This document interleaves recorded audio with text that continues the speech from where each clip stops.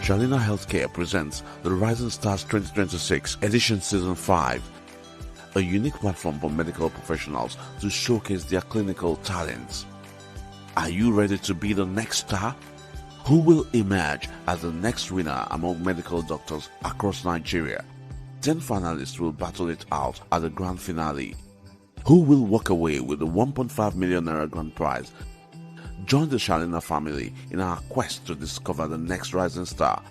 Prizes: first prize 1.5 million naira, second prize 1 million naira, third prize 700,000 naira, plus lots of consolation prizes.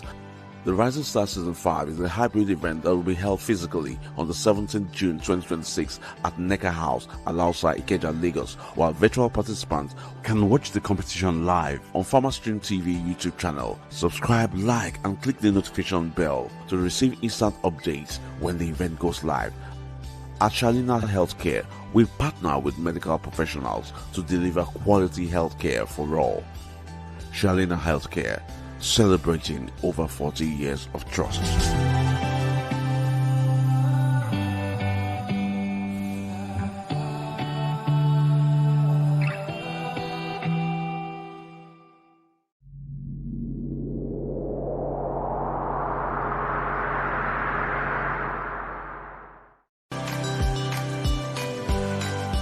Shalina Healthcare presents the Rising Stars 2026 Edition Season 5, a unique platform for medical professionals to showcase their clinical talents. Are you ready to be the next star? Who will emerge as the next winner among medical doctors across Nigeria? 10 finalists will battle it out at the grand finale. Who will walk away with the 1.5 million naira grand prize? Join the Shalina family in our quest to discover the next rising star. Prizes: first prize 1.5 million naira, second prize 1 million naira, third prize 700,000 naira, plus lots of consolation prizes. The Rising Star Season 5 is a hybrid event that will be held physically on the 17th June 2026 at NECA House, Alausa, Ikeja, Lagos, while virtual participants can watch the competition live on PharmastreamTV YouTube channel. Subscribe, like, and click the notification bell to receive instant updates when the event goes live. At Shalina Healthcare, we partner with medical professionals to deliver quality healthcare for all. Shalina Healthcare, celebrating over 40 years of trust.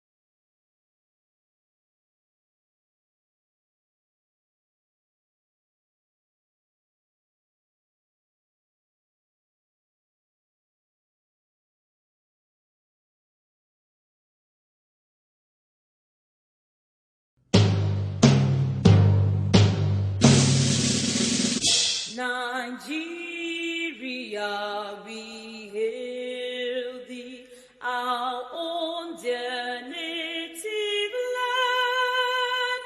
Though tribe and tongue may differ, in brotherhood we stand. Nigerians old and proud to serve our sovereign motherland.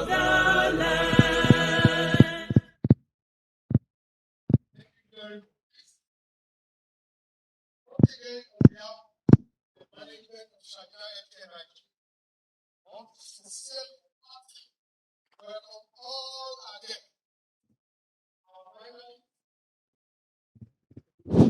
our finalists,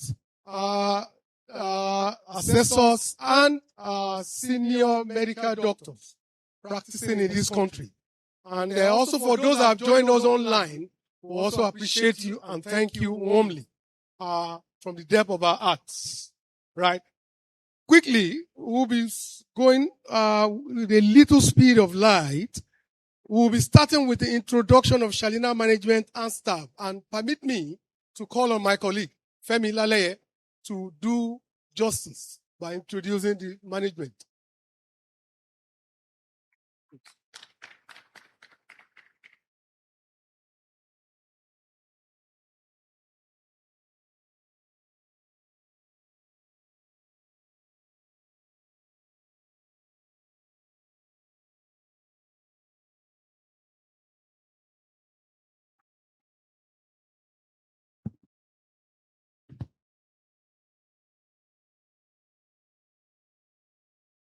Good morning, everyone.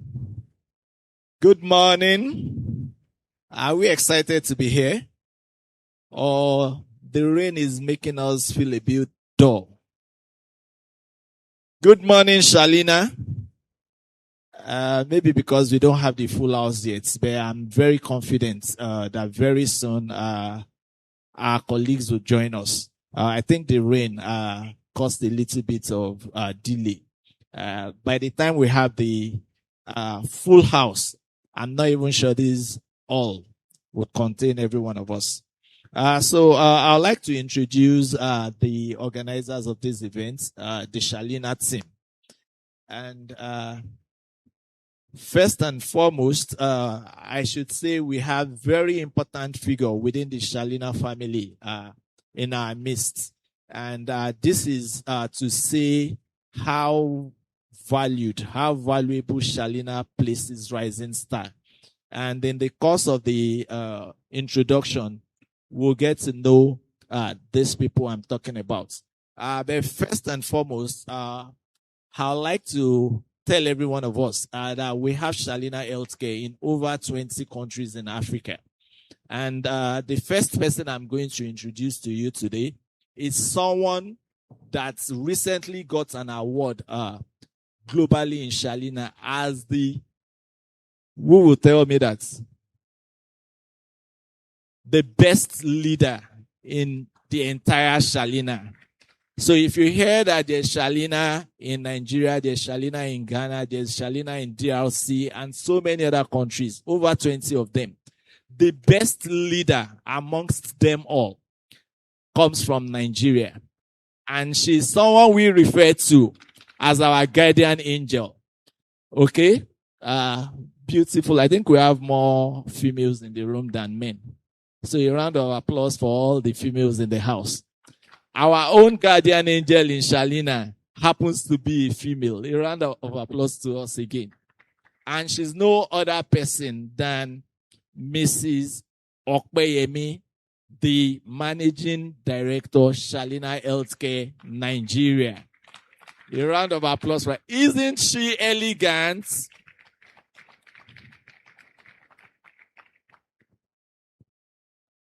Also in our midst is the man I refer to as, he's not he dishes out a lot of violence. And that person happens to be the one that laughed the most when I said it. I believe some of us already know him. He's a very violent person. And in the course of this interaction today, I believe you all will agree with me that he's very violent. He's no other person than the head of marketing Nigeria Pharma in person of Mr. Chuba Unwaosu. Can you be upstanding?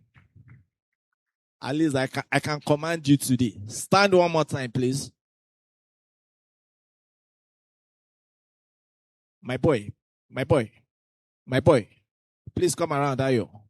I need you.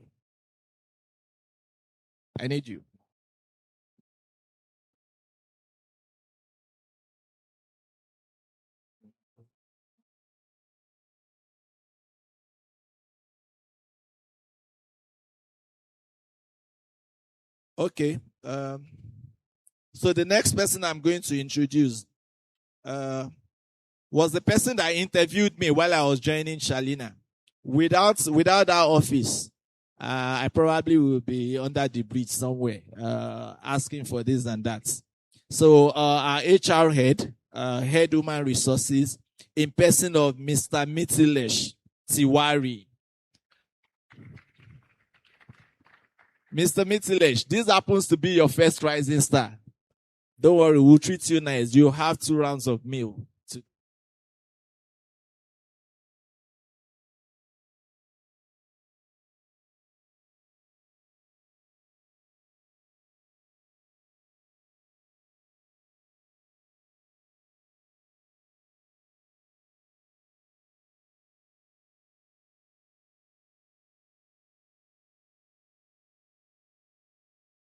For every 1 minute delay, 10% of your fee is gone. Technical.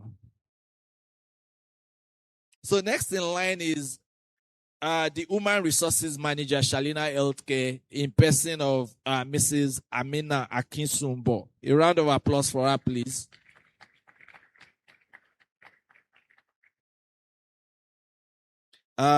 In the course of the discussion today, as other people come in, we'll introduce them.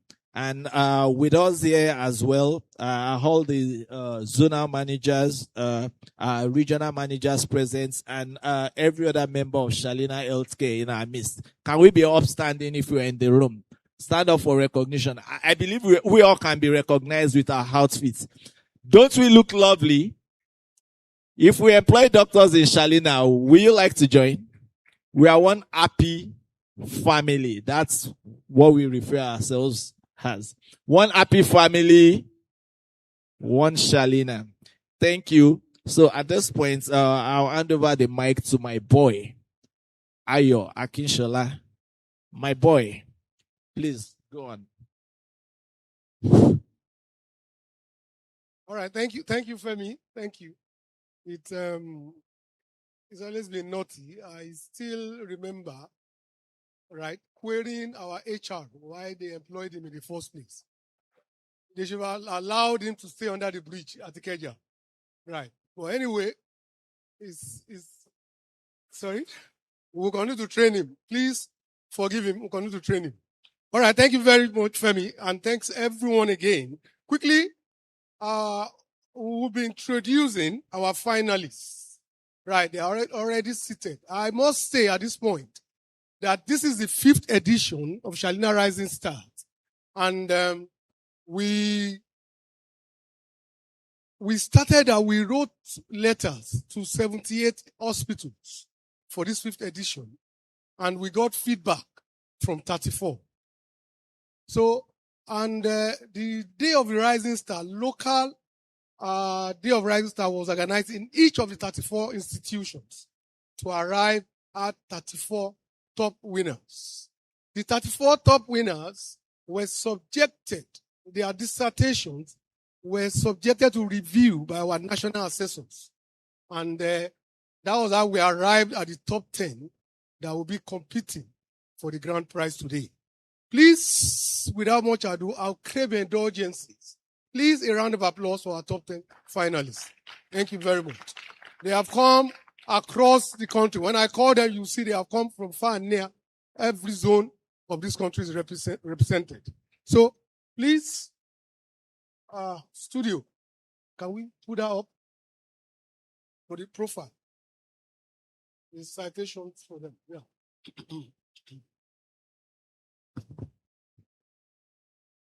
All right, first on seat number 1, please, as I call you, as I'm reading, you begin to walk towards your seat. First is Dr. Shiru Mariam Mutunrayo, graduated from University of Ilorin with distinction in clinical biochemistry, best graduating student in the first professional MBBS exam, neuropsychiatry, surgery, and the overall best graduating student in 2014.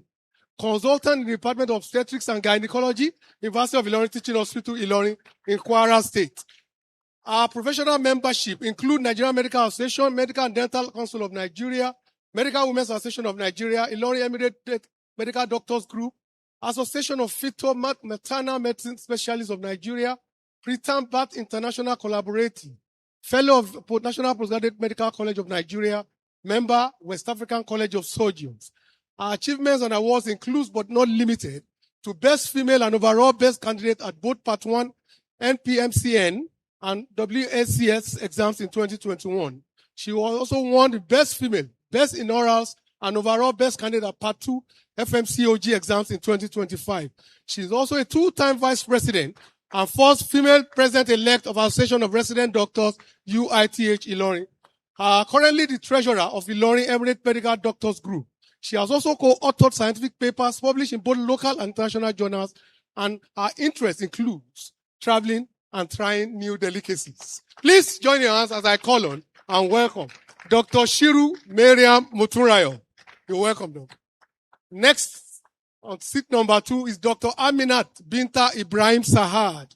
She graduated also from the University of Ilorin with MBBS in 2011. She's also a member of, has fellowship of the West African College of Physicians in laboratory medicine. That's anatomic pathology. She's a member of Nigerian Medical Association, Medical and Dental Council of Nigeria, Medical and Dental Consultant Association of Nigeria, Medical Women Association of Nigeria, West African Division of International Association of Pathologists, College of Nigerian Pathologists, a fellow, West African College of Physicians, an associate fellow of Nigerian Postgraduate Medical College of Nigeria. She has won several awards, and this includes a consultant pathologist in the Department of Anatomic and Molecular Pathology, Federal Teaching Hospital, FTH Katsina State. Former acting head of Department Anatomic and Molecular Pathology, FTH Katsina. She has also co-authored articles such as Is the Nature, Extent and Characteristics of Schistosoma-Induced Chronic Inflammation Organ Dependent? Also, a case report of an unusual presentation of sex-cord tumor with annular tumors. Please jam your hands as we welcome Dr. Aminat Binta Ibrahim Saad. Next, on seat number 3, is Dr. Hawa Sanusi Gumbi. She graduated from Ahmadu Bello University, Zaria in 2009. She's currently a lecturer in Kaduna State University, a consultant obstetrician and gynecologist, Barao Diko Teaching Hospital in Kaduna State. She's a member of Nigerian Medical Association, Medical and Dental Council of Nigeria, Medical and Dental Consultation of Nigeria, Medical Women Association of Nigeria, Society of Gynecology and Obstetrics of Nigeria, American Society of Clinical Oncologists, ASCO, Gynecology, Fellow, National Postgraduate Medical College of Nigeria, Fellow, West African College of Surgeons. Achievements include member content review panel of the United Nations Global Surgery Learning Hub of the Global Surgery Foundation, Nigerian Institute of Research Development and Ethics, NILDE Scholar, 2025 cohort. Currently serves as the site principal investigator for the ongoing CAPRIMAN, that's Comprehensive Approach to Maternal Anemia in Nigeria project at Yusuf Dan Soho Memorial Hospital in Kaduna. She has authored and co-authored articles and abstracts presented at local and international conferences, including her publication on venous thromboembolism amongst gynecological cancer patients in Zaria. Her interests include outside clinical practice. She enjoys mentoring young researchers, exploring digital health innovations, and unwinding with a cup of warm tea. Doctor, please jam your hands for our tea-loving Dr. Gumbui. Thank you very much. On seat number 4 is Dr. Abdul Fattah Kayode Ogunkule, graduated from University of Ilorin with MBBS in 2011 and MSc degree in chemical pathology from Ahmadu Bello University in 2025. Consultant chemical pathologist at the Ahmadu Bello University Teaching Hospital Zaria and a lecturer at the Department of Chemical Pathology at Ahmadu Bello University Zaria. Doctor of Philosophy, Chemical Pathology in view. Currently is a member of Nigerian Medical Association, Medical and Dental Council of Nigeria, Medical and Dental Consultant Association of Nigeria, College of Nigerian Pathologists, International Osteoporosis Foundation, a fellow of National Postgraduate Medical College of Nigeria, a fellow of West African College of Physicians, and international fellow of College of American Pathologists. Achievements include, he has received several awards, including the College of American Pathologists Foundation Global Pathologic Education Award in 2025, the Victor Wakwe Prize for Best Part 2 Candidate in Chemical Pathology 2025, the Best Resident Doctor in Chemical Pathology at ABUTH 2022, 2023, and 2024, and the Dr. Alexander Iyimofe Boyo Prize for the Best Part 1 Candidate in Chemical Pathology in 2021. He has co-authored several articles such as Exploring the Relationship Between Angiogenesis Inhibition of SFLT1 and sickle cell nephropathy, also, and severe hypernatremia in postpartum eclampsia, a case report, which are also published. He loves graphic designing and also playing football. Please jam your hands Dr. Abdul Fattah Ogunkule. On seat number 5 is our delectable Dr. Evelyn Oseme Eziagu, graduated from Ebonyi State University, Abakaliki, Ebonyi State. In 2014, she's a member of West African College of Physicians, Associate Fellow, National Postgraduate Medical College of Nigeria, Fellow, West African College of Physicians, Postgraduate Certification course in Attendant-Based, Attachment-Based Family Therapy, overviewed by ABTM International Training Institute, Association of Child and Adolescent Psychiatrists and Allied Professionals in Nigeria. She's a member of the Association of Psychiatrists in Nigeria, a member of the International Society of Substance Use Professionals, member of Nigerian Medical Association, Medical and Dental Council of Nigeria, Associate Fellow, National Postgraduate Medical College of Nigeria, Fellow of the West African College of Physicians, Medical Women Association of Nigeria, member Christian Medical and Dental Association of Nigeria. She is currently the Assistant State Coordinator of the International Society of Substance Use Professionals, Akwa Ibom State Chapter. She is the Chairman, ISUP Akwa Ibom State Chapter Committee for World Drug Day 2026. Has presented several papers in national conferences, has authored and co-authored several articles in local and international reputable journals, has served as a peer reviewer for some manuscripts for a reputable medical journal. She loves reading and cooking. I would welcome her. Hopefully, when I go to visit, I'll also be able to take one of her meals when I go to visit her. Please jam me out, Doctor. Sorry. All right. On seat number, Dr. Eziagu. On seat number 6, Dr. Oreoluwa Lagunju. She graduated from University of Ibadan with MBBS in 2015. Post-Part 2, Department of Pediatrics, University College Hospital, Ibadan. She's a member of the Christian Medical and Dental Association of Nigeria, Medical and Dental Council of Nigeria, National Postgraduate Medical College of Nigeria, West African College of Physicians, Ibadan College of Medicine Alumni Association, member Nigerian Society of Neurological Sciences.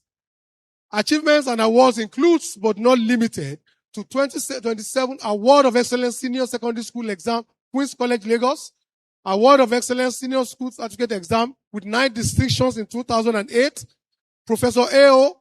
K. Johnson's Prize for the Best Student in Pediatric Gastroenterology and Nutrition in the final MBBS exams in 2015. 2021, she was the second runner-up Best Junior Resident Award in Department of Pediatrics, University College Hospital, Ibadan. In 2022, second runner-up Best Junior Resident Award in the Department of Best Pediatrics, University College Hospital, Ibadan. Best graduated in Clinical Part 1 Examination, Faculty of Pediatrics, National Postgraduate Medical College of Nigeria in 2022. Also in 2022, Azuko Anita Prize for the Best Candidate in the Part 1 Examination, Faculty of Pediatrics, West African College of Physicians. In 2023, she won the International Scholarship Award, American Academy of Neurology. 2024, Masterclass Speaker, Pediatric Association of Nigeria Conference, PAN Conference 2024. Professor Anene Okolo, Prize for the Best Doctor of Medicine Thesis, Faculty of Pediatrics, National Postgraduate College of Nigeria. Also, she loves traveling, cooking. Thank God she's in Ibadan. I would definitely test her meal and I'll give you reverts. I'll give you feedback about her meals. So again, Dr. Oreoluwa Lagunju, you're welcome. Thank you very much. Next, on seat number 7 is Dr. Friedman Italinko. He graduated from the University of Calabar in 2015. He's a senior registrar in the Department of Public Health and Community Medicine, University of Calabar Teaching Hospital. He has MSc in Clinical Epidemiology, Stellenbosch University, I think in South Africa. That was where I also did my internship. Right. Short courses from Institute of Health Metrics and Evaluation, McGill Somers Institute in Global Health, BioVentures for Global Health, University of North Carolina, University of Washington. I remember telling Femi about University of Washington 2 weeks ago. Right. She is a member of the Association of Public Health Practitioners of Nigeria, Nigerian Medical Association, Medical and Dental Council of Nigeria, Cochrane Nigerian, West African College of Physicians, American Society of Tropical Medicine, and Hygiene.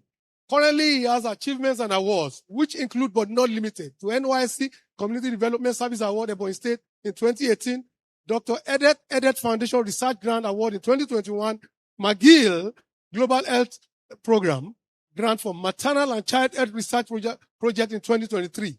He has also won the Global Evidence Local Adaptation GELA Award in 2023, Malaria Modeling Fellow, and he has also co-authored few publications. He loves sports, governance, and health system. Please, once again, a round of applause for Dr. Friedman Ita Lincoln.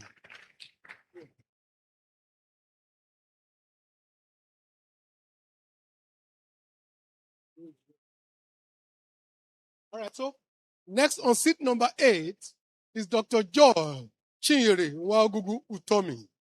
She graduated from University of Benin with MBBS, Masters in Public Health in 2022. Graduated in MBCS in 2012 and Masters in Public Health in 2022. Has a fellowship, West African College of Physicians, and is currently a hospital consultant at UBTH Benin. Several diploma certificates from University of Washington, Leadership and Management in Health 2015, Project Manager 2018, Economic Evaluation in Global Health 2019, Global Mental Health in 2021. Currently, she's a member of Medical and Dental Consultation of Nigeria, member Nigerian Medical Association, member Scientific Research Committee, Nigerian Medical Association, Edo State Chapter, member Medical and Dental Council of Nigeria, member Medical Association, Women Association of Nigeria, Associate Fellow of National Postgraduate College of Nigeria. Currently, she's the Secretary of the Association of Public Health Physicians of Nigeria, Edo State Chapter, past PRO, Medical Women Association of Nigeria, Edo State Branch, past Journal Editor-in-Chief, Association of Resident Doctors, UBTH. She has over 10 scientific publications in renowned journals and has made presentations in several conferences. She loves graphic designing, video editing, content creation, blogging, and entrepreneurship. Please join your hands as I welcome Dr. Joy Chinyere Nwaogugu Utomi. Next, on seat number 9 now is Dr. Bamidele A. Akimboyewa, graduated from Ambrose Ali University, Ekpoma, Edo State in 2011. Is a newly appointed consultant in the Department of Anesthesia and Critical Care, Federal Medical Center, Ebute-Metta, Lagos. Is a member of Nigerian Medical Association, member of Nigerian Society of Anesthetists, fellow, West African College of Surgeons. He has also co-authored following articles: non-communicating hydrocele of the Canal of Nok, a rare finding in rural dwelling Nigerian woman. Evaluation of the effects of low-dose dexmedetomidine on hyperdynamic response to electroconvulsive therapy. And that's already been accepted for publication. He loves reading, driving, volunteering, and coaching. Please, once again, round of applause for Dr. Bamidele Akimboyewa. So last but not the least is Dr. Ndubweze Chidiebere Promise, graduated from Nnamdi Azikiwe University Teaching Hospital, Nnewi, in 2007, graduated from University of Port Harcourt with MBS in microbiology in 1992.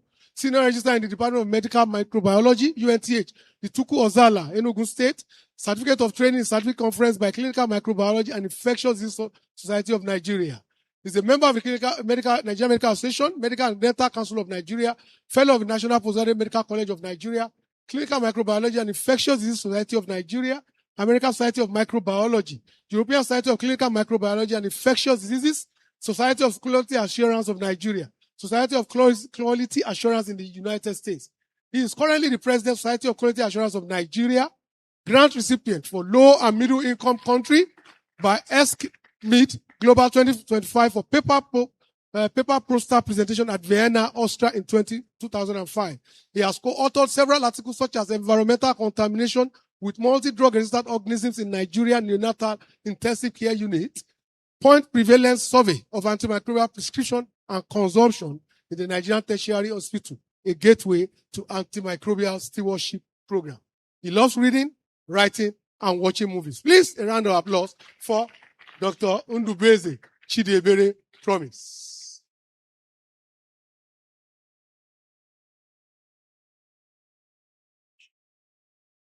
All right, please, before going on to the next stage, permit me to introduce.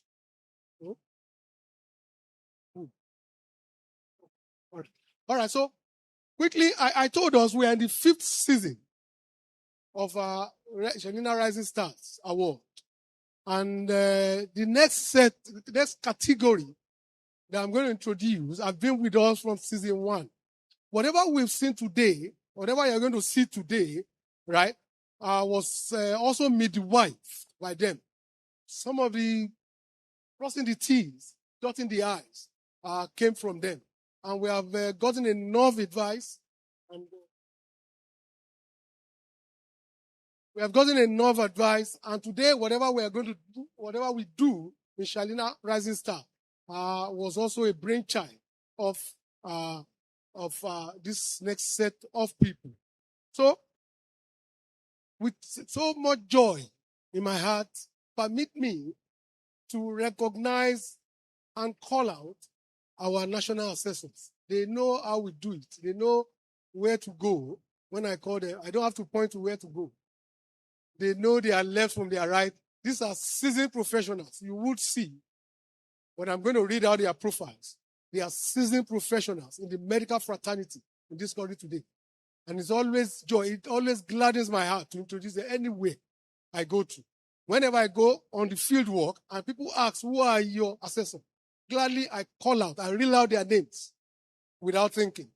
And I'm happy today they're also with us. Please, starting from the first one. Who is the first one? Our delectable, Professor Afiong Oboku Oku. Professor Afiong Oboku Oku is a chief consultant community physician with University of Calabar, teaching Hospital Calabar, and newly appointed professor with University of Calabar, Cross River State. She's a fellow of West African College of Physicians, Faculty of Community Medicine, of Community Health. She holds a PhD in public health from University of Oslo, Norway, and a master's in public health from the prestigious University of Ibadan, Oyo State, Nigeria. Professor Oku was immediate past head of the Department of Community Medicine, UCTH, and NECA. As an academician, she has published 60 original articles in many peer-reviewed local and internationally reputable journals, and has presented her work at both national and international conferences. She has supervised several master's and PhD students. She has also worked as a consultant to several international agencies, WHO, USAID, the Initiative of Equal Rights, Pathfinder International, CHAMPS, Nigeria, etc. Professor Oku is passionate about training and mentoring the younger ones, especially young women, and ensures that she provides them with the right skills to excel. She also has a passion for teaching and transferring knowledge to her students, and always leaves a lasting impression on her supervisees and mentees. She's a two-time award recipient for the best mentor trainer, organized by the Association of Resident Doctors, University of Calabar Teaching Hospital. She has also received a meritorious award from the Vice Chancellor as one of the 10 best heads of department in the University of Calabar. She was recently appointed Deputy Director of Academics Planning for the University of Calabar following her return from a year's sabbatical period with Renaissance Africa Energy Company, former SPDC in Port Harcourt, River State.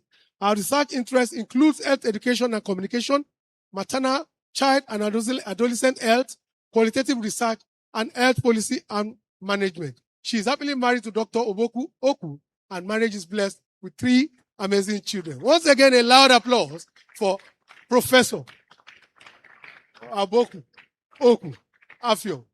Thank you. Next, our smiling Professor Stephen Odunayo Ikuerawo.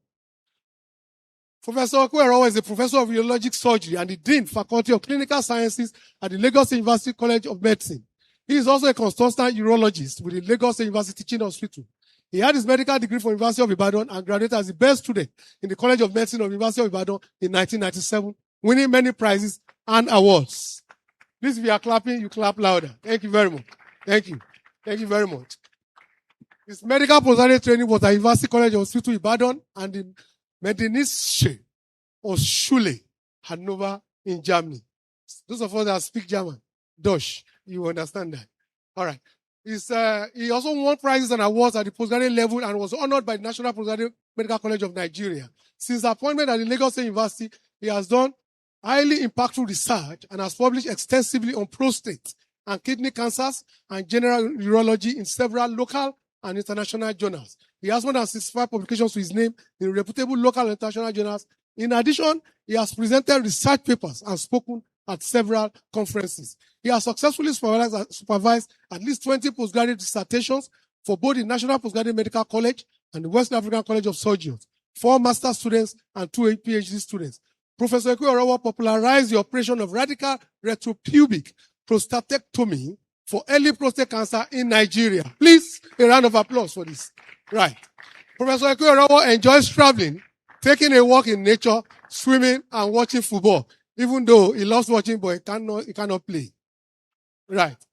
Professor Ekorowo is happily married and blessed with children. Once again, a round of applause for Professor Stephen Odunayo Ikuerewo. Right. Prof, please no need to keep. There's no Ebola. There's no Ebola. There's no COVID. Please. Thank you, sir. Next, Professor Adamu Alhaji Samaila.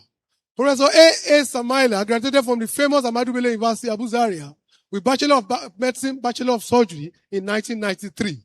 He underwent the residency program, training program of the West African College of Physicians and was awarded a fellowship of the college specializing in gastroenterology and hepatology in October 2002.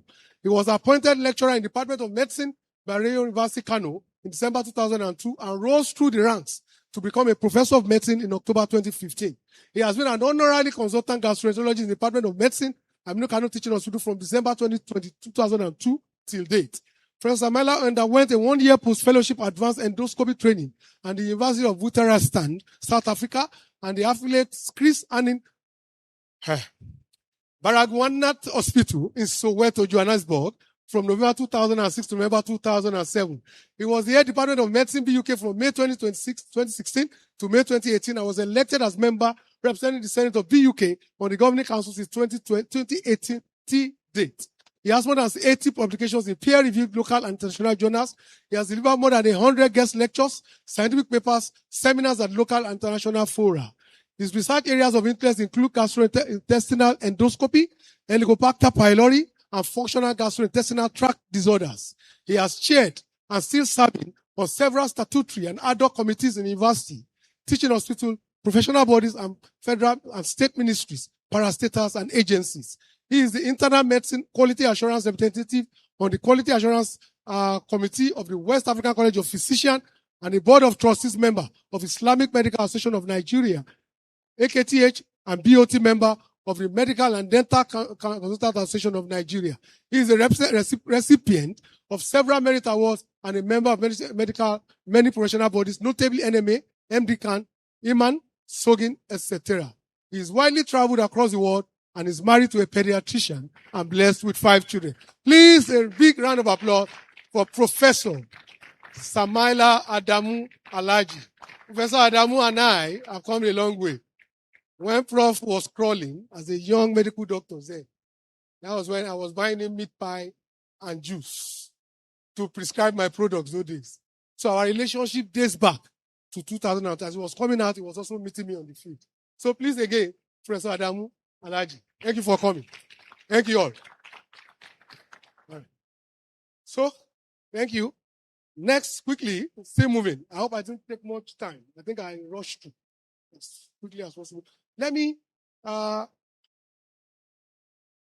on our guardian angel. She's been introduced before now, our delectable MD, the leaders of leaders in Shalina OU. Proudly. What more? Can anyone borrow me any adjective to describe this woman?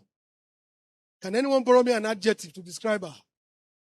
She's our guardian angel. Please, a round of applause for our MD, Mrs. Okpayemi Akinyele, as she gives us our welcome remark.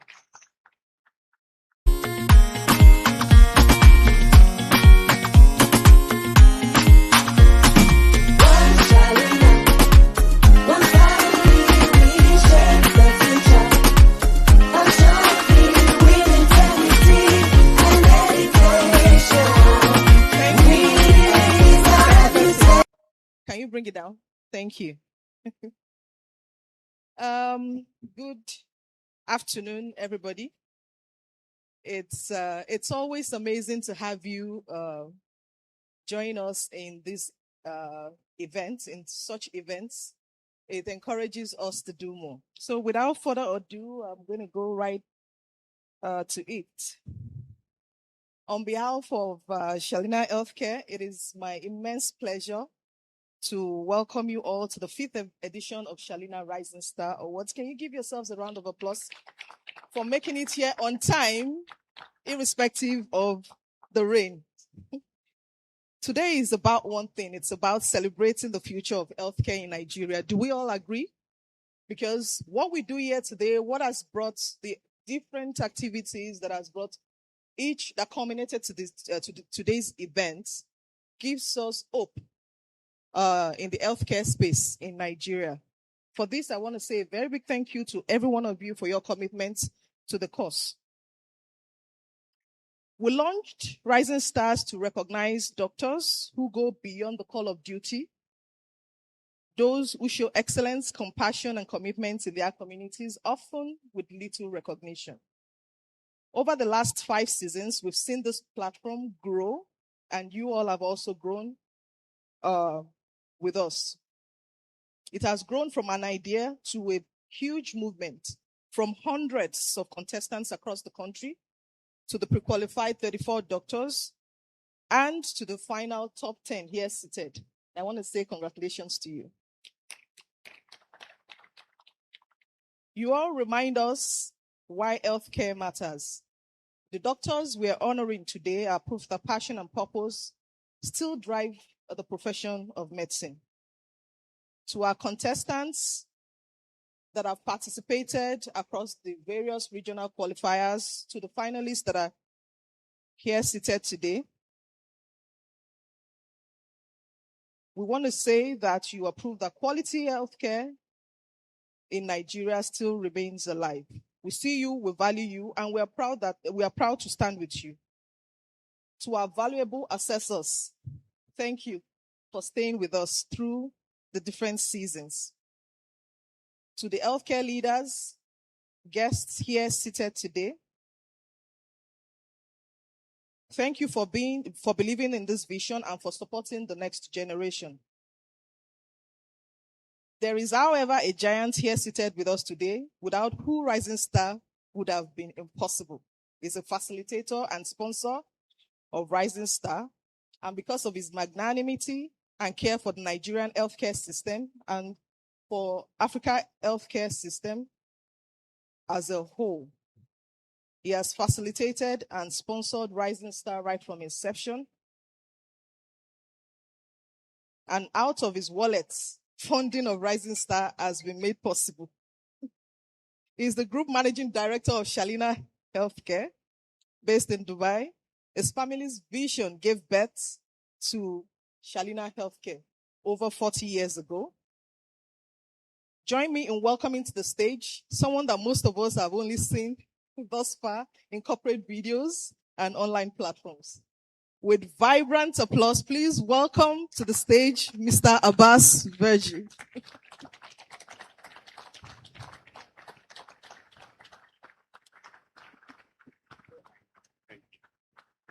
Good afternoon, everybody. How are we feeling? Where do I start?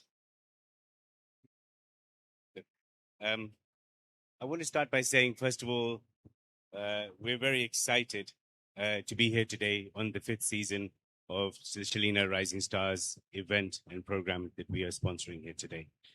Before we get into the season 5 of Shalina Stars, I just want to take a step back just for 1 minute and just go on a small trip down memory lane with you. Is that okay with all of you?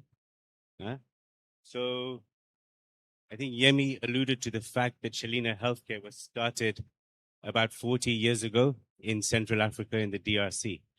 I don't know if everybody here knows that Shalina Healthcare started business in Nigeria 27 years ago.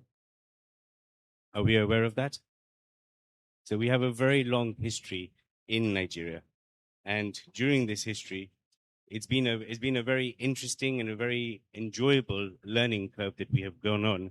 And after 27 years, we're very, very proud of the fact to say that we are now the 3rd largest pharmaceutical company in Nigeria.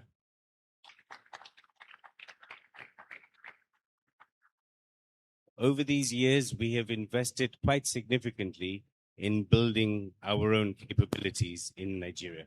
What do I mean by that? What are these capabilities and what have we been investing in all of these years since we started? Today, we're proud to say that we've now developed relationships with customers across Nigeria, 900 wholesale customers, 27,000 retail customers that we're touching each and every month, 300 plus leading institutions that we have relationships with, across the country, more than 5,000 doctors that we're engaging with proactively each and every month, and more than 11,000 pharmacies that we're covering. What does this mean? What do all of these numbers mean? All of these doctors, all of these pharmacists, all of these institutions that we cover. What it means is that Shalina Healthcare today directly impacts the lives of about 97 to 100 million Nigerians today.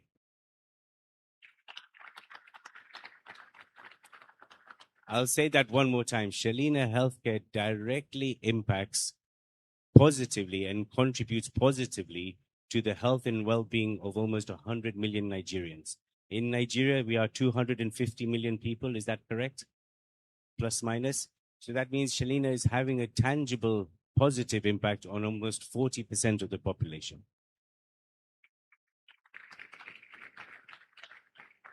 And we're not satisfied with that. We're still hungry. We still want to do more, and there's still a lot more work for us to do. Also, during these years, we're very proud of the fact that in the year 2020, while COVID was in full scale around the world, we also commissioned our own pharmaceutical manufacturing facility here in Lagos, right, to produce 1 billion tablets in a world-class facility. We're also very pleased to announce that we've also approved the investment for an additional $5 million to expand into the phase 2 of our manufacturing facility. Our phase 2 will cover the production of capsules and liquid orals going forward. And we're excited about that commissioning soon.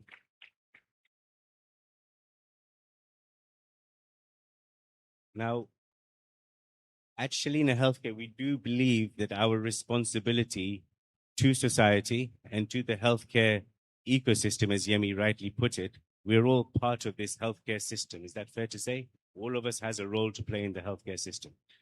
At Shalina, we believe that our role goes beyond meeting doctors or pharmacists and detailing the product and requesting their prescriptions. We believe our work goes beyond that. Now, what does that mean? What do we do that is going beyond this? I think everybody's seeing here today what is the Shalina Rising Star program of year 5, right? This initiative is essentially designed to give back to the doctors, to say thank you to the doctors, to recognize the leading and the best doctors that we have in our country, which is all of you, the finalists here today. We have the Shalina Young Talent Awards, which is there to identify the best and the smartest and the most talented young pharmacists that are coming up in our system. And we're very proud of the fact that the Shalina Young Talent Award, what we call SITA, is now in its 7th season. Is that right, Ayo?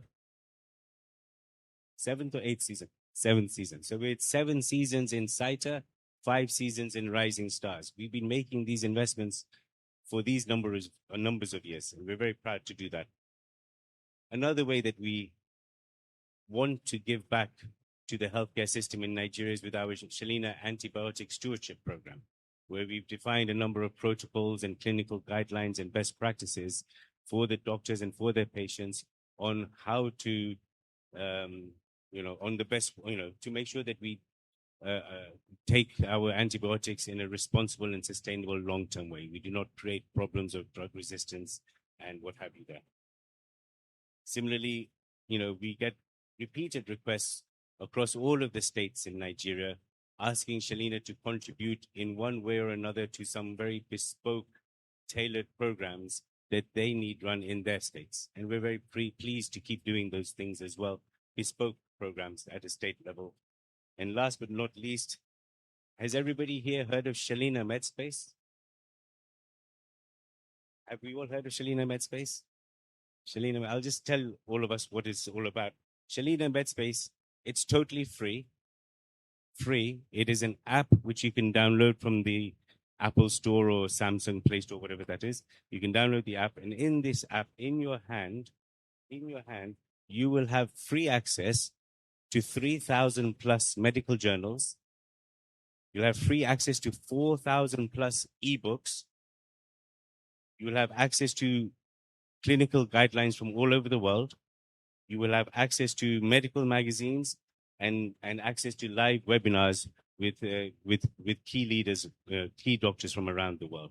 This is a platform that we have already developed. It has all of the artificial intelligence built into the system based on what your areas of interest are as doctors and as part of the medical community, what you're searching for. It'll give you more research and more knowledge on your area of interest, right? And it's all free, and we don't have to do it. But Shalina is very pleased to keep doing these things like CITA, like Rising Stars, like MedSpace, because we feel it is our obligation to give back to the community as well. We have received so much in the 27 years. We're very grateful. We're very thankful. And it's our responsibility to give back now as well. I'm going to pause there because we have a very exciting day. I just wanted to end with a big vote of thanks. First of all, a big vote of thanks to our Shalina team led by Yemi and Ayo and Chuba. Thank you very much for putting on such an excellent show today. I'm very excited to be here with you to experience this. A big vote of thanks to all of the clinical hospitals around the country, all of the hospitals that participated. I think Ayo mentioned that there were 25 hospitals. Is that right? 34 hospitals? So 34 hospitals across the country participated in the program. More than 100 doctors entered. And out of those more than 100 doctors, a big congratulations to the 10 finalists here today. I wish all of you the best of luck. I'm very excited to see the presentations and the discussions that we're going to be having. And of course, a big vote of thanks to our lead assessors here as well. Thank you very much. And best of luck to everybody, and I hope you enjoyed the day. Thank you. All right. Thank you once again. Please, another round of applause for the CEO. Thank you very much. Thank you. All right, quickly, permit me. There's also have one important person in our midst today, all the way from our head office in Dubai. Please jam your hands as I also introduce and call on Mr. Lalin Singler. He's the Chief People's Officer and also the CEO, Shalina Diagnostics. Please, Mr. Lalin, please. Yeah. So, Chief People's Officer is like the HR, head of HR, and he also represents the CEO of Shalina Diagnostics. Thank you. Thank you, Ayo. So I was not prepared for this speech, but thank you, Ayo. I'm quite excited. Actually, we were doing a very big event in Abuja since the last 2 days, introducing a very exciting opportunity, which I'll talk to you about later in the day. So I will not spoil the surprise right now. But, you know, I've been in Shalina for 6 years, and I have seen this event from the first one to the second one to the third one. And you know, as Yemi said in the morning that we've only seen Abbas in corporate videos, I've seen this event only in videos. So this is the first time I got an opportunity, and Yemi said that we have this event, why don't you guys join? And I was so excited because I've always seen it, you know, grow and grow and grow. And today I got an opportunity to see it, feel it, and be part of it. So I'm very excited to be here and enjoy this event with all of you. Thank you very much. Enjoy the event. Thank you very much. All right, thank you. Before going to the next agenda on the program, permit me to recognize some important dignitaries, right, that are with us. Please, I recognize and appreciate the presence of Dr. M. Adeyoju, General Surgery at FMC Edudemeta. Dr. Adeyoju, welcome, sir. Thank you for coming. Also, please, I also recognize Dr. Vivian Anyang, Family Medicine, FMC Edudemeta. Dr. Anyang, thank you for coming. Thank you. Then, Professor Chris Aimaku from UCH Ibadan, all the way, always with us. Thank you, sir. Thank you for coming. Dr. Justus Mercy, Anesthesia FMC Ebutemeta. Thank you, Dr. Justus Mercy. Appreciate you. Dr. This is prescription writing now. Dr. Martins Odun, permit me, anesthesia. Dr. Martins, permit me. Yeah. Dr. Ahmed Adeshino, surgery, FMC Meta. Thank you for coming. Dr. Olowo Rugbelem Victor. Permit me. Forgive me, please. Thank you for coming, sir. Also, Dr. Amadi Chika Dipta. Did I get that? Please, thank you for coming.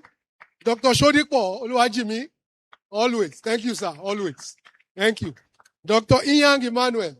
Thank you. Appreciate you, sir. Thank you. Right. Dr. Sistos, a friend of the house. Dr. You have to stand up. Thank you, sir. Appreciate you always. Dr. Sistos. Thank you for coming. Dr. Adeshogaka Inde from NOH Igbobi. Thank you for coming, sir. Appreciate you. Dr. Bakari Adeyinka from LUT. Appreciate you for coming, Dr. Bakari. Thank you, sir. Yeah, Dr. Emmanuel Uwe from LUT as well. Thank you for coming. Thank you, sir. Thank you very much. And for now, Dr. Emmanuel Ekoyo, also from LUT, Emergency. Thank you for coming. I appreciate it. So in the course of the program, I would be calling on others, introducing others. Everyone is important, and we appreciate each and everyone that has taken out time to be with us today. So going quickly to the next agenda now is our corporate 3 minutes corporate video studio, please.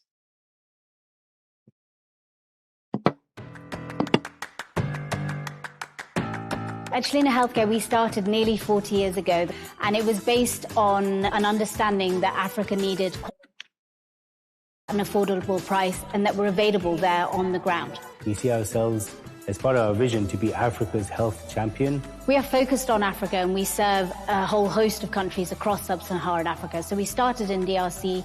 From there, we went to Angola, then to Nigeria, Ghana, and French West Africa. Then on the east side of Africa, we're in Kenya and Zambia. And we're expanding every day.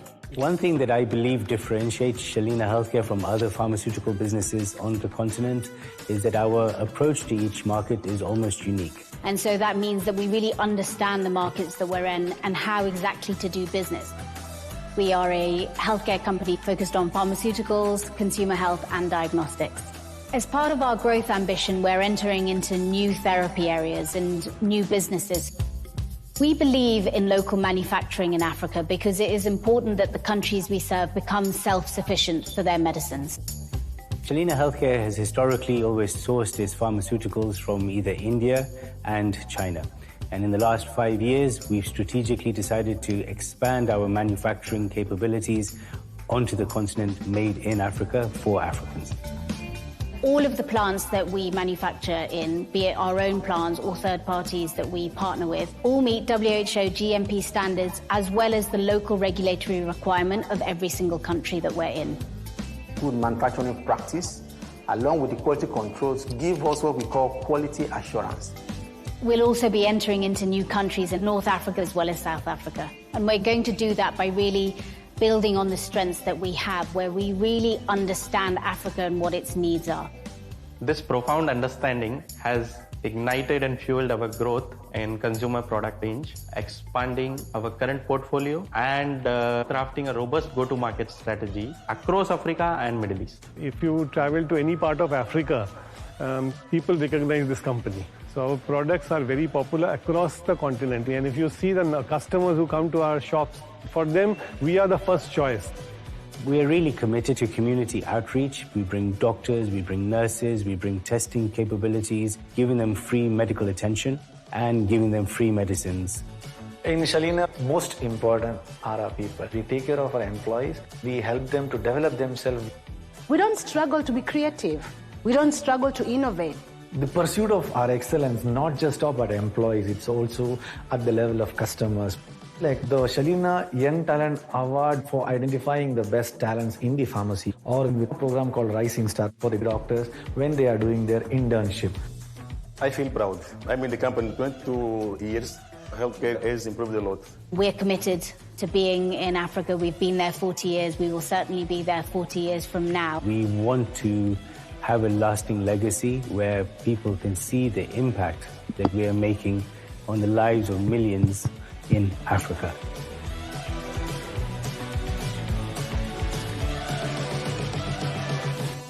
A round of applause for Shalina. Thank you very much. Thank you. Thank you. Now, quickly, well, it's still hot. Let me recognize Dr. Shotubo. Incidentally, she was the first person that got here today. Dr. Shotubo, all the way from first time. Appreciate you, man. Thank you so much. Thank you very much. Also recognize Dr. Lawal Pelumi, Anesthesia FMC Ebutemeta. Thank you very much for coming. Dr. Oniyelu Adeshewa from Lasut. Thank you for coming. Dr. Asue Internal Medicine FMC Ebutemeta. We appreciate you. Thank you for coming. Dr. Ndubwese Amarachi, O&G, FMC Ebutemeta. Thank you for coming. Dr. Belonwe Loki, FMC Ebutemeta as well. Thank you for coming. Dr. Matt, sorry. I'm trying to get this name very well. This is prescription writing. Dr. Otu Matthias, I think. Did I get it? Retainership FMC Ebutemeta. All right, thank you very much. Doctor, this is your writing. Oh, okay. All right, thank you. Dr. Folayan Samuel, dentist FMC Ebutemeta, you're welcome. All right. Uruegu Ijeora, O&G FMC Ebutemeta, we thank you for coming. S.A. Jeremy Iyofun, Administration FMC Ebutemeta, thank you for showing face. Thank you very much. Then Otto Buraimo, Resident FMC Ebutemeta, thank you for coming. Assizat. Is it Assizat? Family Medicine FMC Ebutemeta. I can't see this writing well. Permit me. Right. Bello Tosi or something. Please permit me. Sorry. Dr. Oge Idire or something. O&G FMC Ebutemeta. Thank you for coming.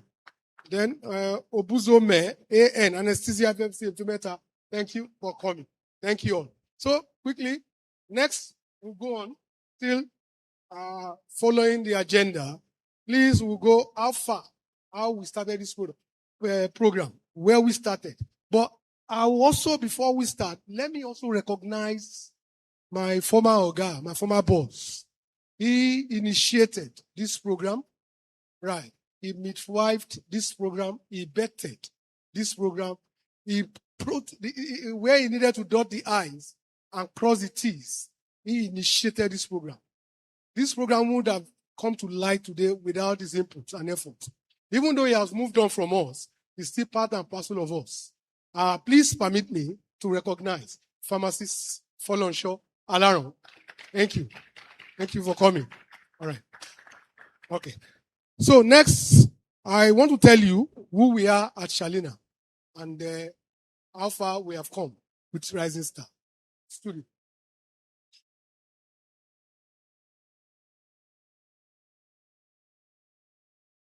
All right. Let me just do a company introduction and tell us briefly what we have come. We are driven by purpose to improve lives of Africans. The CEO has said that, our MD have said that. And we have that mission to provide quality, affordability, and available products and distribute widely amongst our people. Today, we remain number 3 in this country today. And our aim is to be number 1, and that's where our focus is. And we will get there in a short while. Thank you. Next, over 1,000 plus registered products in 13 different therapies. We operate as market leaders in DRC, Angola, and in some products in Nigeria today. We have over 1,600 employees. I'm sure it has gone beyond that now. And our strength remains the brand that people love. A lot of our brands, I'm sure you must have seen a lot of our brands. Okay. Some of our brands, leading brands, I'm sure some of them are not new to a lot of you. Anti-malaria, our Polygel, cough syrups, Jamol, Epidam, Hemophos. We operate across 13 therapies today. Now, also our cardiovascular range, Temistatan range, the Rosuvastatin, Shalina aspirin, and also amlodipine. Right. So, we have a factory, which is WHO GMP compliant, right there in India, where most of this product, over 118 products coming from there, and is accredited as ISO 9000 and 1008 for its quality management. And also this manufacturing site has been recognized and approved by international recognized approval agencies like PPB in Kenya, NAFDAC in Nigeria, FDA in Ghana, Zamra in Zambia, MOH in DRC. And again, our Nigerian factory, which was bettered in 2020 during the COVID, just like the CEO said, is located on Lagos-Ibadan Expressway, just near Kara there.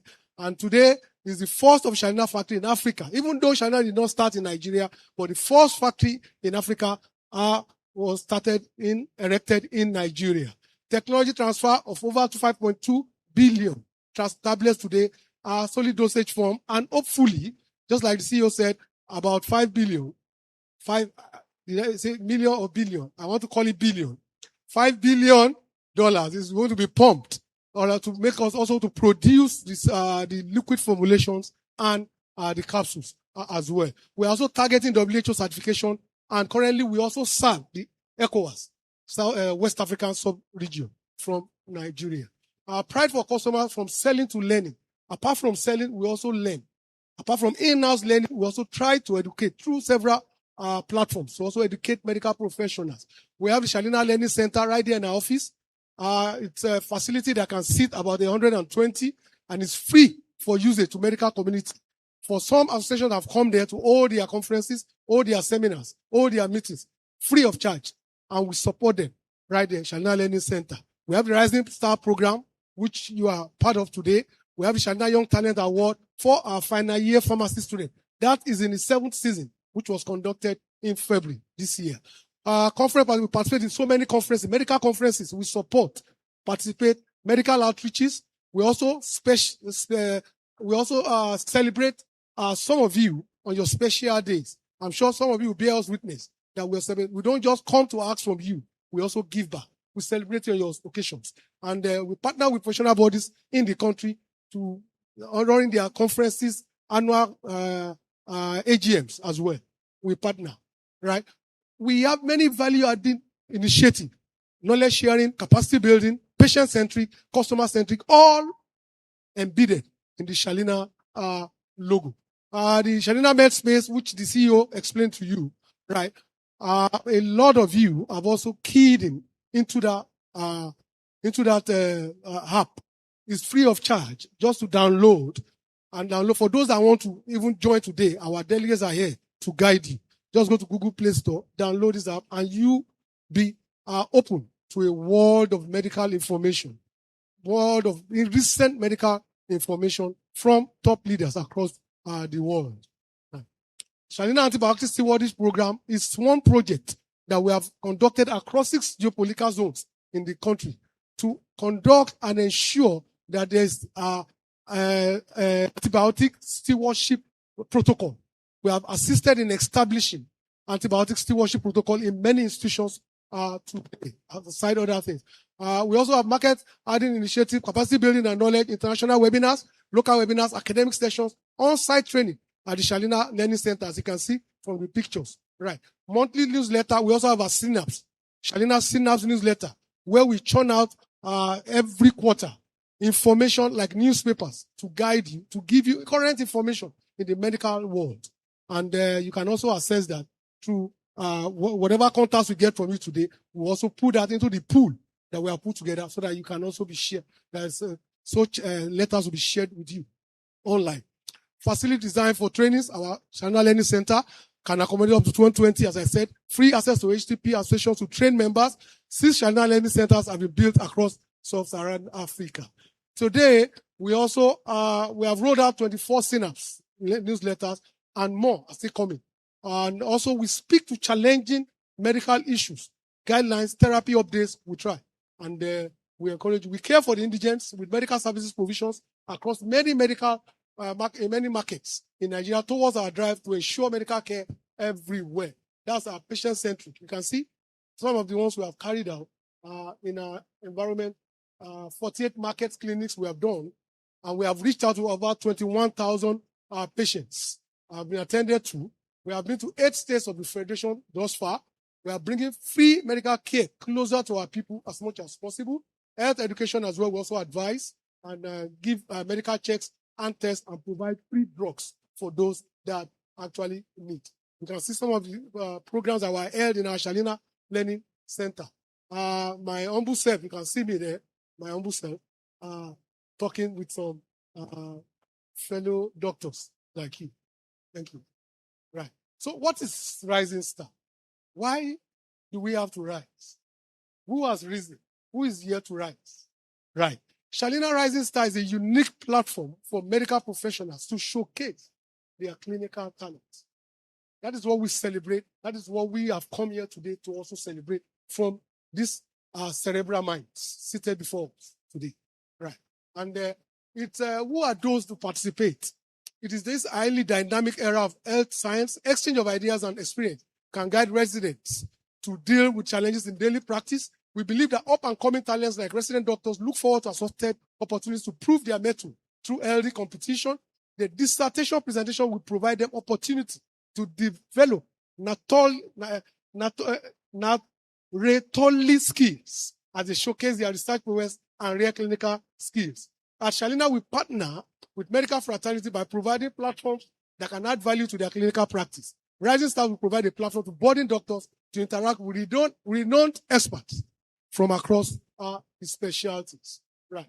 So qualification for this grand finale for this season 5, first of its kind, pan-Nigerian event for resident doctors and junior consultants. It's an opportunity to sharpen analytical skills. A forum that offers guiding tips to upcoming specialists from senior experts, promoting and encouraging young researchers eligible for young fellows, not more than 3 years post-fellowship, who have passed their Part 2 exam but yet to be appointed consultant, who have passed Part 2 exams and have been appointed consultant. So a day is set out for interdepartmental contest. Each department produces their best dissertation for the contest. Winning dissertations qualifies for consideration for the grand finale as adjudged by the national assessors. Grand finale contest to be amongst the best qualifying dissertation. Today, the season 5 is even held today. And I want to commend you and thank you for finding time to grace this occasion. So this is the platform. The first place winner will be going on 1.5 million, second place 1 million, and third place 700. And several consolation prizes for every other participant. So no one is a loser. Everyone is a winner. So the question to ask is, who will be the star today? Who will rise the highest amongst our finalists today? Today, Rising Stars Update, we have gone through 5 episodes of Rising Editions. We have interacted with 63 hospitals. Right. Different hospitals. If you begin to count 1, 2, 3, 63 different hospitals. Not repeated. Then doctors reached over 4,098 doctors have been reached. We have celebrated and awarded prizes to 189, and we have engaged at both zonal levels in the hospitals and the national level 294 experts. Hospital calls across 6 geopolitical zones of Nigeria truly attain a national level acceptance. So it's not just a zonal thing. It's a national, through the 6 geopolitical zones of Nigeria. It enjoys endorsement from top leaders in the medical fraternity. Journey thus far. Okay, a day was set up for the day of Rising Star interdepartmental contest for winning dissertation. Winning dissertation qualifies to join the pool for the second phase assessment by the national assessors. The top 10 from the pool qualifies for the grand finale, as we have today. All winners will present their dissertations. The time allotted will be 5 minutes for presentation, 3 minutes for discussion. There will be rapid fire contest. That's the buzzer. The fastest finger in the second round. The top 3 will be shortlisted by the assessors and will be celebrated. Right. Rising Stars Award Season 1. The first place winner then, the top brain then, was this doctor years ago. And I want to read out Dr. Adebayo Olaolu, Urology FMC Award, was the first winner of the first edition. And he wrote, please permit me, it is a thing of joy to see a company thinking in this direction in the face of the global economic challenges. And it is more significant that these ideas encourage professionalism and learning in medical profession. I thank Shalina Healthcare and pray for more prospects for the company. Dr. Dare Godiya Ishaya, the national president of NARD, as at that year, also wrote, this is a very good way of rewarding excellence in our profession. We are very impressed with what we are seeing here today. We thank the organizers for providing this great platform for learning and education. We also congratulate our members who have participated in this contest. We are very proud of you all. It's a fact that you are all winners here today. Thank you. The second season 2 was won by Dr. Taiwo Folashade Elizabeth from internal medicine department, University of Abuja, teaching our hospital. Right. And we celebrated the top 3 then. Dr. Igwe Eval, NOH was third, NOH Ibobi, third place. Dr. Taiwo from UATH, Dr. Oluchu Joy Ngwai, UNTH, was second place winner. So the third season produced Dr. Lere Oluwadare, Pediatrics Department, University College Ibadan, was the winner for season 3. And he was also celebrated along with top leader. The last edition, season 4, was won by Dr. Odedeyi Akinola. And today, I was telling some of the finalists yesterday, this man just got an award, right, a grant with our collaboration, with an official letter. Professor Ikuerawa will confirm that. Got an official letter from us and won a grant today. Today is an ambassador of not only himself, but an ambassador of Shalina. And we're ever proud of him. So he was celebrated by the first vice president of the NMA, who was in attendance that year. Right. So, together with you, we want to make a difference in the medical fraternity in Nigeria. And that is why we continue to call on every one of you that not only do we come to you to ask for prescriptions, we want a relationship, a lasting relationship, a symbiotic relationship. Right. That is what we crave for. And that is what we plead. Right. And today we have brought these finalists together to form a bond. And I'm sure for life they will continue to relate as one in the medical fraternity today. That is what we think. Thank you very much. I appreciate it. Now, the hour has come. The hour of liberation. The hour that every man, every woman will stand alone and dish out what they have for us. We'll be going straight into the presentations, starting with seat number 1. These presentations will be projected. They will come forward and present within 5 minutes. We will take the first 5 presentations. After the first 5 presentations, then we will go into 10 minutes of question and answer. Please, I'll crave indulgences. Whatever questions you have, please jot them down, note them. After the first 5 presentations, we will call them out. You will ask your questions. They will make clarifications on their dissertations, and we get clarity to whatever is shrouded in secrecy, whatever is shrouded that you feel we need more enlightenment. So we have very enlightened minds here today, and as I told you, they have gone through thick and thin to arrive here today. Out of 34 that went through the second stage, 10 of them are here seated today. And I want to tell you, they are cerebral minds. So, studio, I want to believe we are ready for the dissertations. We'll be starting with seat number 1. Right.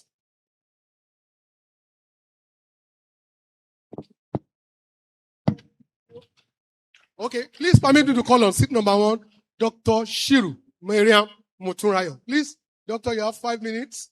And at 4 minutes, please, there will be a prompt. To allow 4 minutes, 4 minutes more.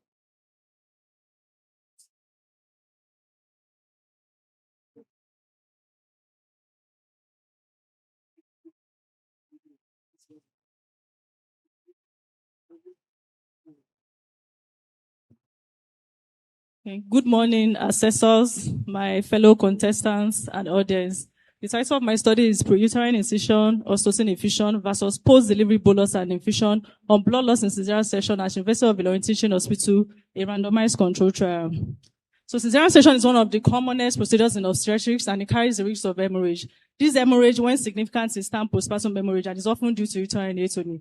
Therefore, the World Health Organization recommends bolus oxytocin to be given to all women at delivery in order to reduce postpartum hemorrhage.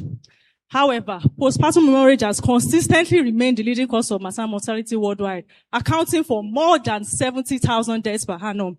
Every 6 minutes, a mother bleeds to death during childbirth. Ladies and gentlemen, it means that at the end of this Shalina event, at least 50 more women would have bled to death while trying to continue the human race. But that is not the only problem. The oxytocin bolus used to prevent this hemorrhage may itself contribute to cardiovascular collapse. It brings to the question, are we risking the lives of the very same women we are trying to save?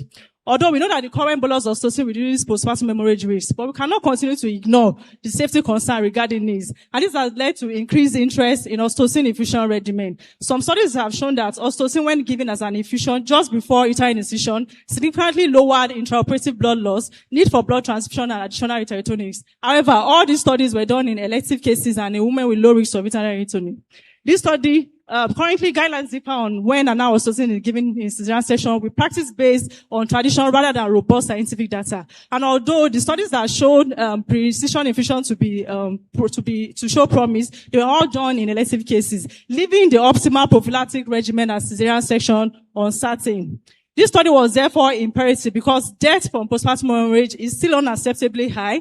The cardiovascular risk of the current WHO bolus oxytocin has been identified as a significant contributor to maternal mortality. And although the pre-incision infusion regimen shows promise, they were all done in elective cases and in women with low risk of uterine erythrocyte. Okay, so this study therefore set out to compare the two regimens regarding the mean intraoperative blood loss, the incidence of postpartum hemorrhage, the mean reduction in hematocrit, the need for additional erythrocytes and blood transfusion, as well as the Apgar scores and side effects between the two groups. The study was carried out in Labour Ward and Theatre of University of Illinois Teaching Hospital. It was a double-blind equivalence randomized control trial with 2 equal arms, and pregnant women at 7 weeks or more gestation who presented to the facility for surgery were recruited. And those that consented and had single pregnancy were included in the study. The exclusion criteria is as displayed above. The sample size was calculated using a formula for equivalence randomized control trial when the endpoint is quantitative, and 72 per arm was given a total of 144. All eligible women during the study period were recruited into the study using the inclusion and exclusion criteria until the sample size were completed. The data was collected with the aid of a structured proforma. The blood loss was by gravimetric and direct measurements of blood. Randomization, allocation, constraints, and blinding all were done for the quality assurance, and this reduced selection bias and outcome assessment bias respectively. There was also training of research assistants and repeated measurements. The data was analyzed using IBABS, SPSS versus 26 with per protocol analysis applied, and level of significance was set as P less than or equals to 0.05. There was no significant difference in the mean blood loss between the two groups. And this was in stark contrast to all the previous studies that showed significantly lower blood loss in the infusion group. And this may be because of the addition of both high and low risk women in this group. And further analysis when they were subjected, based on status, whether they were in labor before the study, showed that the oxytocin infusion, that's the one in the red, did far better than the bolus group. In those who were not in surgery, with a p-value of 0.07. While in the, but surprisingly, in those who were in labor, the oxytocin bolus seems to have done better. The median is the horizontal line in the box graph. There was no significant difference in the mean drop in hematocrit, the additional erythrocytes, and the need for blood transfusion between the two groups. And this was a similar finding to other study. This may be because of the hemodilution that occurs in pregnancy that ensures that fewer red cells are lost with each meals of blood loss. However, the side effect was significantly higher in the bolus group compared to the infusion group. And this was in tandem with the results of systematic review and meta-analysis that showed that oxytocin is associated with more side effects when given as bolus. The neonatal outcomes was comparable between the two groups, and this may be because the timing of exposure of the neonates to oxytocin was quite minimal.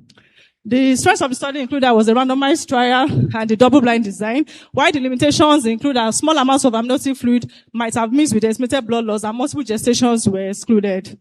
To the best of my knowledge, this study is unique in the sense that it was the first time the pre-incision infusion regimen will be tested across multiple risk profiles for uterine erythrocyte and not just elective cases alone. It therefore targets the unresolved question regarding the mode and timing of oxytocin during cesarean section.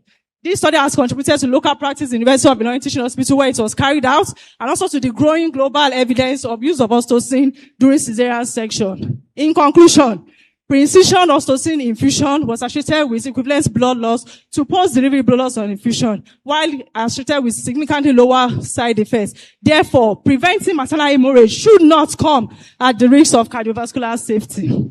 Therefore, we should consider this as an alternative in carefully selected patients, and there is need for large multi-center trial in order to improve generalizability of these results. These are my references.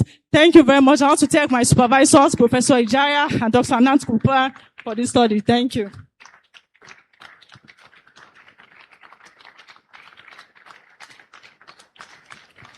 Thank you, Dr. Shiru. Thank you very much. She has started on an energetic note. Right. Thank you, Dr. Shiru. So we'll take the first 5 presentations then. Thereafter, I'll go through questions. So whatever questions, comments, please note them. At the end of the first 5 presentations, we'll take them together. So going to the next seat number 2, studio.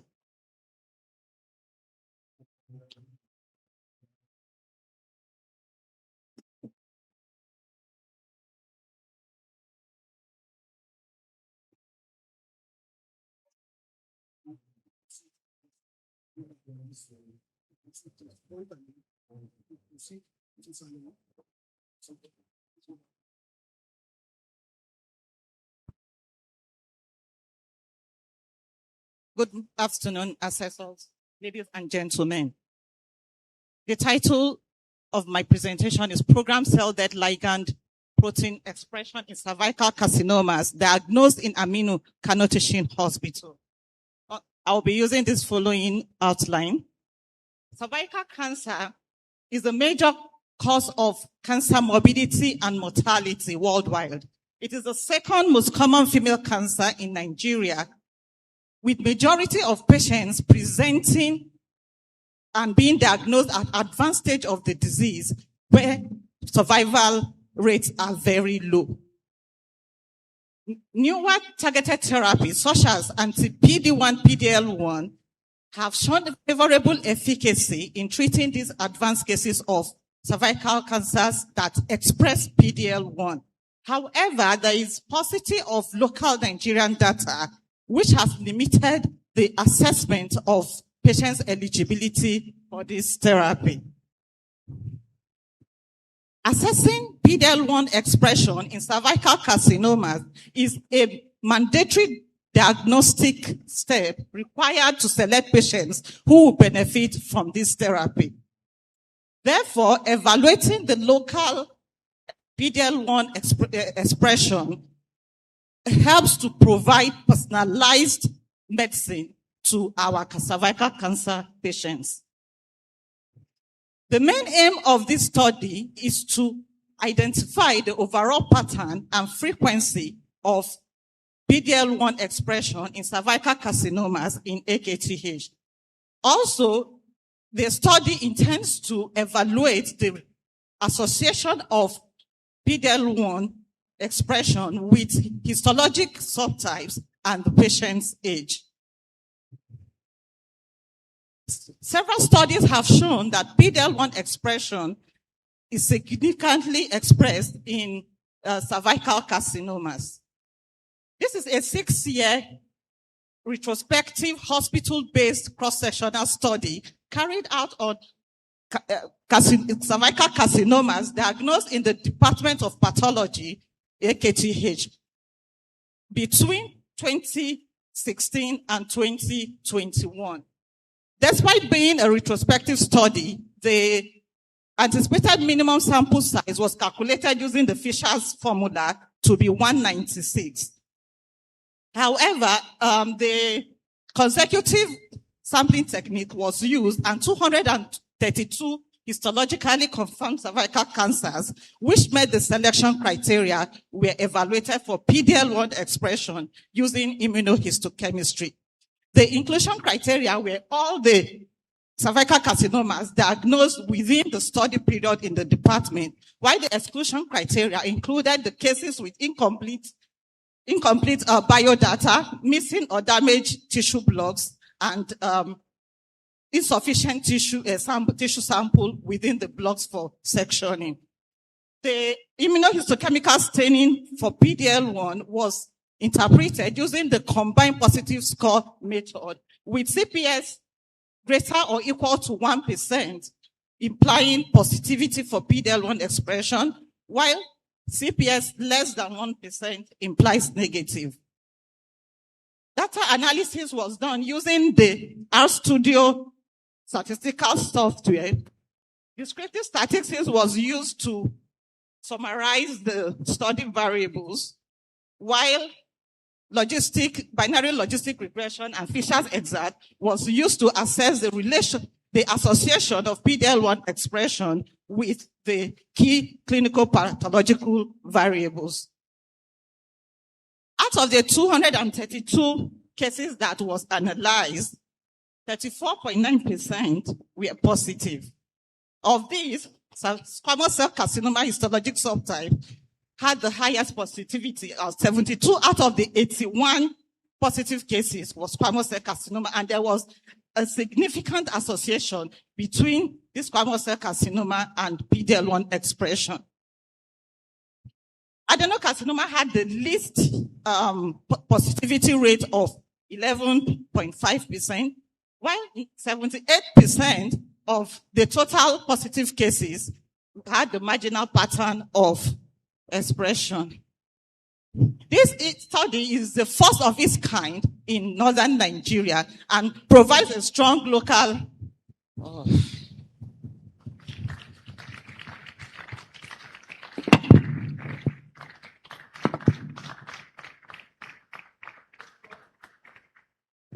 Thank you, Doc. Thank you very much. So please, whatever comments or questions, please note them. Right. We go on quickly. Seat number 3, please. Seat number 3. All right. Dr. Awa Sanusi Gumbi.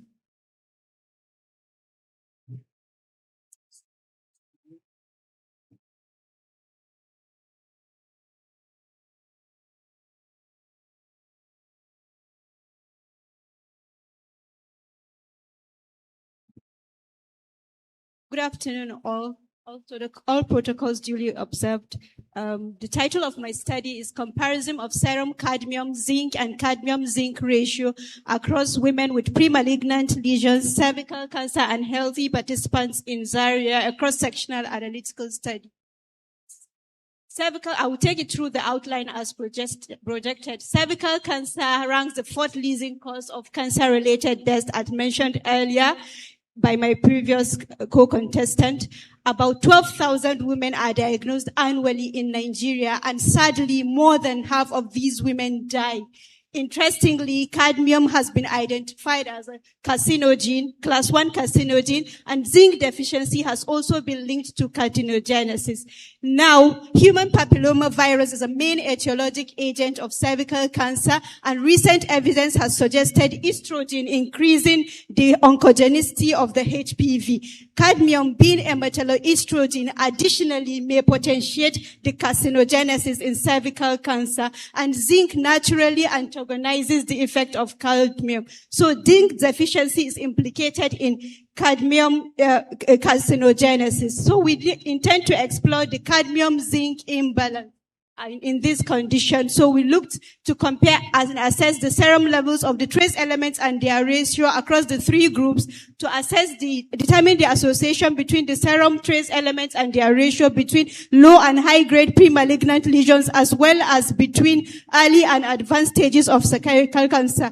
Secondary outcome was to look at the sensitivity and specificity of the trace elements and their ratio. The literature search included major biomedical journals and included 46 articles. The critical gap in the literature was that most of the studies looked at individual trace elements and only a single aspect of the disease, and thus we looked at the cadmium-zinc ratio across the spectrum of disease.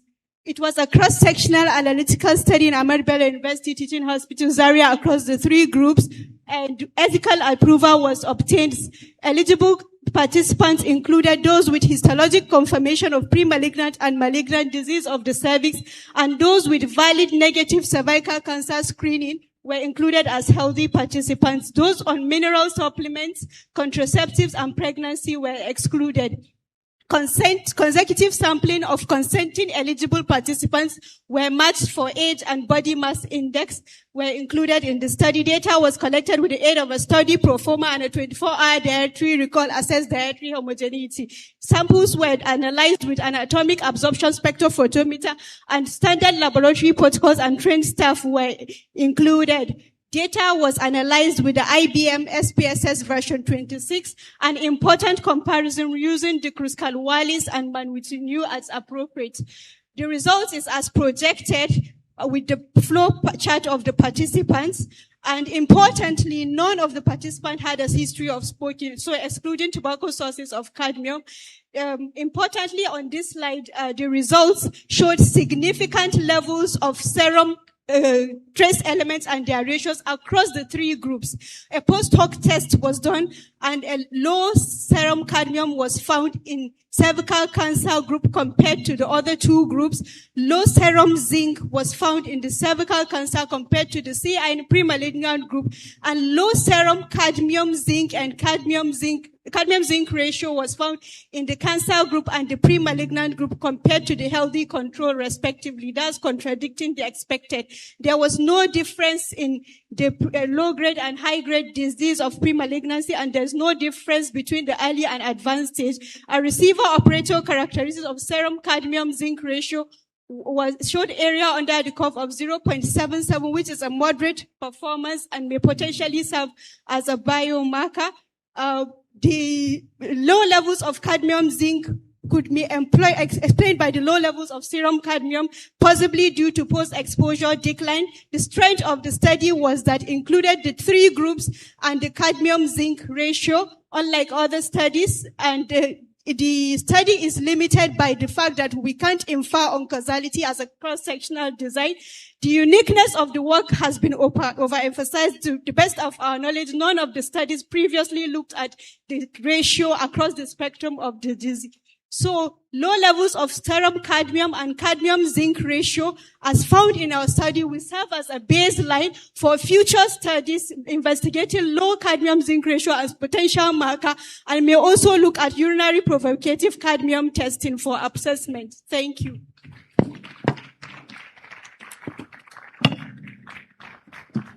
Thank you, Dr. Gumbi. All right. Next, fourth presentation.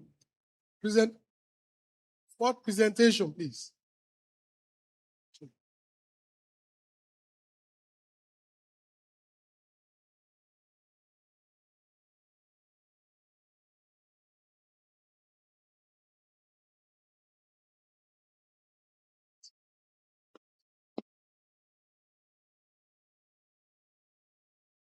Good morning, my teachers, colleagues, ladies and gentlemen.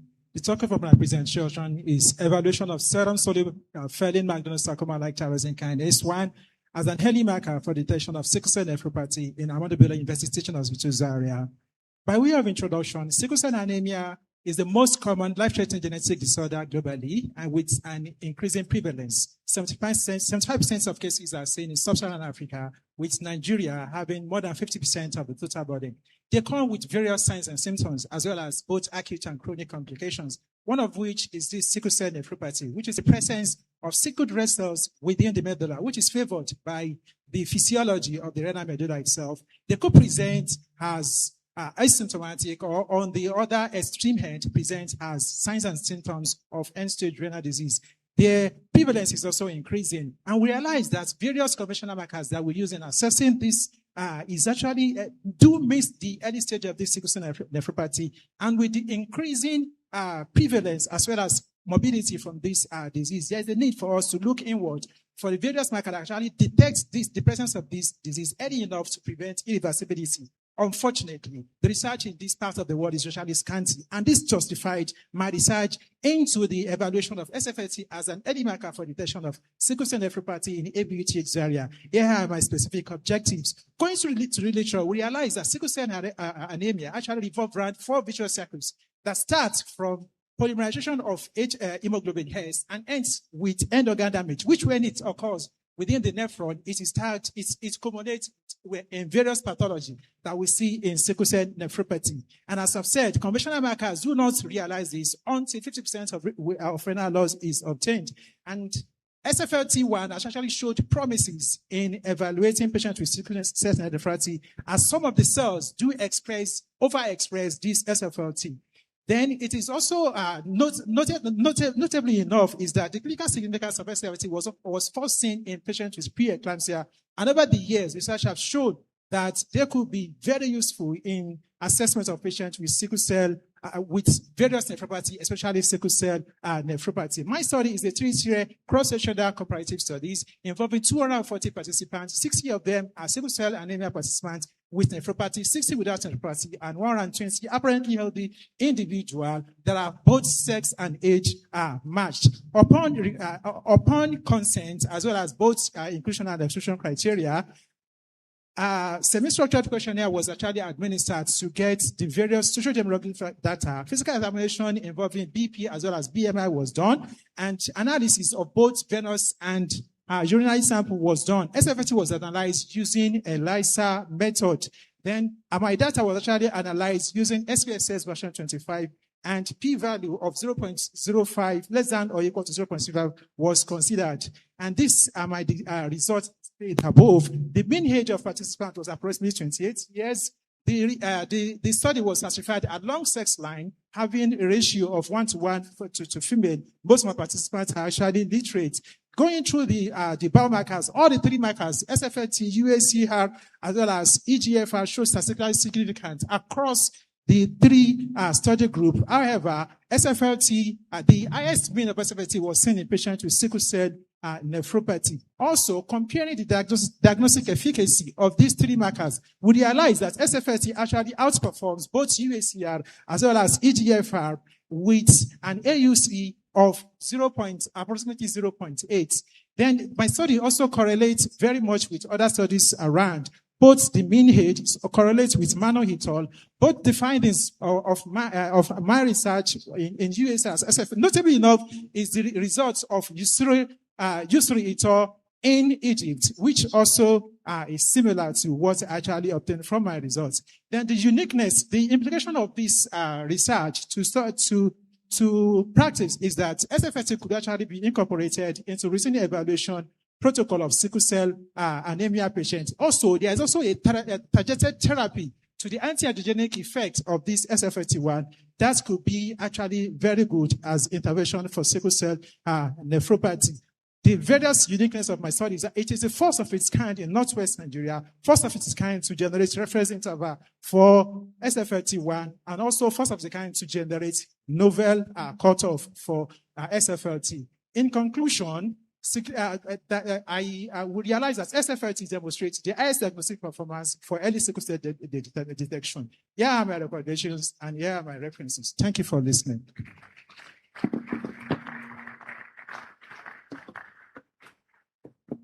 Thank you, Doc. So for the first round, we'll be calling on the last presenter. Please, seat number 5. Last presenter for the fifth round.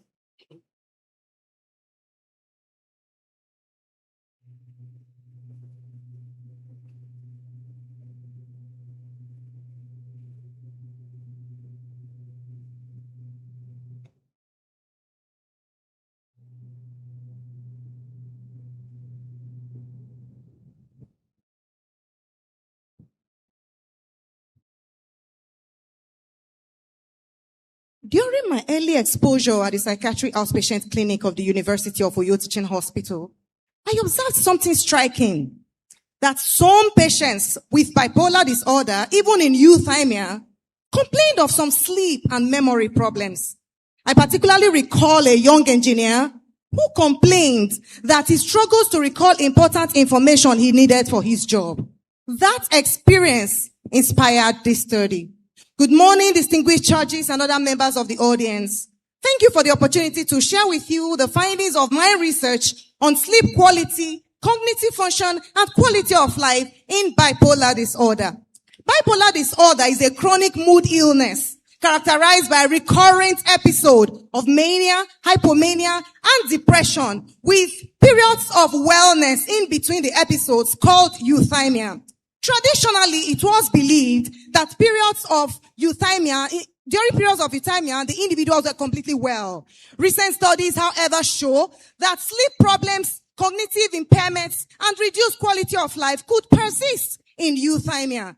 However, sleep-cognition relationships remain unclear, and very few studies have examined the relationship between sleep quality, cognition, and quality of life in the African population. This created the need for my study. So the objectives for my study were to assess sleep quality in euthymic patients with bipolar disorder, to assess the relationship between sleep quality and cognition and the relationship between sleep quality and quality of life in bipolar disorder. So I carried out a cross-sectional study at the University of Uyo Teaching Hospital on euthymic bipolar patients attending the clinic, the psychiatric clinic, using validated instruments including the Pittsburgh Sleep Quality Index to assess for sleep quality, screen for cognitive impairment in psychiatry to assess for cognition, and the World Health Quality of Life, the brief version of the scale, to assess for World Health-related quality of life.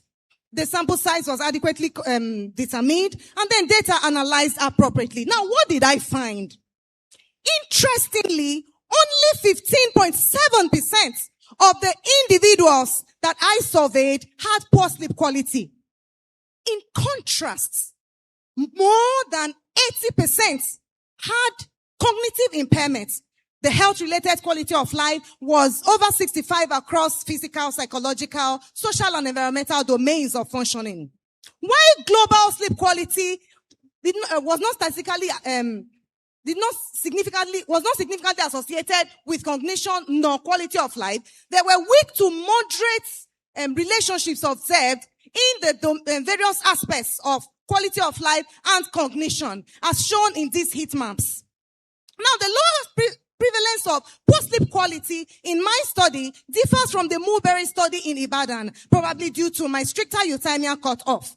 The high cognitive impairment in my study is suggestive, of course, despite the fact that poor sleep was low, suggests that cognitive impairment could actually be a persistent feature of bipolar disorder. To the best of my knowledge, this is the first Nigerian study examining sleep quality, cognition, and quality of life in euthymic patients with bipolar disorder using validated instruments. A notable strength is the use of the screen for cognitive impairment in psychiatry, a novel tool, which this is the second study using it in Nigeria. And that was possible via the collaboration with the developers of the test, the Pudi Neuropsychological Labs in Canada. In conclusion, my study found that there is a high prevalence of cognitive impairment, despite that poor sleep quality is not prevalent amongst bipolar disorder patients in euthymia. My contribution, therefore, is highlighting the need for routine cognitive screening and remediation therapy, given the fact that there is a high prevalence of cognitive impairment even in euthymia. My recommendations are that future studies would consider longitudinal approaches and explore biological pathways that would explain the link between sleep, cognition, and quality of life in euthymic bipolar disorder patients. And then, of course, the clinical and the policy related would be that there would be continued routine screening in standard bipolar care and cognition remediation therapy for these individuals. And this should be included in clinical guidelines for training. Thank you.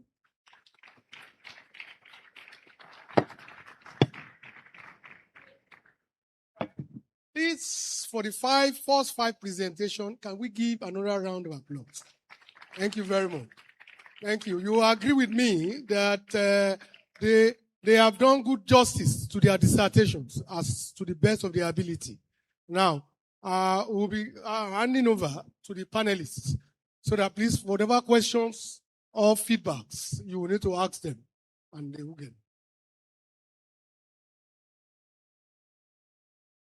Please, another round of applause for the presenters. Well done. So it's time for questions. So we'll be taking questions for presenter one. Do we have questions from the audience for presenter one? 1, 2, 3, 4. Okay. So let's take the first. Number 1, please. Please, your question straight to the point. So this is what we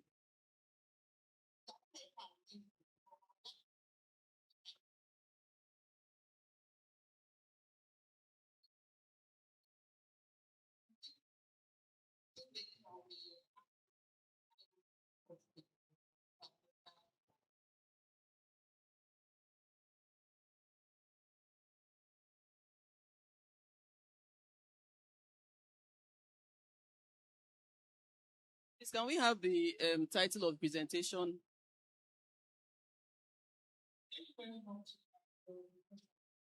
Hold on. So you take all the questions and answer them. So question 2, please. So just note them. Take a sheet of paper and note them down.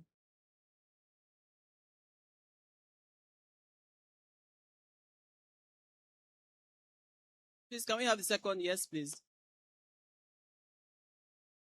Microphone, please. Open.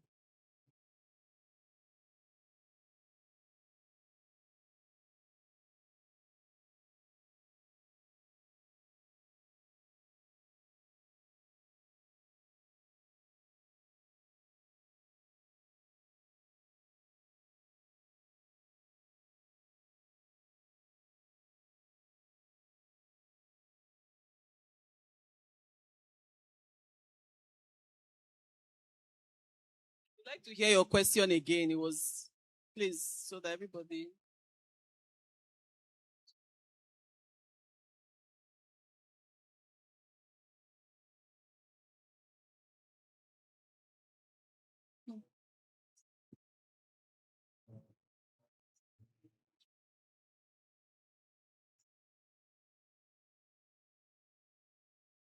Thank you. Number 3, please.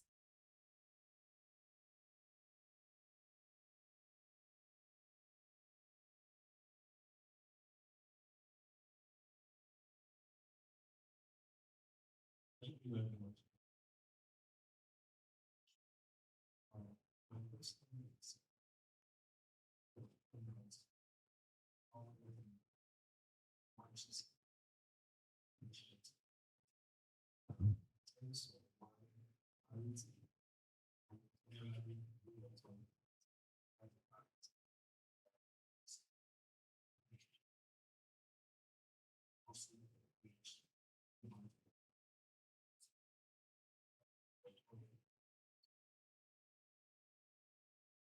So one more for her. One more. I think the other members of the audience can ask her the question after. She just has 3 minutes.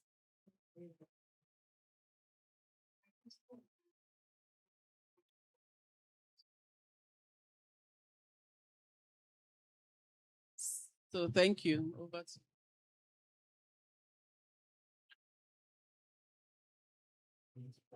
Yes, please.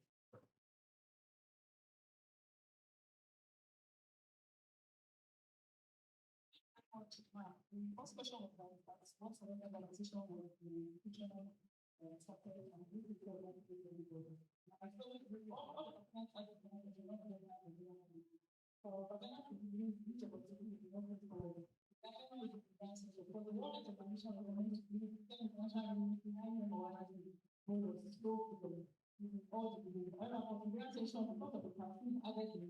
various guidelines are put together, bonus, nutrition, some is nutrition, so it's not as straightforward as but that was why the presentation. So the second question is the impact of social and after I took out the asking as much as something. In fact, I don't know of program that has been affected the government in this way. Aside the parity, the data of children, the age of the patient, the social age of the baby, the clinical weight, presence of other factors such as the fibroid, duration of the surgery, type of anesthesia, type of picture, all these were identified programs together. Because of the organization process, the first compare together, because the data can priority including the factors of the decision to take interval, and all were not applied to the execution of the discipline, ensuring that we find that the evaluation process was if there were any significant differences, the monitoring analysis would have provided that to which actually so the last question was going to go. Okay, so for those that have different regimens, we have cases nationally in Canada of normal supply, the three jobs are going to work for 4 hours. That's 10.5 international units per minute. But for other hand, the national international bonus, then continue to check the variety of normal supply. So total cognitive growth for both of them, so the 30 IU of specific nutrition, the 10 IU bonus and 20 IU nutrition. Thank you very much. I hope I've answered. Thank you very much. Please let's appreciate her. Thank you. Contestant number 2. Questions from the audience?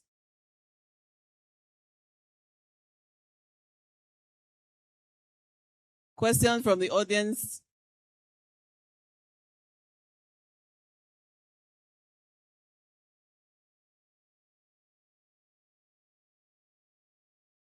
Okay.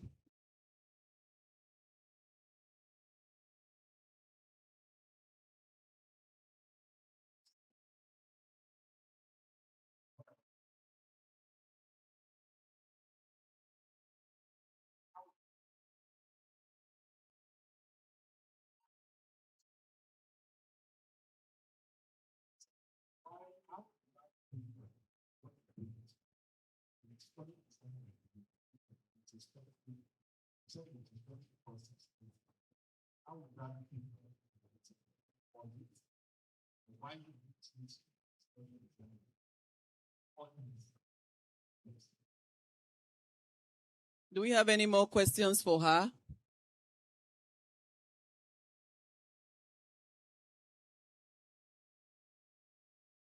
Okay, from the panel of judges or panel of assessors. Any question?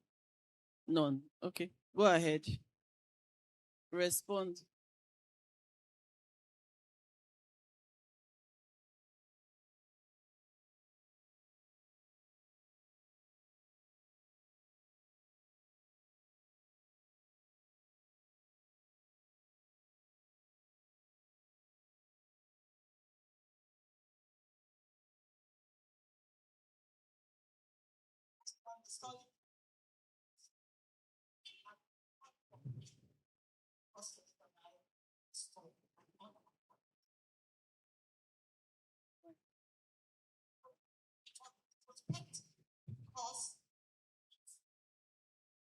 Getting a large sums from which statistically significant reductions can be made prior to surveillance, and the prospective study will not be able to do justice to that.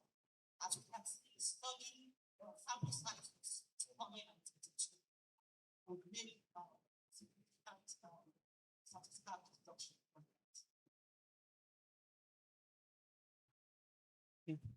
One more.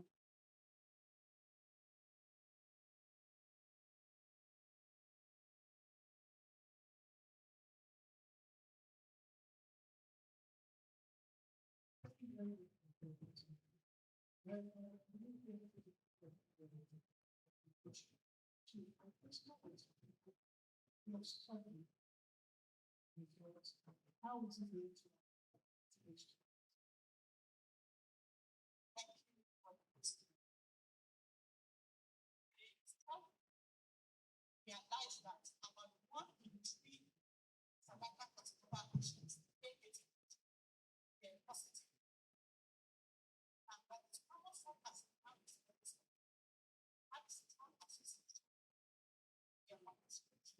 so one study established study foundation for the utilization of PD-1 therapy for cervical carcinoma, which is the prerequisite for selecting patients. And so, to develop other policy formulation, and the study ended in 3 billion in all cervical squamous cell carcinoma.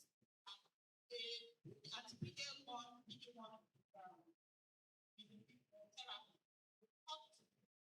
very poor prognostic outcomes in cervical cancer.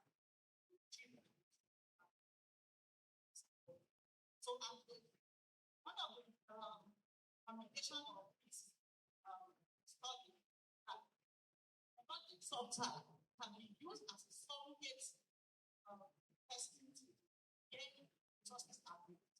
Because one testing immunohistochemistry is also an expensive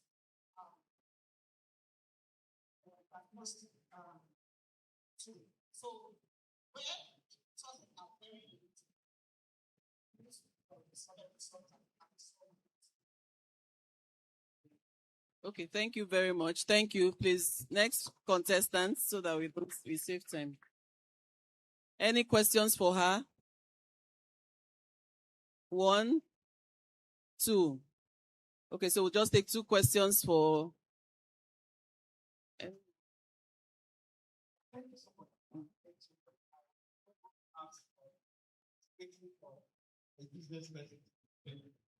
Yes, I'm only talking about brand.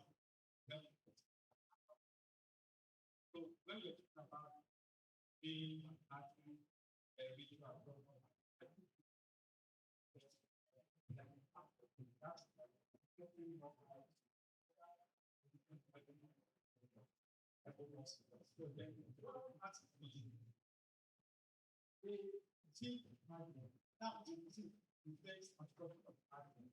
what can happen? If we happen on the left, or is there any way that can replace the speaking of partner? That's one. Then, so the second, that we have to talk to inventing assumption.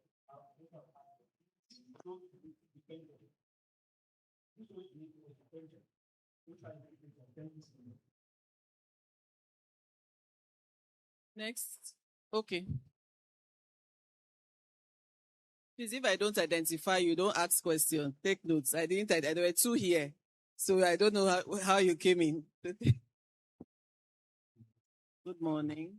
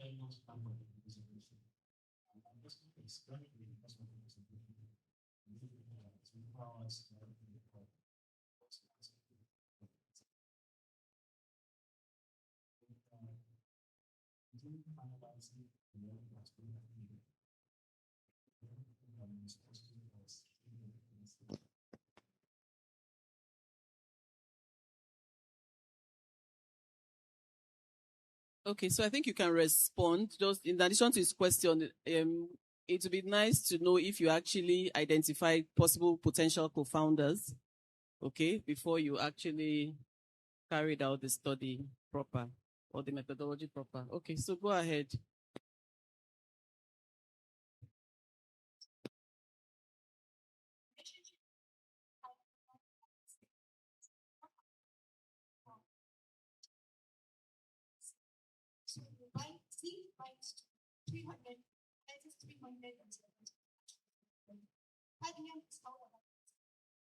However, it's complete with the banking side of the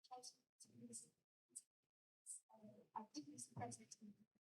So, given that after you absorb the blood of toxins, you get associated decrease of the need. So, most of the symptoms but most of the see, Helium has for as low as 30 years in the brain. So that's an actual accumulation which increases and they're exposed to this agent food and soil and water as well. So that's why accumulation is that future studies to look at assessing immunity.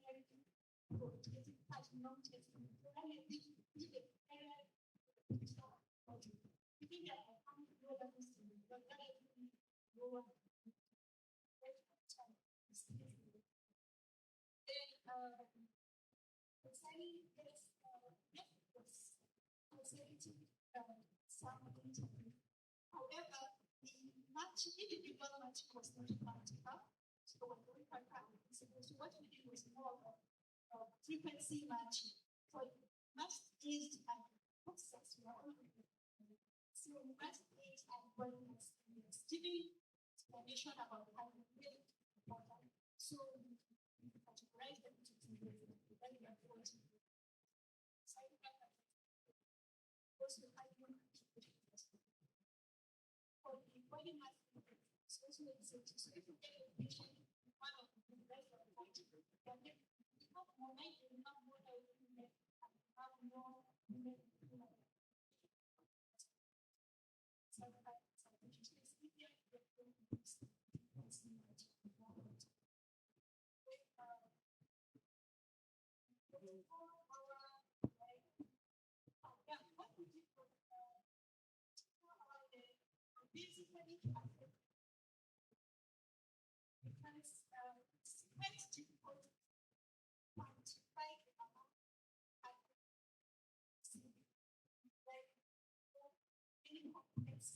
Measurements which have to be for that that's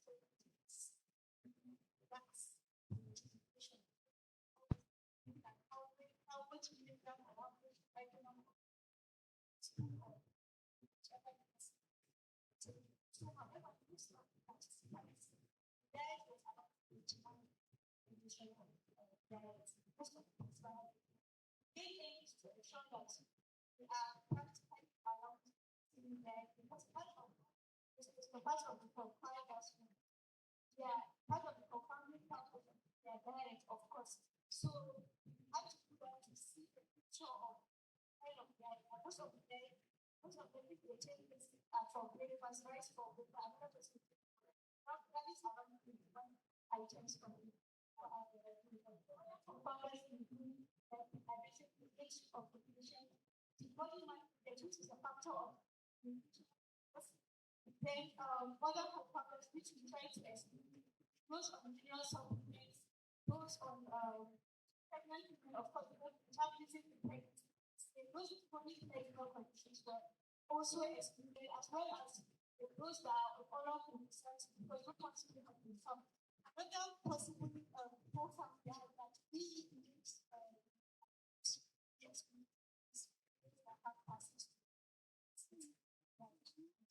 Okay, thank you very much. Please, a round of applause. Thank you. Presenter 4, questions.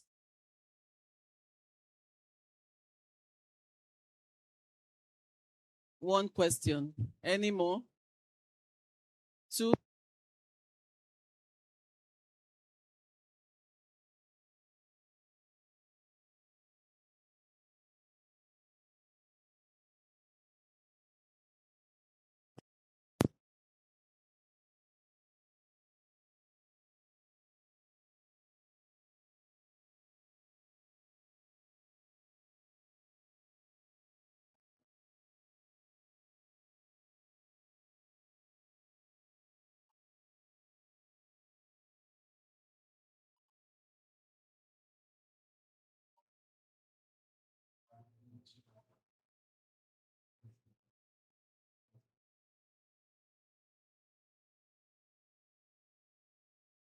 Number 2, please just raise your, okay. Back.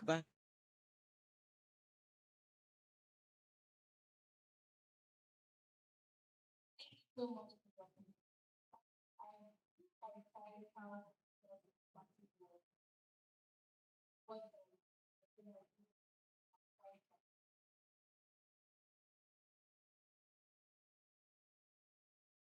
Do we have any more? Okay, one more here. Raise your hand so that he comes to you.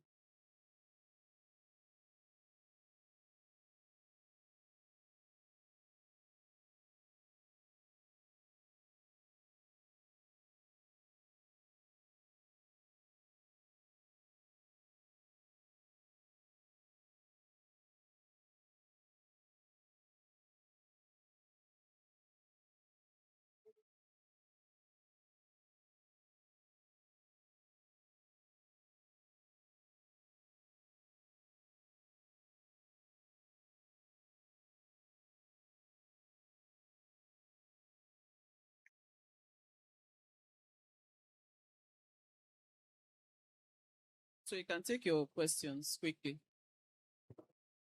thank you very much for the questions. The first question is that the second one. Yes. You know, whatever we take this about, we use two parameters. So the definition using comparing GACI visibility use each way so from there, the program that we call SFLT is almost exactly the same but sensitive, while that GACI was 0.6. So definitely this SFLT shows more diagnostic efficacy, judging by the results of the GACI than the GACI pattern and using the moment. Then again, another question is the definition of efficacy itself. It's just the fact that the time to lay out, we define the efficacy as GACI, generally comparable ratio of 2.5 million in males and 3.5 million. This is the reason we don't use this a fact that if you look at the denominator and the denominator is actually a 7.0. And in most cases, the 7.0 is very lesser than that of male and that of male.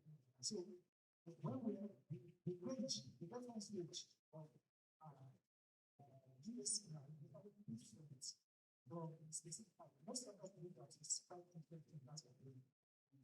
That is the definition of the service. So the first set of participants and the ones is they are steady states, not in crisis, that had linear participation above 2.5 million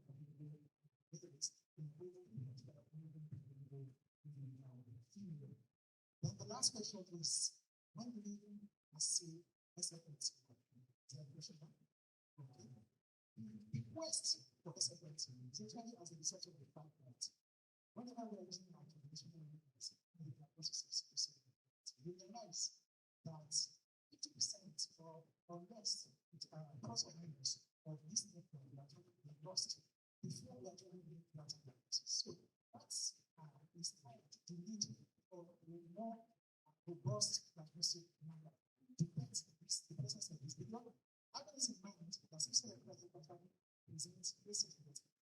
So the asymptomatic phase, we should be able to detect the process of businesses before it gets to the level of impossibility. And that is when I propose, because it is not established in the moment, it is us, where we are trying to adopted this assessment of specificity. So it's a work in progress. From here, as I've recommended, if we are trying to do something like research, we say processional competencies, to have a more appropriate, to actually know it to more systems and perspective of research that actually in various society, we can say specifically that if I can from what I've said, I've been project of 236.6 that's integrated the social that is actually seriously important. But that is important. You cannot say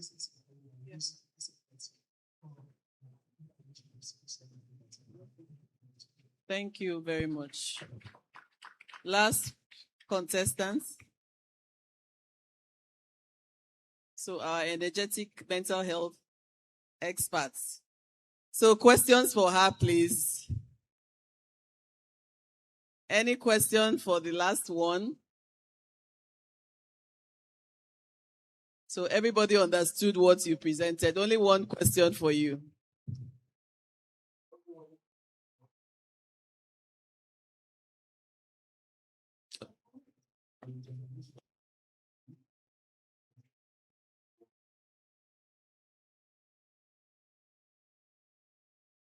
Okay.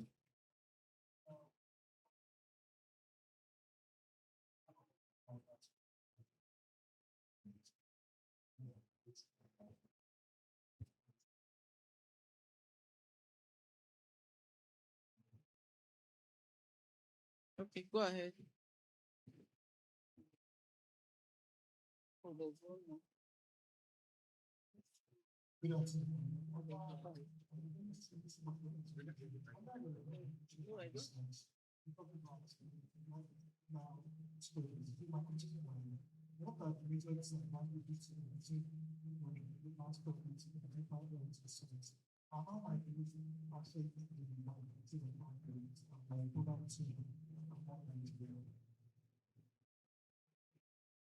Very much for your questions. So first, for the definition of sleep quality, I used the Pittsburgh Sleep Quality Index for assessment of sleep quality. So scores less than or equal to 5 where scores less than were good sleep quality, while those more than were poor sleep quality. Then regarding the polysomnography, yes, that's actually the gold standard, polysomnography or actigraphy. But unfortunately, those are not readily available in our environment. So we still resort to the methods that we can use for now, hoping that things will be better in the near future, and we'll be able to do more objective studies that wouldn't be affected by recall bias and some other problems associated with using instruments like the one I used. Yes, I talked about longitudinal studies.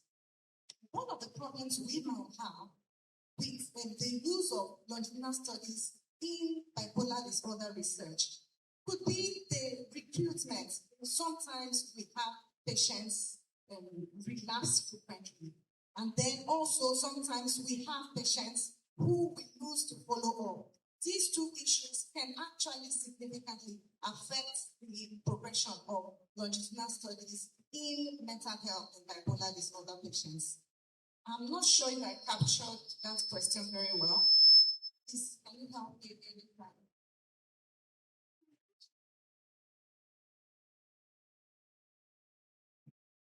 Advantages.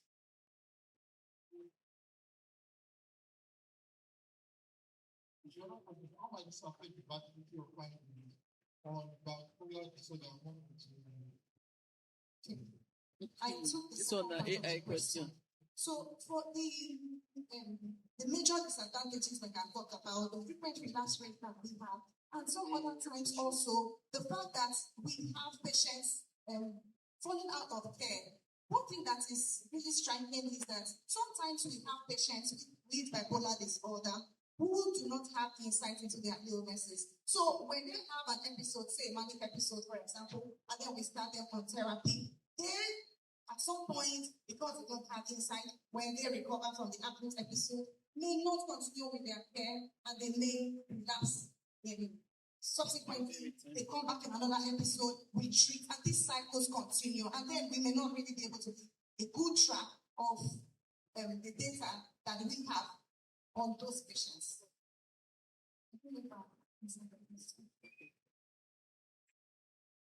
So thank you very much. Please, let's give her a round of applause. I think you can continue further discussion with him afterwards because of time. So do I have any comments from my senior professors here? Okay, so we'll swing immediately into the next round. Ayo. Thank you.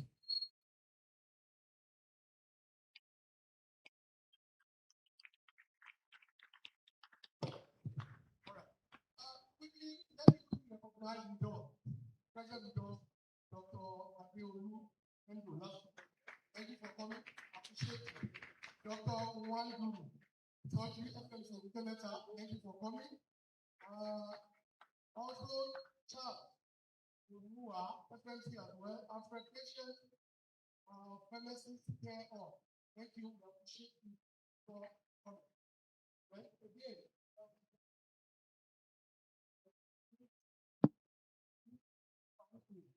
we also recognize the presence of Dr. Akintabe Odeboyega, anesthesia, FMC Senator. Thank you for calling. Dr. Ozi Okide, family medicine. Dr. Okide, thank you for coming. Nice to see you again. Dr. Adede Diego, Medical Service. Thank you for coming. Dr. Willis, family medicine.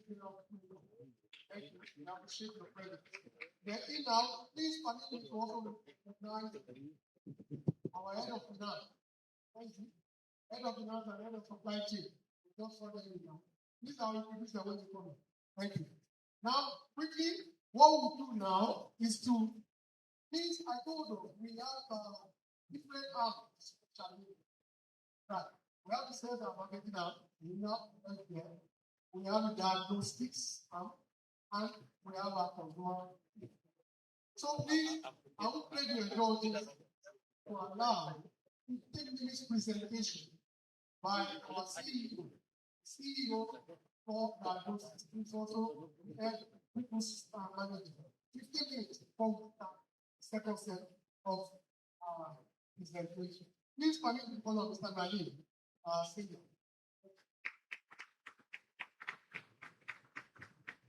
Thank you. Good afternoon, everybody. How's everybody doing? Hi. Congratulations to our first 5 participants. Thank you, guys. So, guys, I think this one for the first time. So, as I mentioned in the morning, I think this is the first time. So much is disturbed, so much focus on actually, I want to talk to you about all this.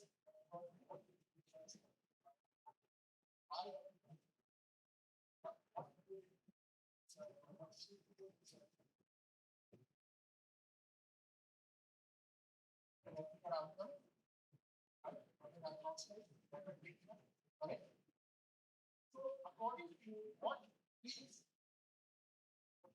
or the business making supply chain to quality of healthcare.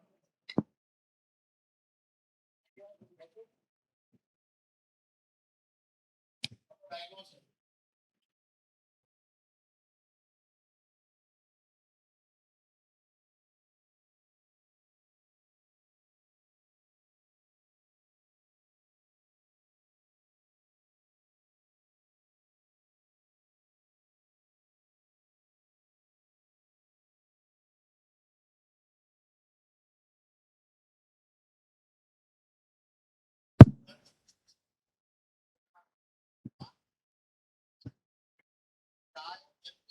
Just from the lack of proper and timely testing.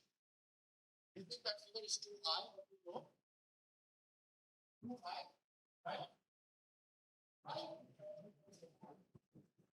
Shalina is selling medicines to.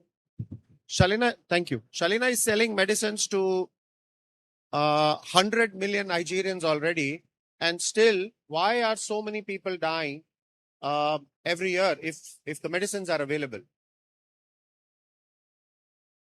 Yeah, any ideas, any thoughts? The answer is right there.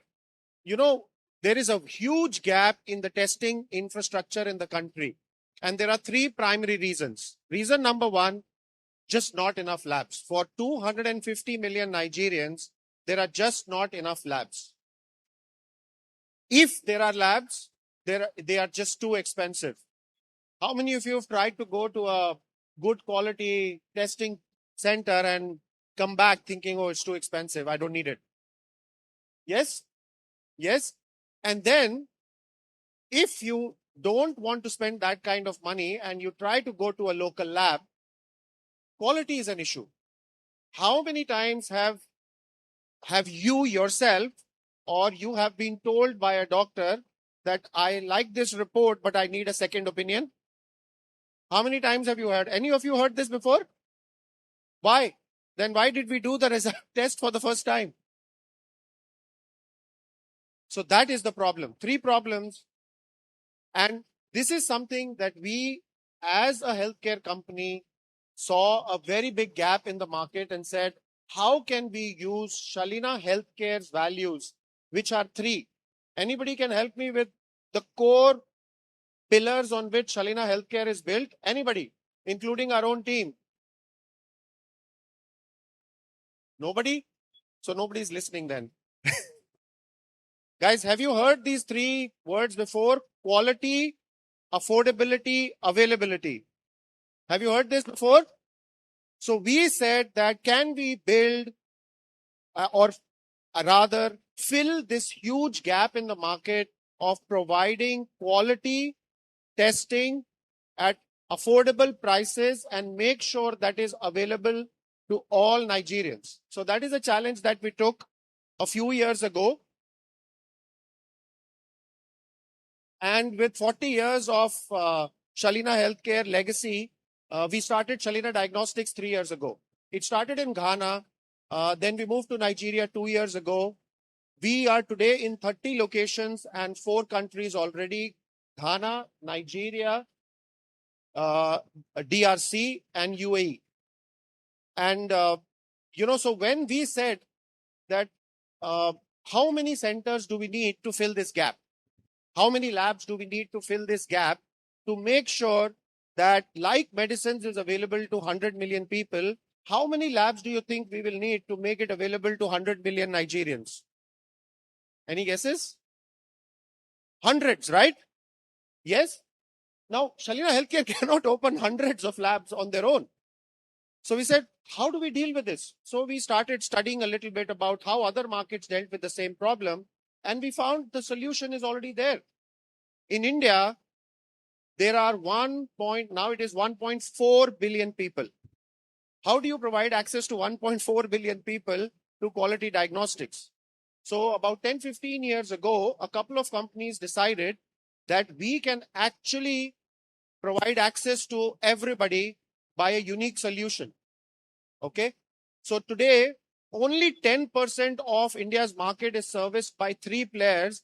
And one of that three players, you know how many locations they have in the country? Any guesses? Any guesses? 100? 500? 1,000? 5,000. One of the 3 who serve, total all 3 serve only 10% of the population, and they have 5,000 locations. So can you imagine how many locations are needed in Nigeria to serve all 250 million people? So that is the problem that Shalina Healthcare and Shalina Diagnostics specifically decided to solve. And we found a solution. We started work 2 years ago, and we proudly can say that there is a very, very simple solution to this problem to combine these 3 words: quality, affordability, and availability, all at the same time, and make it available to everybody. Okay? And it's a very simple model. We are working on a franchise model. Anybody knows what a franchise is? Anybody has eaten at KFC? Do you know KFC is not owned by KFC? Do you know? Yes or no? KFC is owned by somebody locally, but they run it by the KFC, and KFC ensures that in every location that you go, you get the same taste, the same burger, the same menu, the same price. Yes? The same can be done in diagnostics, and it is being done for years now. And what we are doing is we are building that network across Nigeria. We've already started. We have 15 locations. We are present in Lagos, Kano, Abuja, Ibadan, and Port Harcourt. Anybody here from Luth? Have you seen Shalina Diagnostics there? Can you tell us what Shalina Diagnostics is doing in Luth? Yeah, can you tell us? Blood investigations. Blood can you see and go? So we are the central laboratory for Luth. As we stand today with you, we are already running the lab for Luth on behalf of Luth. So if Luth trusts us, that means we are very serious about our quality. Would you agree? Yes? So that is what now we are saying. We want to open these franchisees across the country. And today we are offering that opportunity. I just came back. In fact, Mr. Abbas, OPME and myself, all of us came back in the morning from the past 2 days in Abuja, and we were talking to doctors.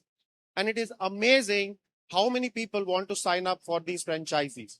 So I'll just take explain to you what this means for you in case you decide and are interested. So there are two types of models that we are offering, from 2 million Naira investment to up to 10 million Naira investment for a location.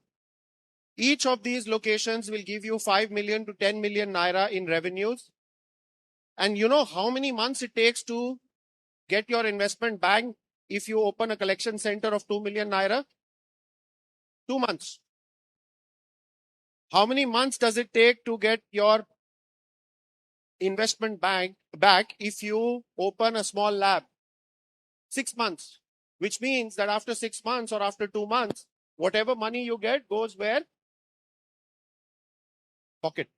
In your pocket, and hopefully you will open more locations. Now, what does this do? It allows us to use the collective energy of the community, where the community wins because you make money. We win because we are able to grow. And most importantly, who wins? The people of Nigeria, because they get quality, affordable, and available diagnostics across the country. So this is the proposition that we are offering. This is how the two locations look like. If anybody is a pharmacist or anybody has a pharmacy here, a pharmacy can have a very simple collection location on the left side. All you need is a chair and a phlebotomist, and you can become a collection center. And you can earn up to 5 million Naira revenue every month and make a good chunk of it in your pocket. The second one is a collection of labs. So a small lab, only 50 to 200 square feet. If you have a location, you can open a small lab which will become a part of the network, and you can do the testing of that area in that lab, and we will help you in everything. What does everything mean?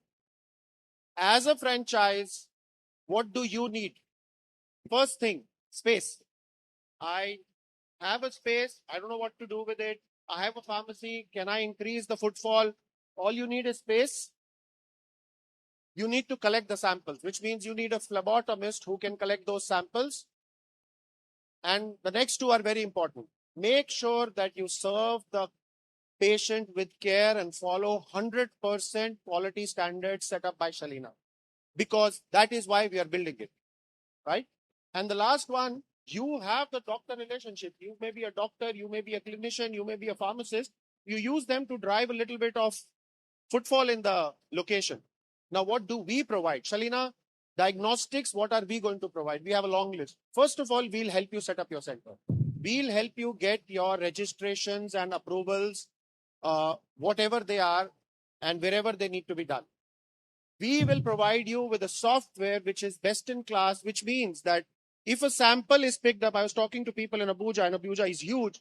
It is picked up in the software. You can track where the sample moved, to which lab it has gone, when the result is done. And the moment the test is done, you get the report on your WhatsApp or email to the patient as well as to the center. We supply all the reagents, and we also give equipment if you want, or you can buy your own, but both options are there. Sample pickup, testing, which means we have a biker network, which means the moment you pick up a sample in any of your location, my biker will come, pick up the sample and take it to the lab to test it for you. Electronic delivery of reports, continuous training of staff, and more important, the entire branding. You can see we do all these events to make sure that we are part of the community and the community recognizes us, which means this investment we continue to do. We put a sales team in your area to ensure that there is a lot of footfall when you open the franchisee. So these are some of the things that we do to make sure that you as a franchisee are very, very successful in building a business for yourself. And most of the times, I must tell you, we studied this model in India. The people who start the first franchisees in the first year, they sometimes end up opening 10, 20, 30, 40 franchisees because they keep growing with the business. So, and it's very, very simple. If you are interested, somebody from the team will speak to you, explain it to you. It's a very simple form. It's very simple how to start. I mean, literally, if you decide to start this week, we can get you up and running next month. That's how simple it is to start with Shalina Diagnostics. So, what's in it for you? Guys, everybody here is from the healthcare fraternity. Do you think healthcare is the fastest growing business segment today? There is huge growth in healthcare. Do you think yes or no? Yes. So huge healthcare demand. The entire market is moving from illness to wellness, which means for everything you need a test. Thyroid, you need a test. Any chronic disease, you need a test, and you need it every few months, which means the number of tests that are conducted on a monthly basis is going 4x, 10x every month. Recession-proof industry. As a businessman, I'm saying you can decide not to eat a burger one day, but if you need a test, you need a test. Right?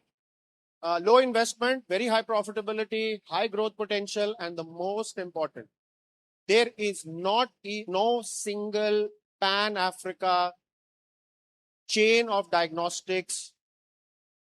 Anybody here thinks there is a chain of diagnostics across Africa?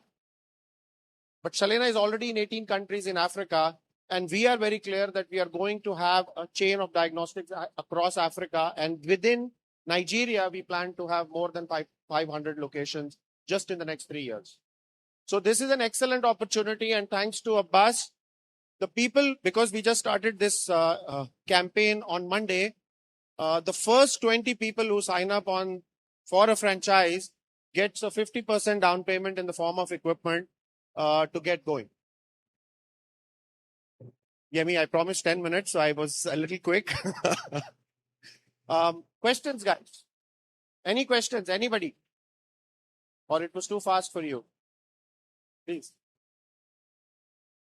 Thank you for this opportunity. But I just want to find out, does it matter the location of the lab, as in where the pharmacist is located? Does it matter? Most of us come from like outskirts of Lagos, like Ogun State. So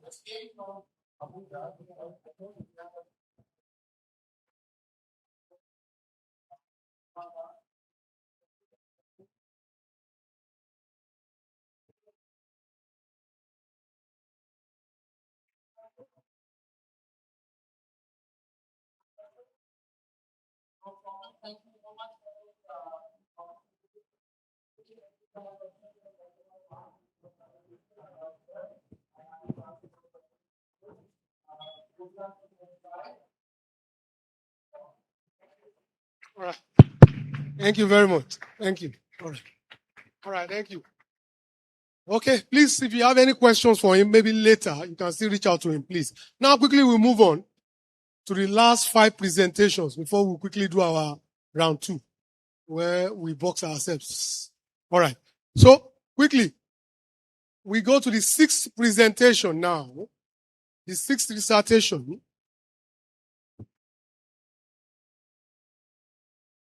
Okay. Please, a round of applause for Dr. Elua.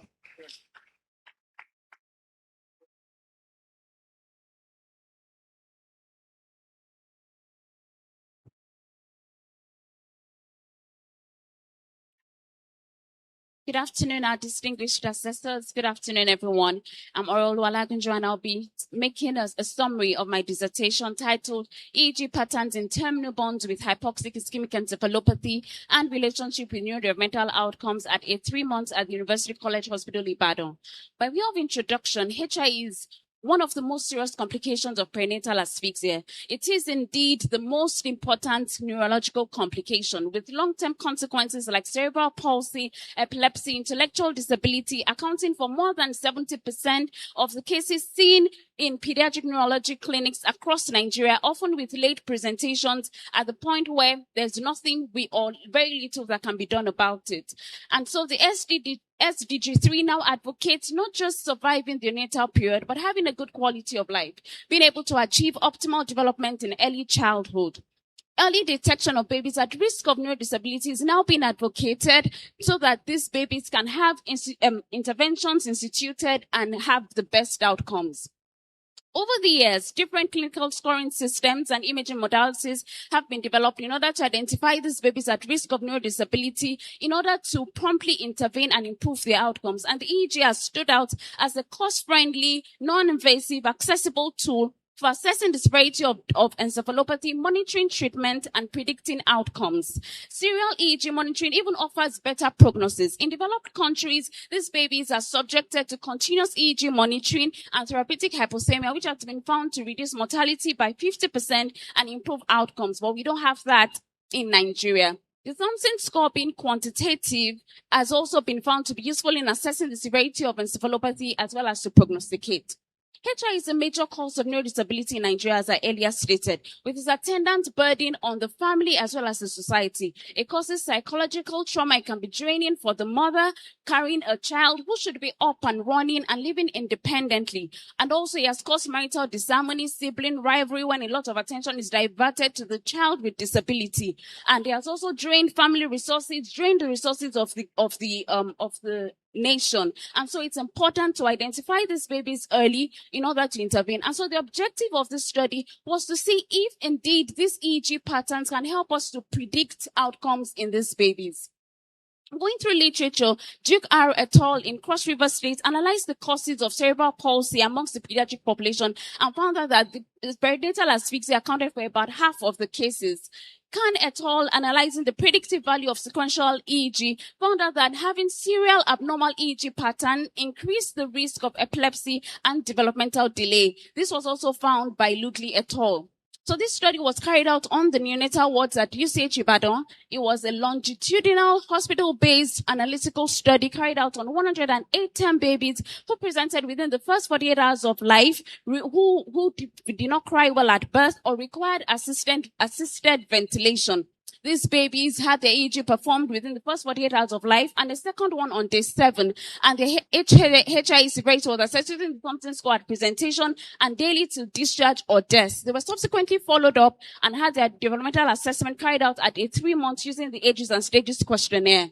And the data was collected and subsequently analyzed. So out of these 108 babies who were enrolled, 95 babies were available for developmental assessment at 3 months. The bar chart beside it shows the compares the EEG findings within the first 48 hours of life and on day 7, and show that there was a decline in the number of babies who had abnormal EEG findings by day 7, which shows that majority of these babies would improve by the end of the first week of life. This ROC curve compares the EEG findings, the accuracy of the EEG findings within the first 48 hours of life and on day 7, and he found out that having a burst suppression pattern on day 7 carried the highest predictive value. So in centers where they don't have access to serial EEG or continuous EEG, they're able to do EEG only on day 7. They'll be able to predict or identify babies at risk of neurodisability. This compares the relationship between Thompson score and delayed development, and there's a significant association. So if there is no EEG, the Thompson score may be used as a proxy in identifying these babies at risk. The prevalence of HI was considered with that by Fajolo et al. In Luz, and the EEG patterns were comparable with those done in other parts of the world, which was a strength of the study. The limitation was the short follow-up. Being the first, it reflected the huge burden of HI and shows the need for urgent retraining and training of health operations on neonatal resuscitation, the need to incorporate neonatal EEG in the routine care of babies with HI, and long-term studies. So in conclusion, EEG should be incorporated as part of the care for babies with HI. Thompson score may be used as proxy where EEG is inaccessible, and it's recommended that neonatal EEG be incorporated as part of the routine care for babies with HI in Nigeria. These are my references. Thank you.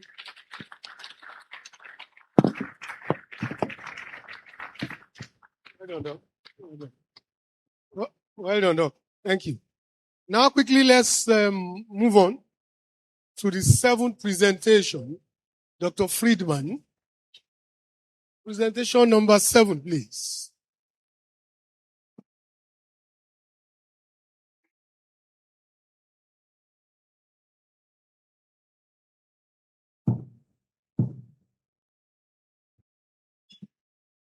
Good afternoon, everyone.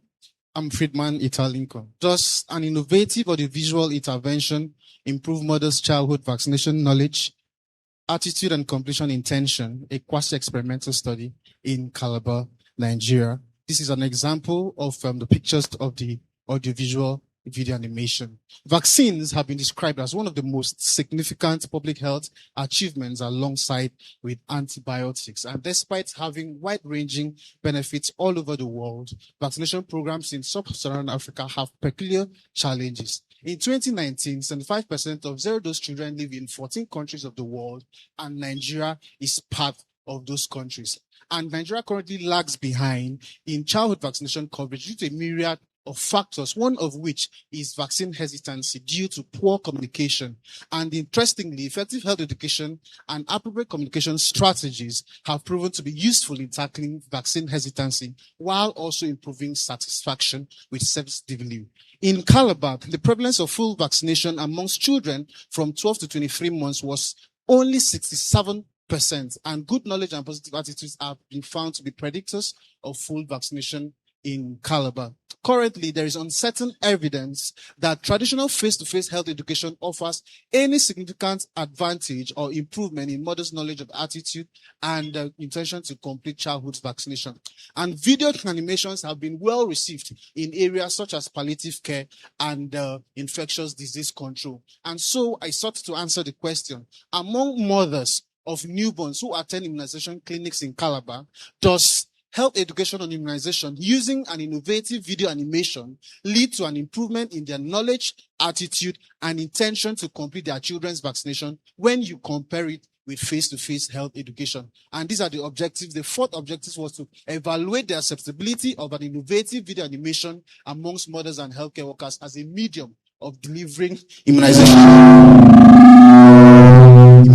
messages. The methods, the non-equivalent quasi-experimental study was conducted, and it was complemented by a qualitative design, whereby I did a focus group discussion, 4 in-depth interviews, and then 5 key informant interviews with healthcare workers. And then the study population also was on the mothers of the newborn. The intervention was developed de novo and using a co-creating iterative process with frontline health workers by 3 phases. 1, I reviewed international and local documents on immunization, and then field observations were carried out also, and consultation with health communication experts and reproductive health experts was also carried out. The intervention group watched 12 minutes video at presentation, 0 weeks, 6 weeks, 10 weeks, and 14 weeks. And then while the control group just listened to face-to-face health education in the control center. Sample size of 72 was used to determine power, and then consecutive recruitment of the participants was also done. Data collection was done using 13-item knowledge scale and 15-item parent attitude to childhood vaccination scale. And data analysis was carried out on Stata 18. A difference in difference analysis was conducted after confounding was controlled for. Ethical approval was from the Cross River State Ministry of Health Ethics Committee. And then the results showed that there was no baseline differences except in education and employment status between the intervention and the control group. In this study, there was a difference in the knowledge, and in the intervention group, there was a significant increase.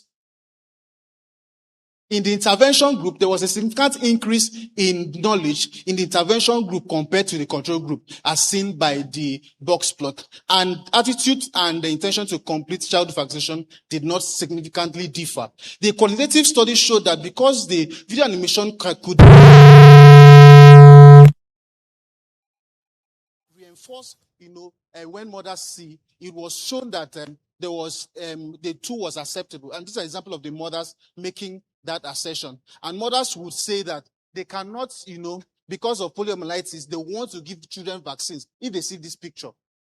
The study was locally developed and culturally relevant, and it's very, very unique. And it's compared to other studies in all over the world. The research is that a future customer randomized control trial should be carried out, and for practice, beyond using it for immunization, you can use it in other studies. And I would recommend that it should be integrated into the NPI schedule as part of demand generation strategies, and this is strongly advocated for. The strength is local context, limitations confounding variables. A conclusion is that the locally developed tool can significantly increase the knowledge of immunization among mothers. Thank you. These are my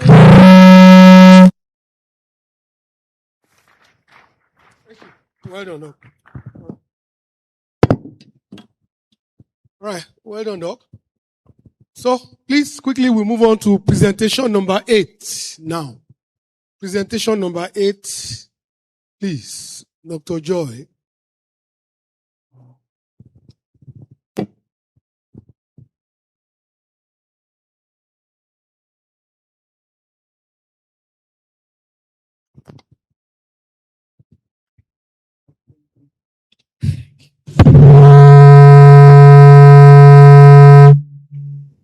Okay. Good afternoon, panelists. Good afternoon, my audience. I'll be presenting my research on utilization of digital media for sexual and reproductive health services and its determinants among undergraduates in universities in Edo State. Permit me to use the abbreviation SROH for sexual and reproductive health. This is my outline. Background. Now, young people are those between 15 to 24 years, and they are vulnerable to risky sexual behaviors and its attendant consequences like sexually transmitted infections, HIV infections, unintended pregnancies, abortion, and long-term effects like infertility with social consequences. And this is because of poor knowledge and access to credible SROH information. They do not get information from their teachers or from their parents due to sociocultural taboos and myths surrounding passing on SROH information. And because of rapid internet growth, with young people being the most users of the internet, this provides a platform where SROH information and services can be abundant on for easy access to these young people, like meeting them where they are, right on their phones and other digital devices. Now, in 2024 alone, over 300,000 young people between the ages of 24 years were newly infected with HIV and account for roughly half of the 324 million STIs that occur every year. And so this tells us that this high burden of infection among these young people underscores the urgent need for improved access and targeted adolescent and youth-friendly services for these young people.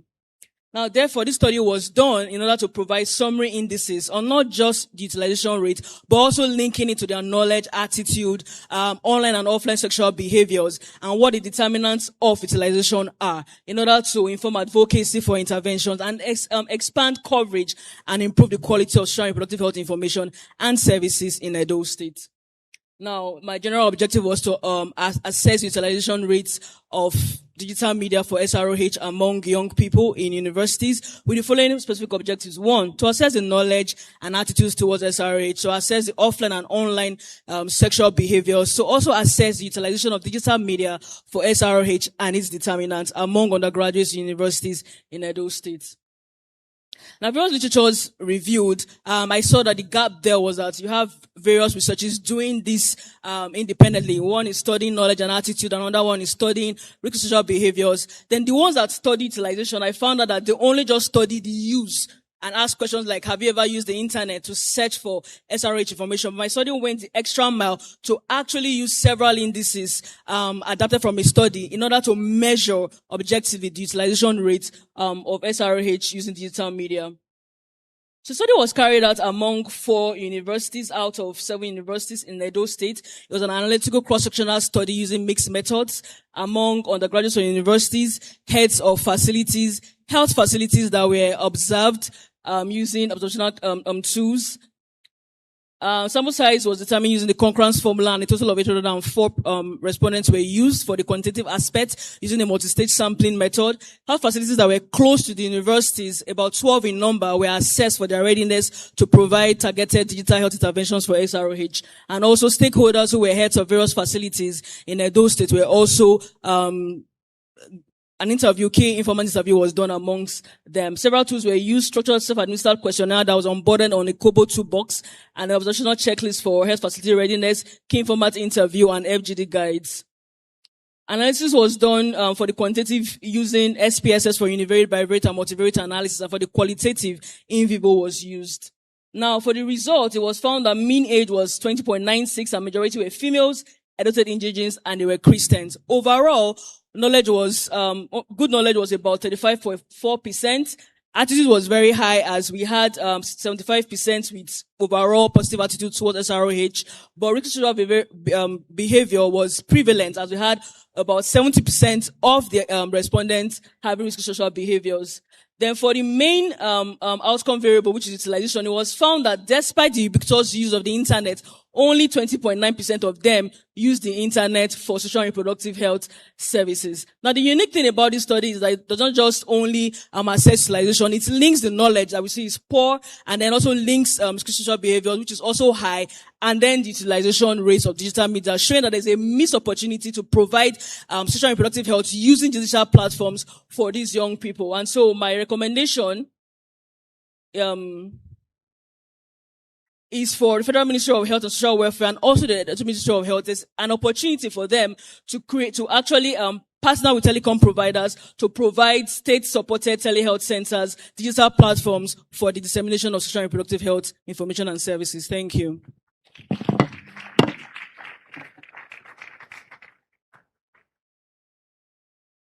Moving on.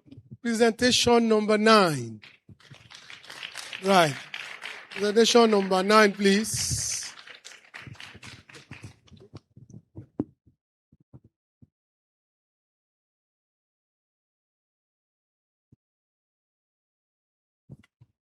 Good morning, assessors and ladies and gentlemen.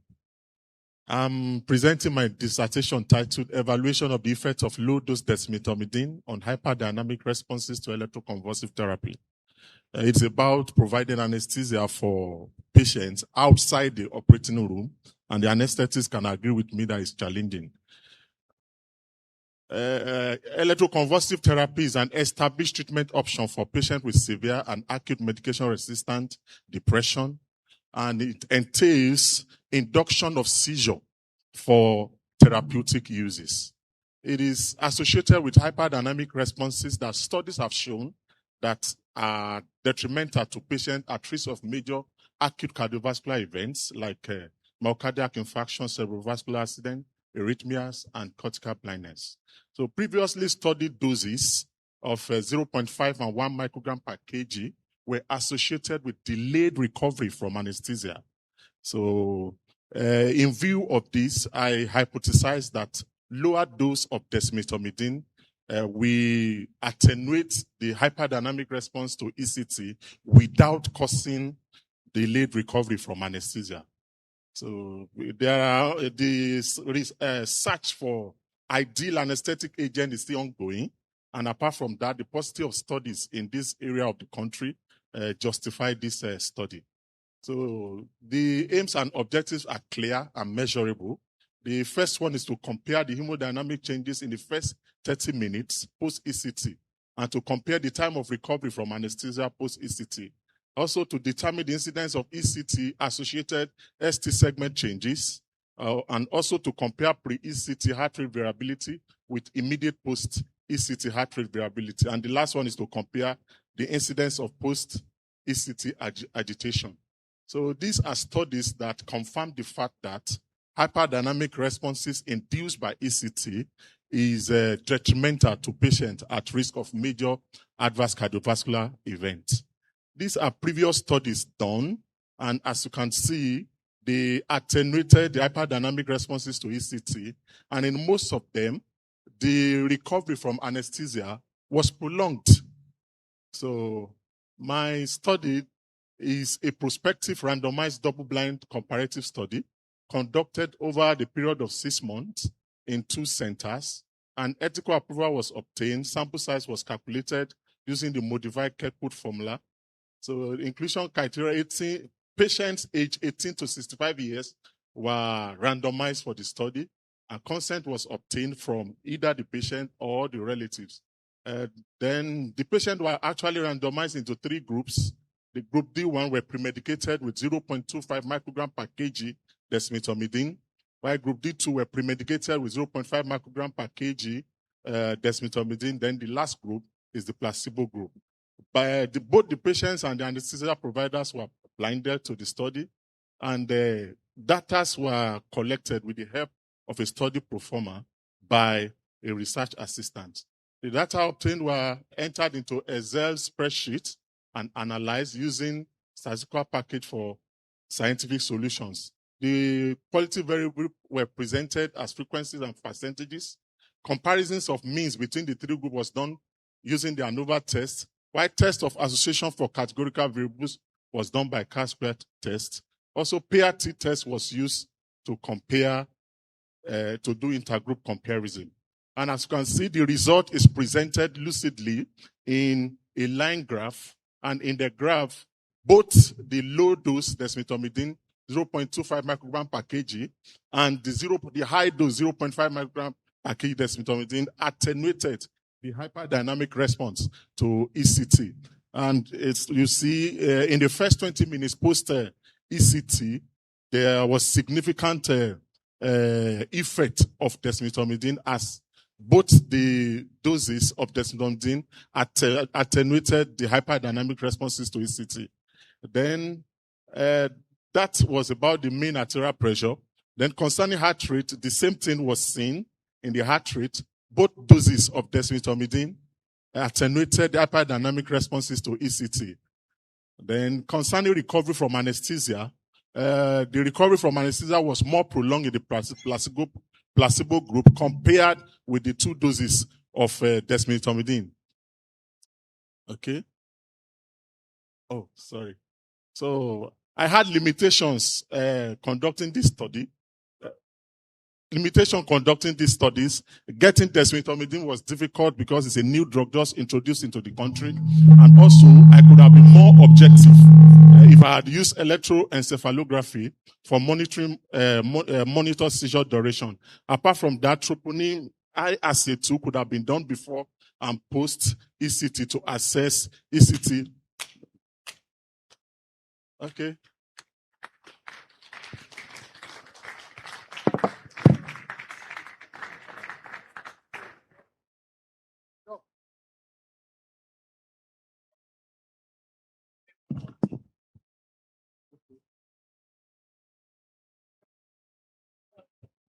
Okay. Providing anesthesia for patients outside of the operating room is tasking and usually fraught with complications. So it is better to premedicate patients appropriately before engaging on anesthesia outside of the operating room. And apart from that, for patients that are coming for surgery, desmethomidine has been shown to provide cardio stability for patients that are coming for surgery, for patients that are at risk of major advanced cardiovascular events.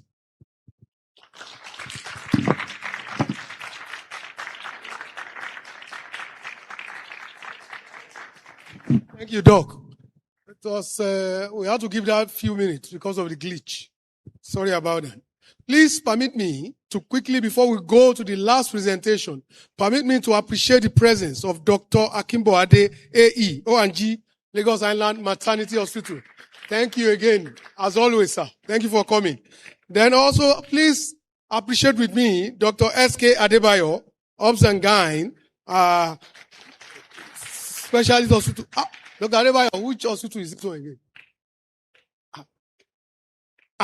Dr. Adebayo, I thought, I saw you writing, I thought I'm seeing something like Tennessee in the US. All right, sir. You're welcome, sir. Thank you for coming. All right, so the last presentation, Dr. Chidiebere, please. Last presentation. Thank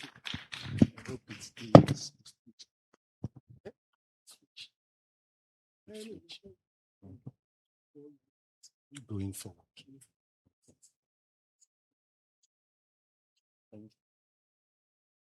Okay. Good afternoon, my assessors, ladies and gentlemen.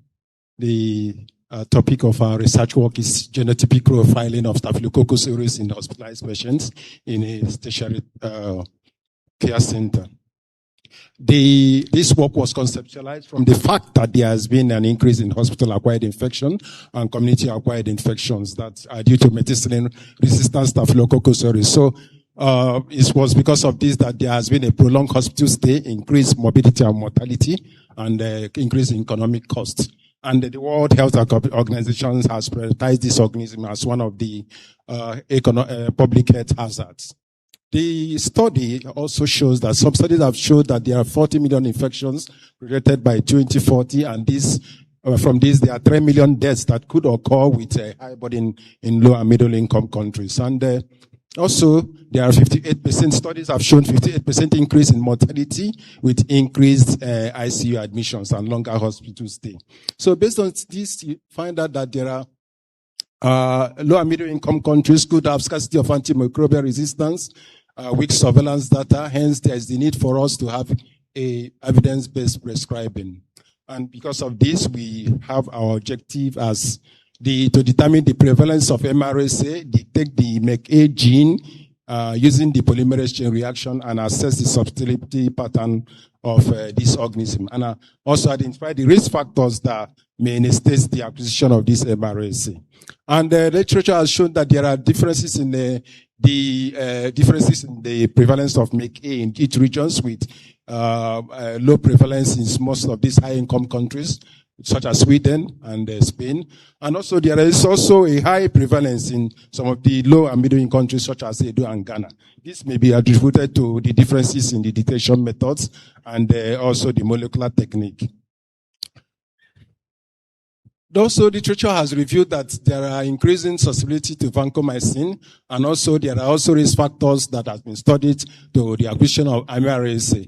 And also this may be due to the use of antibiotics in the last 3 months, and also the age greater than 60 years, hospital stay greater than 7 days, and ICU admission. The method is a hospital-based descriptive study in which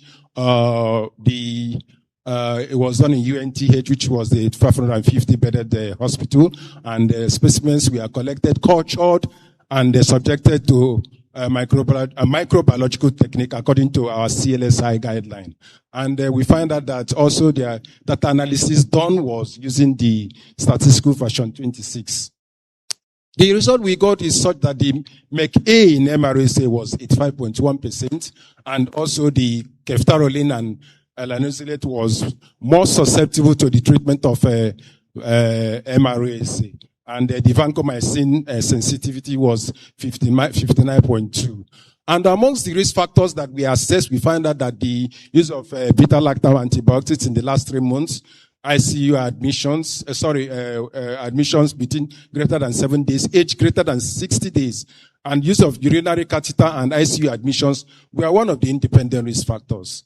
So in the discussion, we find out that the prevalence that we got in our center, which was 85.1%, agrees with the work of Garcia. The vancomycin sensitivity of 59.2 agrees with the work done by Watanabe.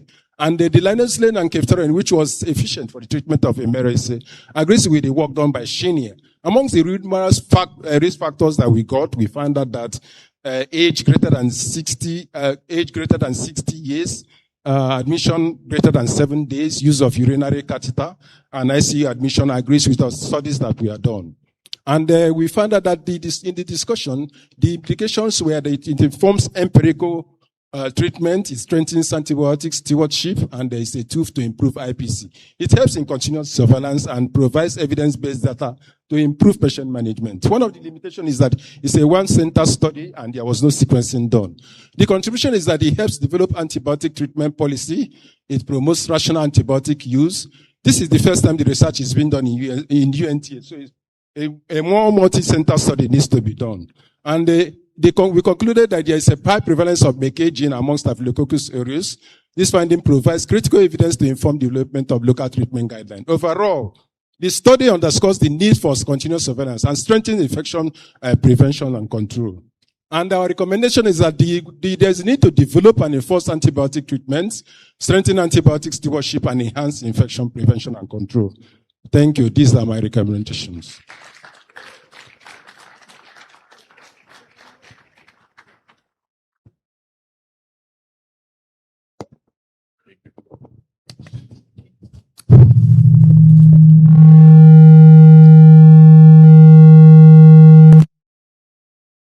Please, another round of applause for all our contestants. I'm sure you agree with me that, they had very interesting researches done from various disciplines. So thank you very much. So we'll be doing what we did initially. Please, your questions straight to the point. And, for participants 6, 7, 8, 9, and 10, you have 3 minutes to do that, to ask the questions and answer per participant. So we'll be taking 3 questions per participant so that we finish up. So we have 15 minutes to do this. So contestant 6, please. Do we have questions for contestant 6? Have they forgotten what you presented? Thank you very much, contestant 6. You did EEG at 48 hours and at 7 days when the neonates came in. So what was the protocol for EEG? How were you able to get the neonates at 48 hours cooperate for the EEG? Thank you. So what planned intervention did you really have for this patient? Even at day 7, if you see that burst, What were your plan originally? How do you intervene to prevent subsequent adverse neurodevelopmental outcome? Okay, so go ahead. Thank you, sirs. So for the first 48 hours, the first EEG that was done, all of the babies came with some degree of encephalopathy. So they were lethargic, either lethargic or comatose. So it was easy. It was the second one on day 7 for those who had recovered that I had to do shortly after feed. So shortly after they fed and they were full, they were asleep, and then it was easy to do it. So you didn't have to give any of the sedative? No, sir. I didn't have to sedate So baby. the feeding, you mean the mother will breastfeed the neon? Breastfed or fed via cup and So did you spoon. standardize the feeding period, and how long after the feeding will you do the EEG, because it affects the neuronal discharges, isn't it? Sometimes. Yes, so it was about 40 minutes after the feed. Okay. Yeah. Okay, sir. Okay, then you asked, okay, so for some of the findings that I had on EEG was like presence of electrographic seizures. Those are subclinical seizures that will just be present on EEG findings without any clinical manifestation, no movement. So for those babies, IV anticonvulsants was administered. And then for those babies, they had to have more EEGs carried out than just the one within the first 48 hours of life and on day 7. So for the intervention was carried out for those at risk. So at age 3 months, when we found out that, this child was spastic or had features of visual impairment or hearing impairment, then prompt referral to the specific specialists and physiotherapy was made for them. Okay. Thank you. That's ethically correct. Thank you very much. Contestant 7, please. Questions 1, 2, 3. Okay.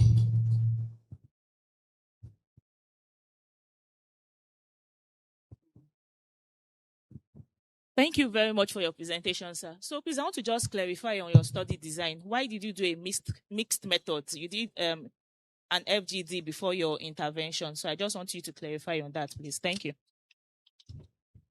Next. Thank you so much, sir, for your presentation. I'm actually interested in knowing how you were able to develop the audiovisual intervention and how it was validated. And it was also interesting to note that the attitude and the intentions did not change, even though the knowledge changed. Like, how do you explain that finding? Thank you. Okay, one more.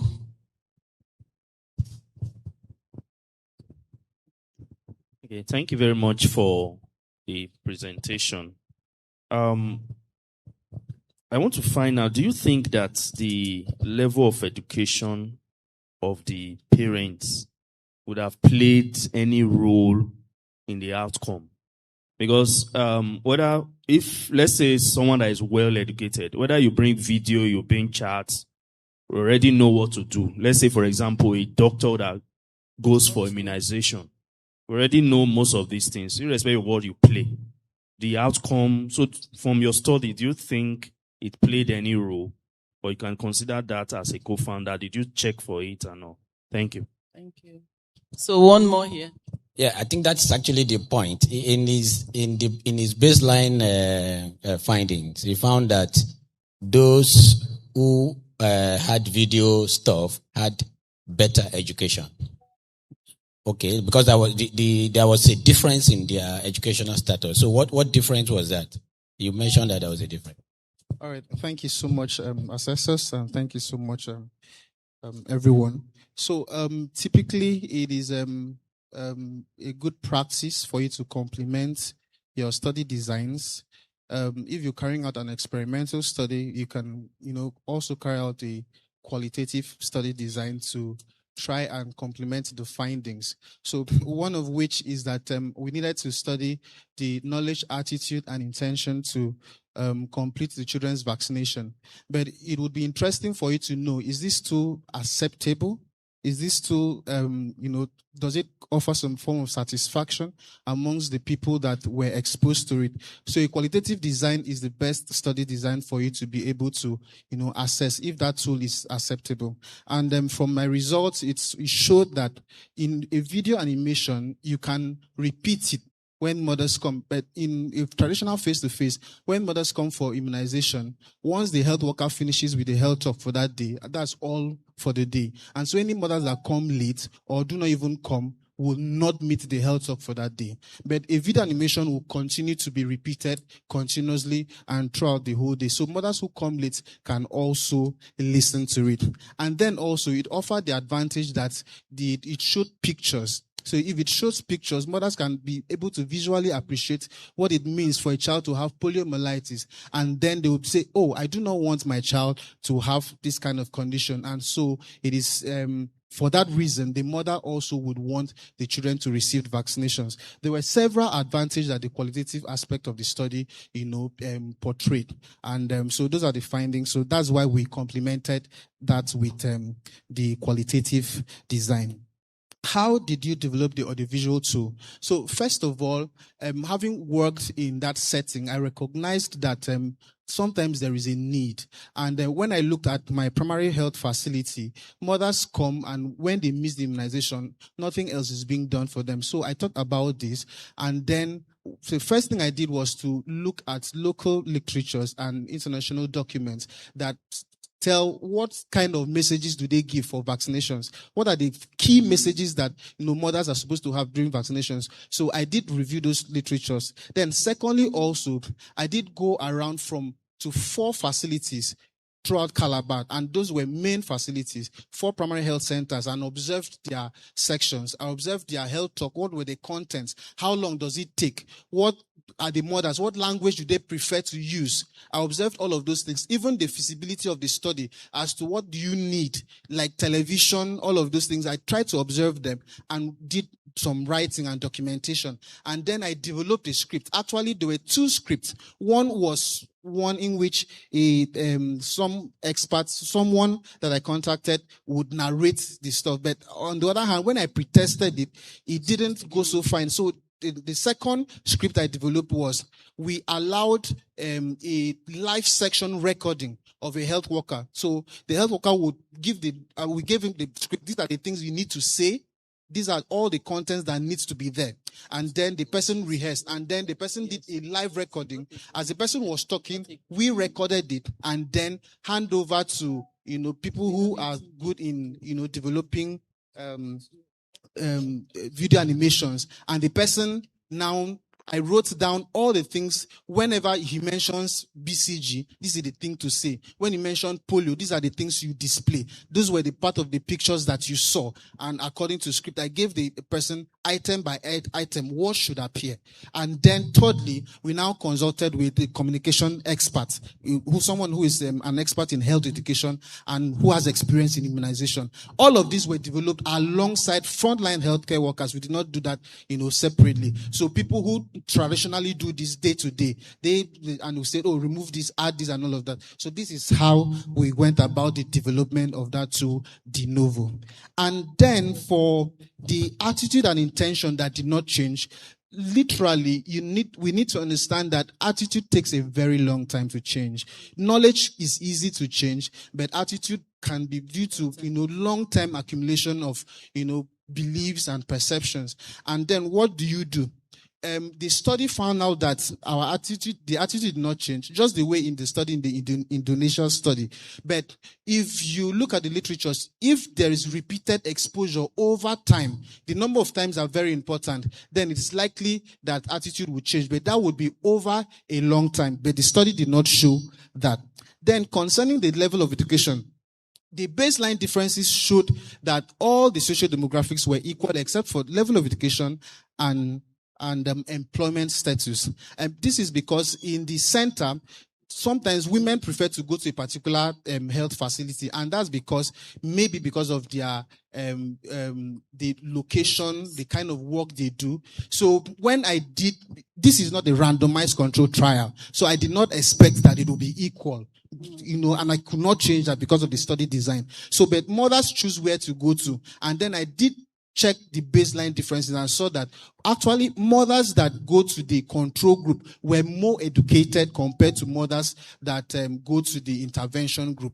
This was controlled for during analysis, where we controlled, I did a difference in difference analysis. So I controlled for the level of education and employment status in analysis. And at the end, it showed that the mothers in the intervention group had additional increases in knowledge. The increase in knowledge was almost 5 extra points compared to the control group. Thank you, Dr. Lincoln. Next contestants. But one thing we should take from Dr. Friedman's study is that whatever tool you're proposing to an audience or a group has to be culturally acceptable. Okay? If they don't accept it, it's a waste of time and effort and resources. So the key word underlying what he did was that there was cultural acceptability for whatever he proposed to give to the women. Thank you. Next, contestant 8. So do we have questions for her? Please raise your hand. Contestant 8.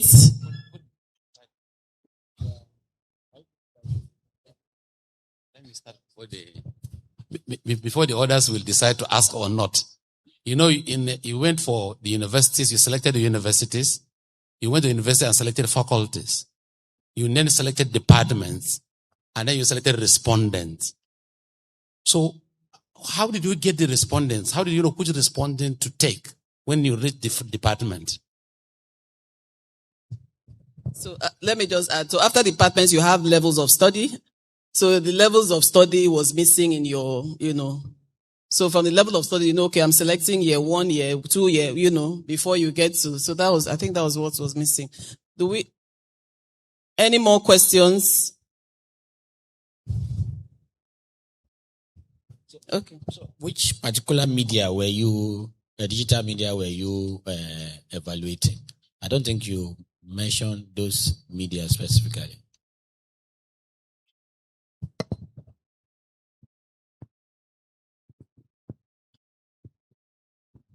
Thank you. Okay, so for my sampling technique, it was multi-stage. Stage 1 was selection of universities. 2 was faculties. Stage 3 was departments. Then stage 4 were the respondents in various levels. Now, for me to know, so at let's say I go into 100 level, for me to be able to know what participants to sample, I use systematic. So I get the sampling frame, which was the class register, and then I choose I use a sampling interval to know, okay, so if I calculate my sampling interval, if my sampling interval is 4, I just go to the attendance list. So between the first and fourth person on the list, I randomly select using simple random sampling. So let's say that I randomly select and it's the second person on that list. So every fourth person was who I took until I got the size, because I use proportional allocation too, based on the sizes of the university, size of the faculty, department, and the class, to know, okay, how many am I going to take from 100 level? How many am I going to take from 200 level? And so when I get to 100 level, using the sampling interval, I go round and then collect my respondents. So that's what I did, sir. And that's exactly what you did. Yes, sir. That's exactly what you did, isn't it? Yes, sir. Because sometimes it can be put like that, but when they failed, that wasn't what was done. So you just want to hope that that's exactly what was done. Okay, yes, sir. Thank you, sir. That's what I did. Yeah, so for the digital media that was assessed, I assessed various social media platforms. Then I also assessed websites. So various social media platforms, my questionnaire had the popular ones, and then there were others specified: WhatsApp, Telegram, TikTok, X, Thread. I had all that. Then I put others specified to include that. Then also websites that I included where I put wrong and right websites to know which credible ones they would accept and which ones they would just randomly accept. So WHO, CDC, UNICEF, IPPF were included, then others specify. Thank you, sir. Was there a qualitative element in your work? Yes. Okay. There was. I did a KII. Mm-hmm. I had 15 respondents among the stakeholders, heads of facilities. Then I also did FGDs, 12 FGDs, 3 in each of the universities. 3 because I did amongst females only, males only, and then mixed to see if there was going to be any difference in the responses and that I would get to explore and support the quantitative. Did you triangulate your findings? Yes, I triangulated. I didn't use any sort of triangulate, but because I did the quantitative first. Then after that, I did the qualitative. So from findings from the quantitative, then I went to explore what I found in the quantitative. So based on the responses, I tried to triangulate and, see that, okay, so this was what I found in the quantitative and it's supported by, what the respondent said when I did my FGD. So I tried to triangulate and synthesize what I got to support my discussion. Okay. Thank you very much. Thank you. Please, a round of applause. Contestant 9, the anesthetist. Questions, please.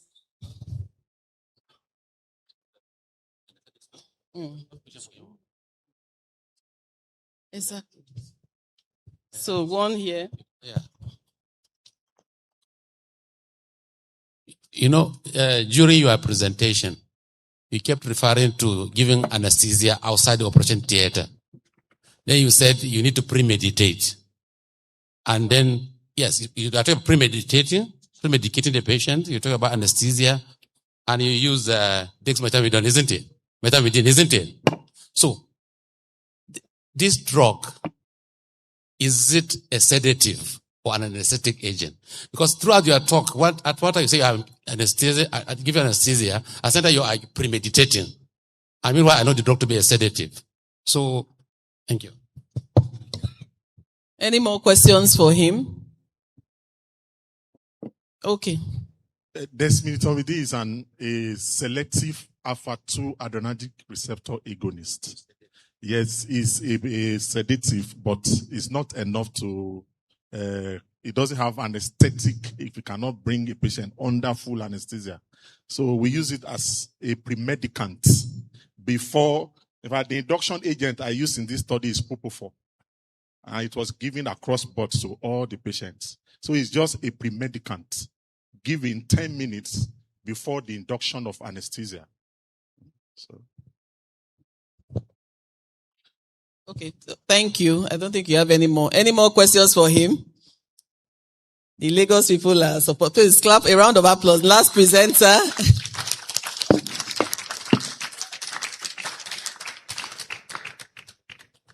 Questions, please.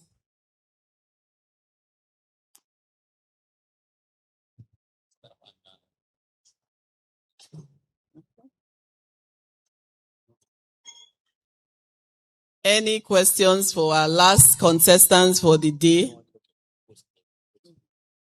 Genotypic profiling of Staphylococcus aureus in hospitalized patients in a tertiary center in Enugu, Nigeria. Okay, 1. Okay.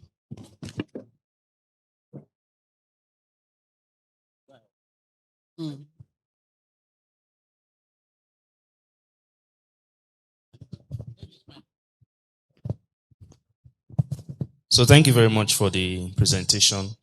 In the course of the presentation, you talked about culture. So I wanted to find out the type of culture that you used for the study. Was it like a uniform type of culture, like maybe swabs, maybe blood culture that you compared sample by sample, or it was just a random, like you are comparing blood culture findings versus maybe NASA swab or something? Just wanted a clarification on that. Thank you.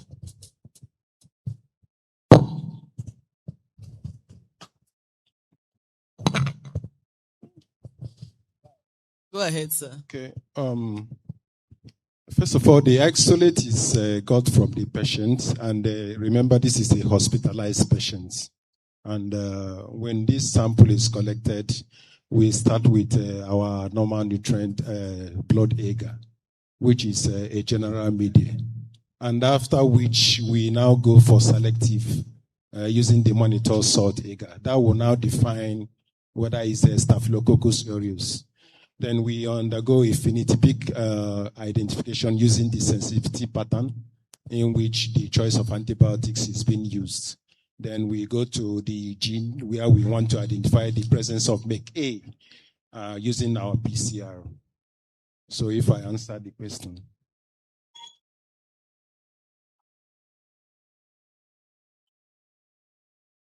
Are you satisfied with the response? Okay. Maybe make it clearer.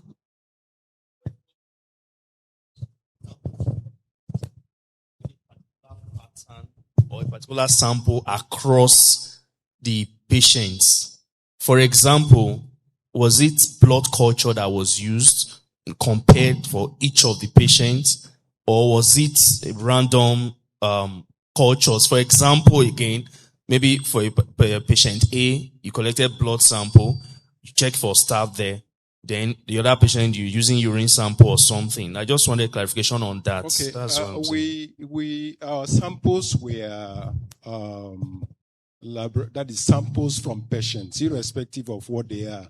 Blood culture, urine samples, ear swab, whatever. As far as our inclusive criteria is that the patient should be a hospitalized patient. Exclusive is if you're coming from MOP. So when we collect sample, irrespective of what it is, then we send from the admission to the ward where we now start our processing. So definitely, irrespective of the sample, the isolate, hospitalized patients, the outpatients are exclusive in my study. As far as he's a hospitalized patient. I think his worry is the fact that different specimens have different yield for Staph aureus. So, if you as a microbiologist, unless you want to tell us that it's the same yield from stool, urine, sputum, blood, that's what he's asking. So, if you take, if you collect a urine sample, yes, our aim is to know whether there is presence of Staphylococcus aureus. Yes. That's our aim. Yes. And we use, that's our aim, nothing else. Whatever sample it is there Staphylococcus aureus? Nothing else. Then we start the processing, which I have outlined. Any other? So that we wrap up this session.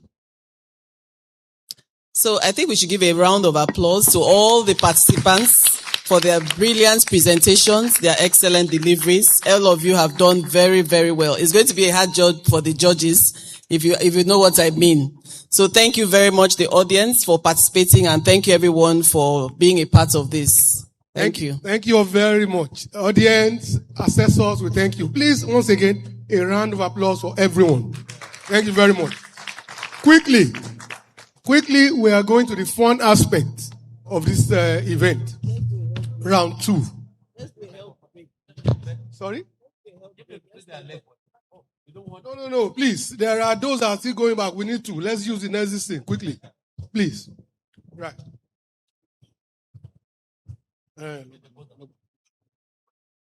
Please, assessors, please release your results to my colleague, please. Prof, please release your result, Prof.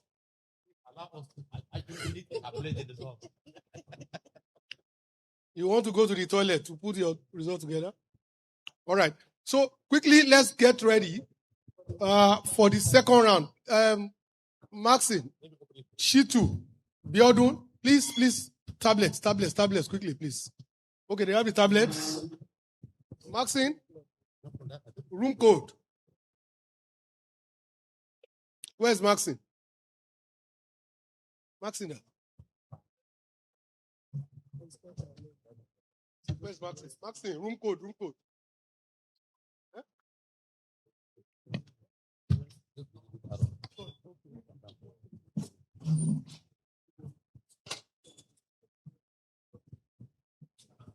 Please, for this round, please listen, finalists. For this round, we call it rapid fire.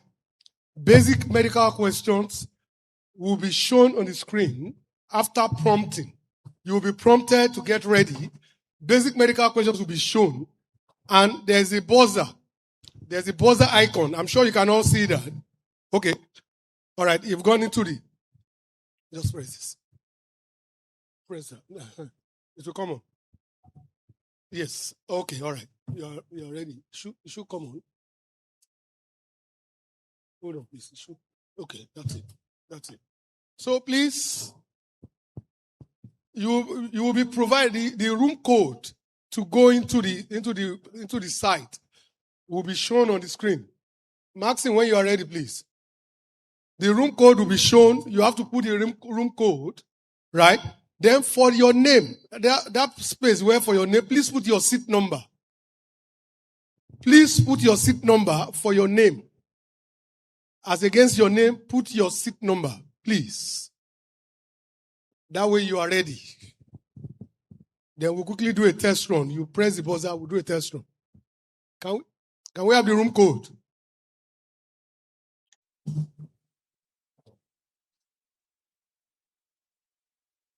All right, you can see the room code. Please put capital B, capital J, capital W, capital L, capital B, capital Z. Please put that room code. Then your seat number as your name, in place of your name.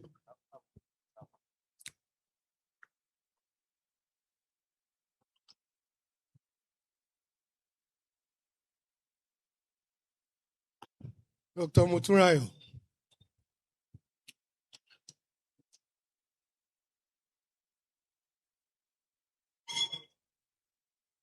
Have we done that? Mr. B, how far? Everyone? What of she too? Everyone? All right. Yes.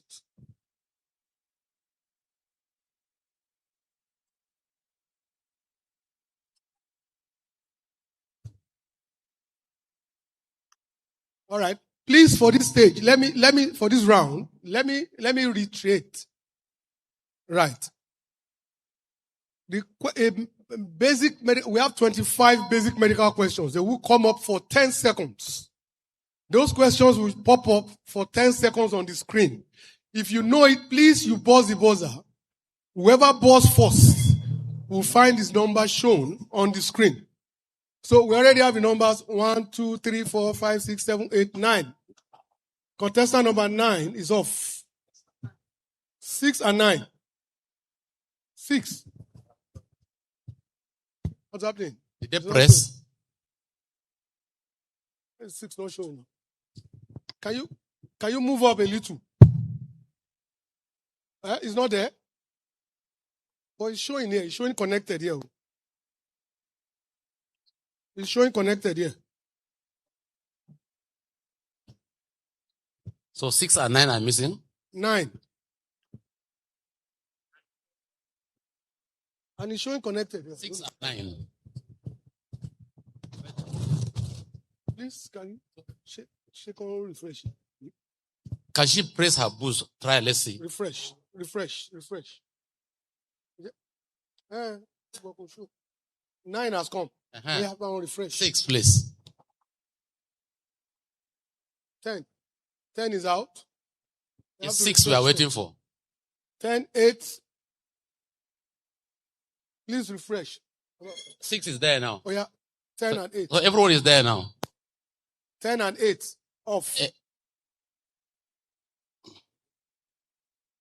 10. Now it's 10 now. 10, please.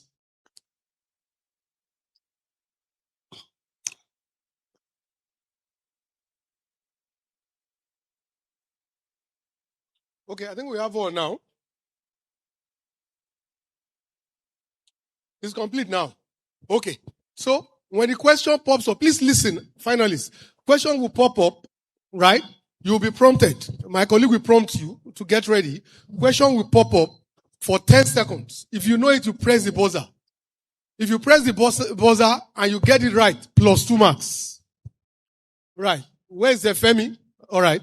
Plus 2 marks. If you press the buzzer and you miss it, minus 1 mark. If you press the buzzer and you don't answer within 5 seconds, minus 1 mark. Questions will pop up. Right. For 10 seconds. If you know the question, please press the buzzer. Fastest finger. Press the buzzer. If you get it right, plus 2 marks. If you get it wrong, minus 1 mark. If you press the buzzer and don't answer within 5 seconds, minus 1 mark. I hope it's clear. Finalists, any question? I hope it's clear. Right? Yeah? Question will come up for 10 seconds. You have to answer. The moment it comes up, you answer within that 10 seconds. If you, all right, Femi. The moment you press the buzzer, the panelists will call the number of the person that pressed it first to now tell who answers it. Once they call your number, that means you have 5 seconds to answer. So you don't answer when you press until they tell us who has pressed first. Then that person will now answer. Okay, I hope that is clear now. Please, you have to answer after the prompting of the lead panelist. But if you press and you do not answer, you get minus 1. Yes. Okay. So if you press and you miss it, minus 1. Minus 1 if as you press well. and you get it, plus 2. The scores are cumulative. So Whatever make sure you know the answer before you press it. The questions are scores are cumulative. Whatever you scored from the first round will be added to what you have in the second round. So please, let's just test the buzzers. Please, Maxine, please, are you ready? I wanted to just test. Please press the buzzer. Test, please. Okay. Press yours. No. Just. That's number 1. Okay, please reactivate. Hold on. How do we see the... Now number 2. Okay. Reactivate. Now number 3. Reactivate. Number 4. Reactivate number 5. Okay. Reactivate number 6. Okay. Please reactivate number 7. Okay. Please reactivate number 8. Okay. Please reactivate number 9. Thank you. Reactivate number 10. So let's do a trial. I'll ask a question and then let's see who presses first. Are we ready? What is my name? Number 7. Oh, yeah, answer the question now. Number 7, answer the question. Your 5 seconds is over. You've not told us my name. I don't know. It's just a joke. Can you do it again? Let them answer Ayo's name. Okay. What is the MC's name? Who is pressing it? Nobody is pressing. Nobody has pressed. Number 1, answer. Mr. Ayo. Plus 2 marks. All right. So I think someone said it.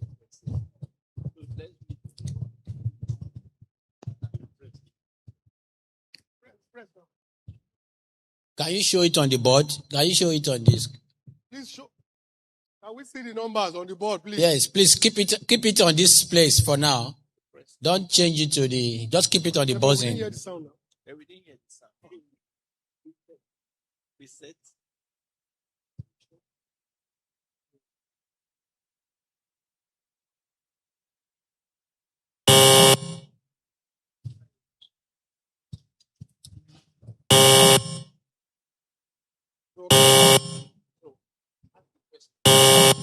Which state are we? Number 4. Plus 2 marks. All right. I hope everyone is set. I hope we understand that. I hope we understand that. Okay. So, okay. Yes, I will. Yeah. Please, media team, keep the screen on the questions.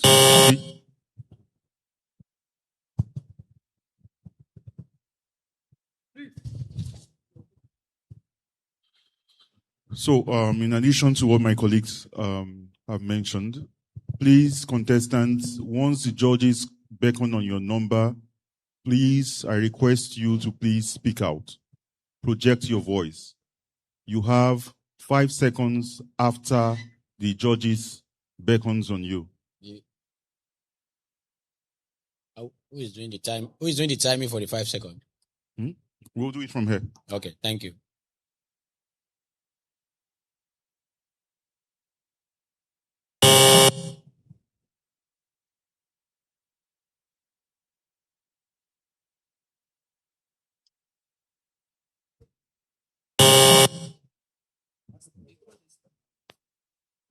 Yeah.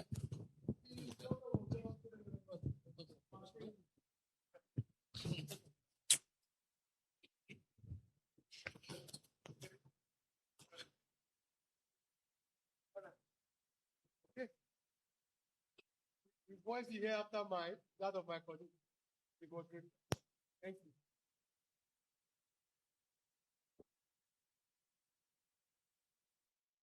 She too, except you want to be an endangered species, please leave my judges alone.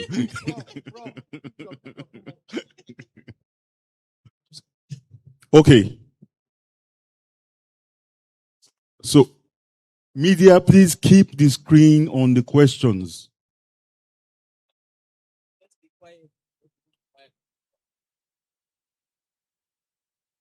So, contestants, I will call your attention. Get the doctors at the judges' attention. Then, judges. Yeah, judges. If someone buzzes before the question goes off, the discretion is yours to also deduct. -1.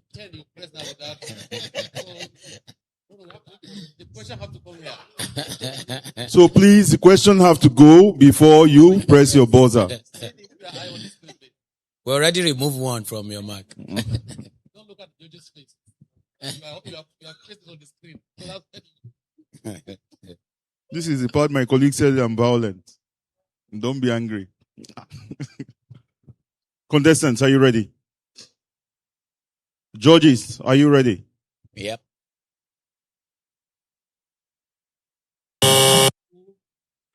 No, but correct. 2 marks.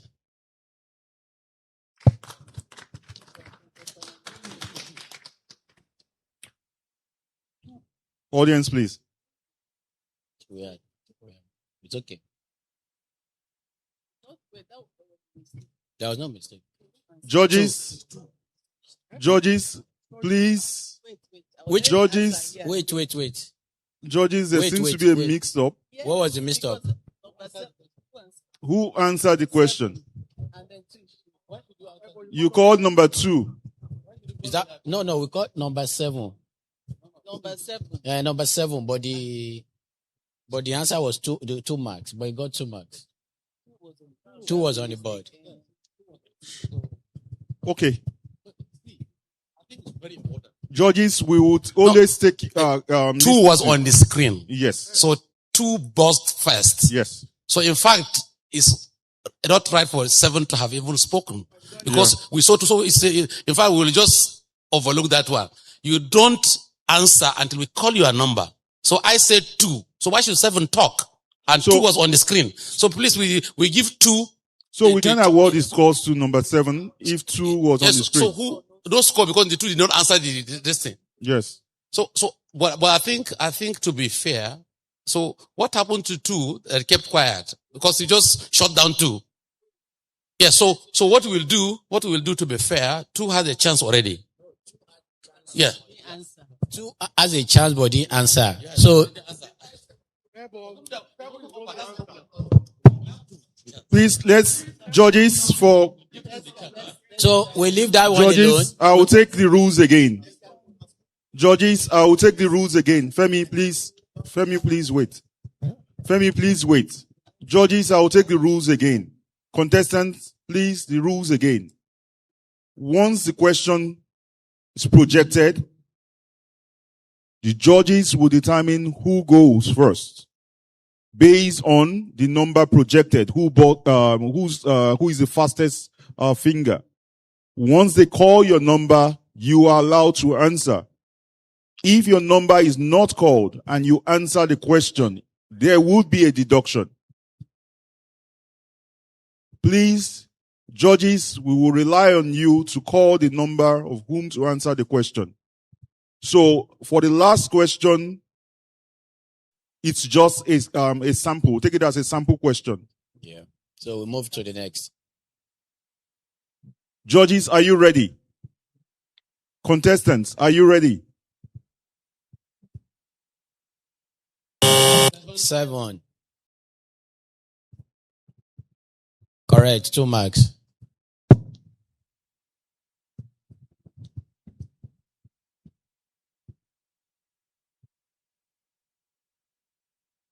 Judges, are you ready?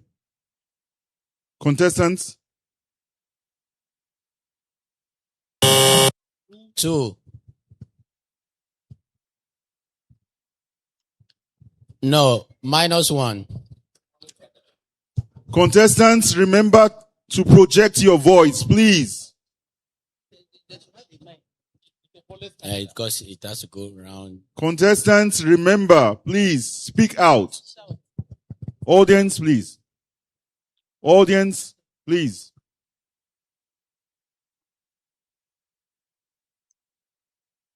Can you reset, Maxine?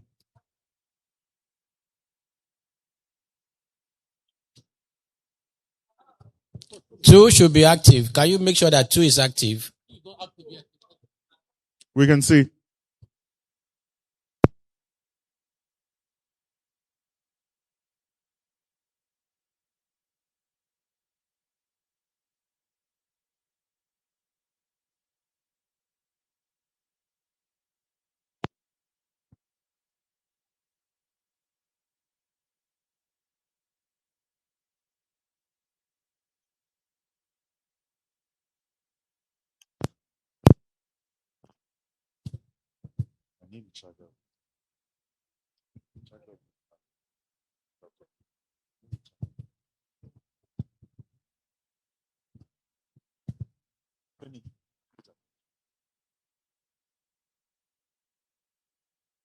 So please, while they are resetting, let me just do some house. This is deliberately put like that. We don't want a contestant who will boost and then 5 seconds is now using the time to think. Because we penalize. That's why they put that short period. So you can't say answer. That means you are cheating. So please make sure you have made up your mind what the answer is. When they say 279, whatever the number, in the next 1 second, 2 seconds, you should be release the answer. Not just start meditating. Yeah, it's all right.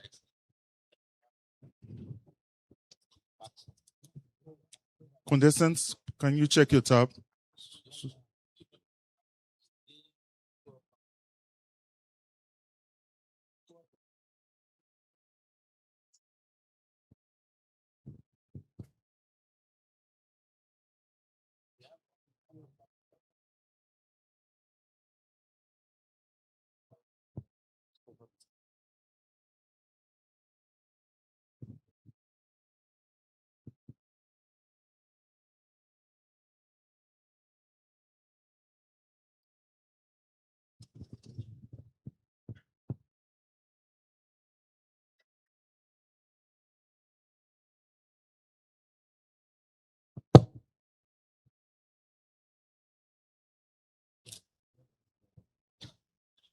Can you guide the contestants to enter the room?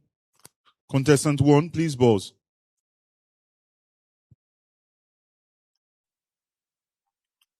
Contestant 1, please buzz. Reset. 2. Contestant 3. 4.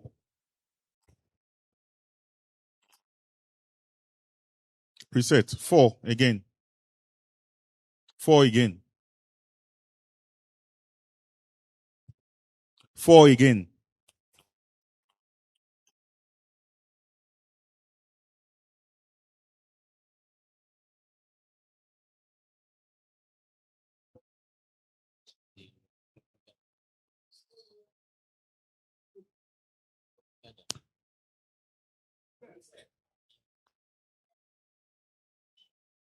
4, 5, 5, 6, 7, 8, 9, 10. Judges, are you ready? Ready. Contestants, are you ready?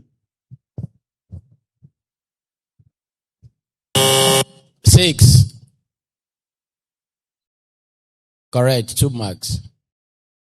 Audience, please encourage them. Wait.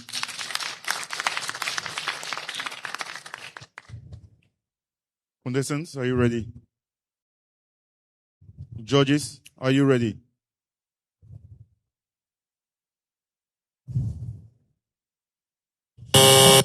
Four.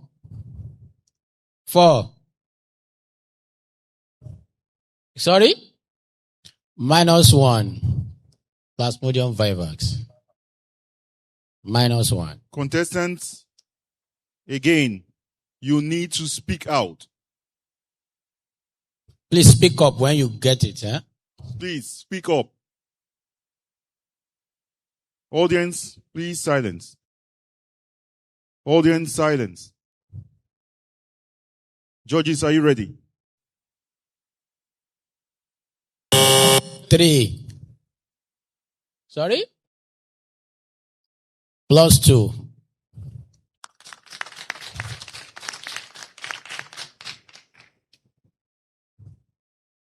Ready?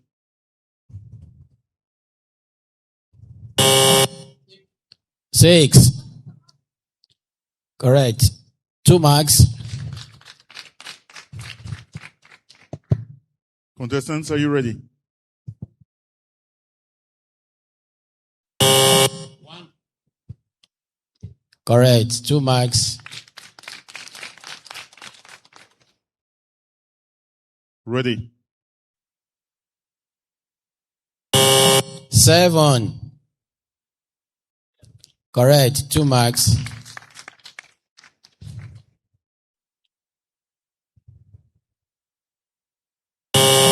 3. Correct. 2 marks. Judges, are you ready?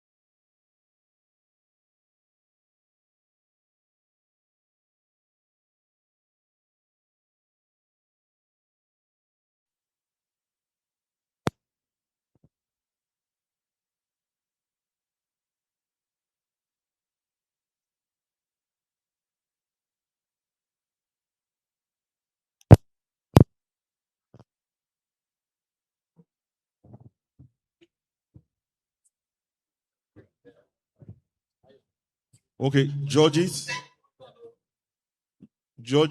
for the benefit of those online, kindly re-echo the answers. Okay, thank you. For the benefit of those online, Yeah, okay. please kindly re-echo the answers.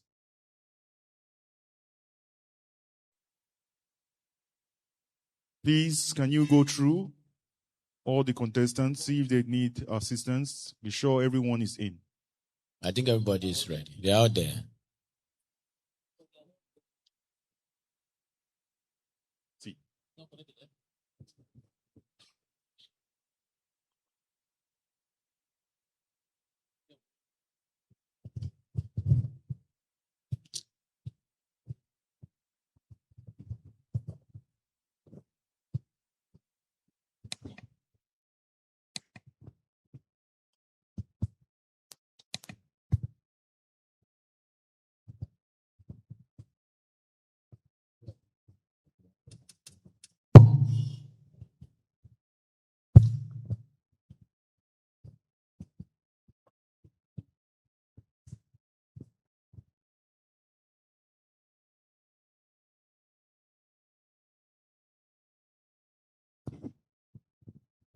This is what we call village people.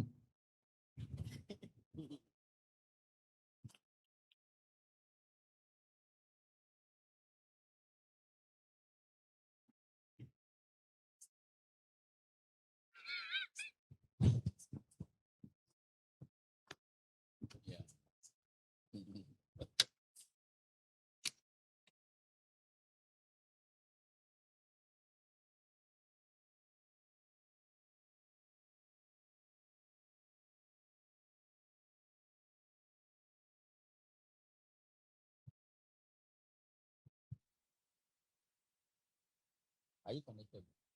Are you connected? It's like arrange for a couple. So that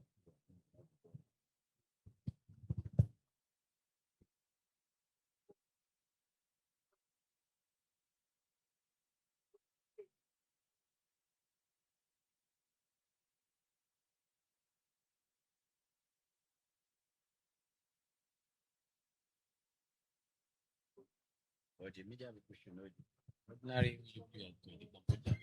Now your computer to through a UPS.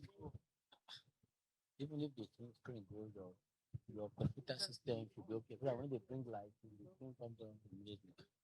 Don't start booting all over again. I think it's from that toilet.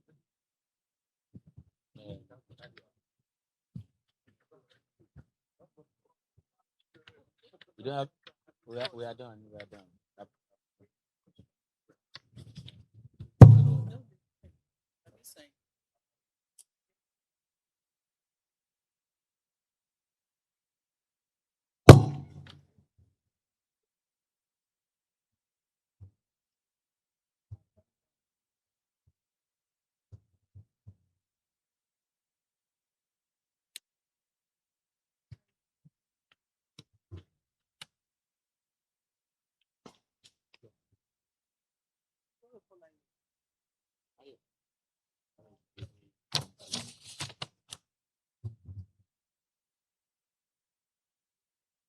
The guy on the mic.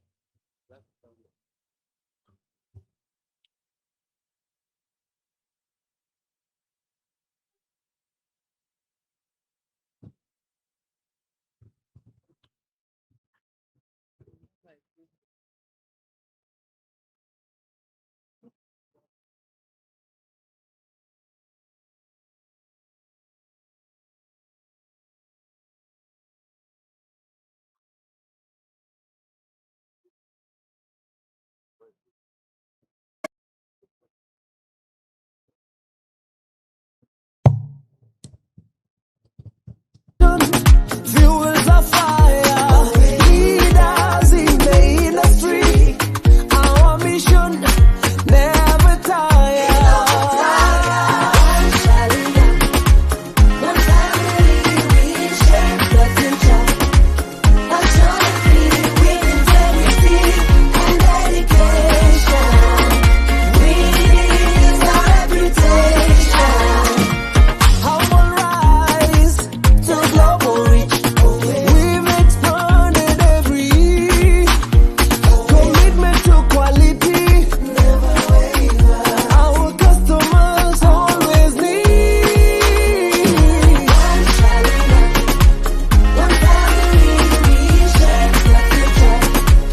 Passionately, with integrity and dedication. We is our reputation. Raise your voices, sing it proud, vision up and build, make it loud, positivity, I don't know, we keep moving forward, with heart and soul, we keep moving forward, with heart and soul, keep moving forward, with heart and soul, one Shalina.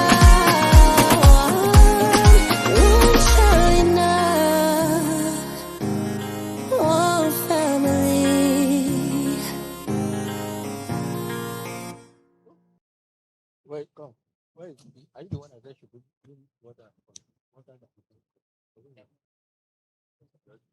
I put somebody to one person water up.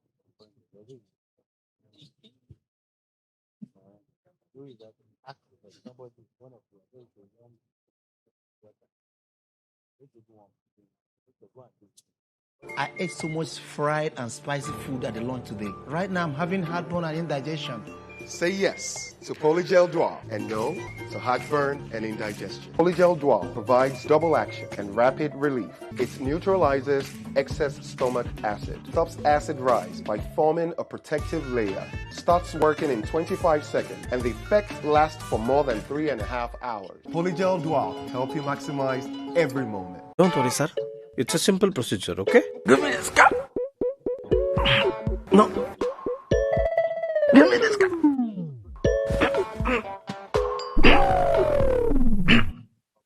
Okay, take shout to me. It has the power of 5 natural active ingredients that clears your throat when you need it the most. Shout to get your voice back. Procedure successful. Think natural. Think shout to. Your Honor, my client is not guilty. Then let him say that he is not guilty. Sir, I'm guilty. Section 2. It has the power of 5 natural active ingredients that clears your throat when you need it the most. Shout to get your voice back. No, Your Honor, I am not guilty. Then you are free to go. Think natural. Think shout to. Is there anything you want to say to me?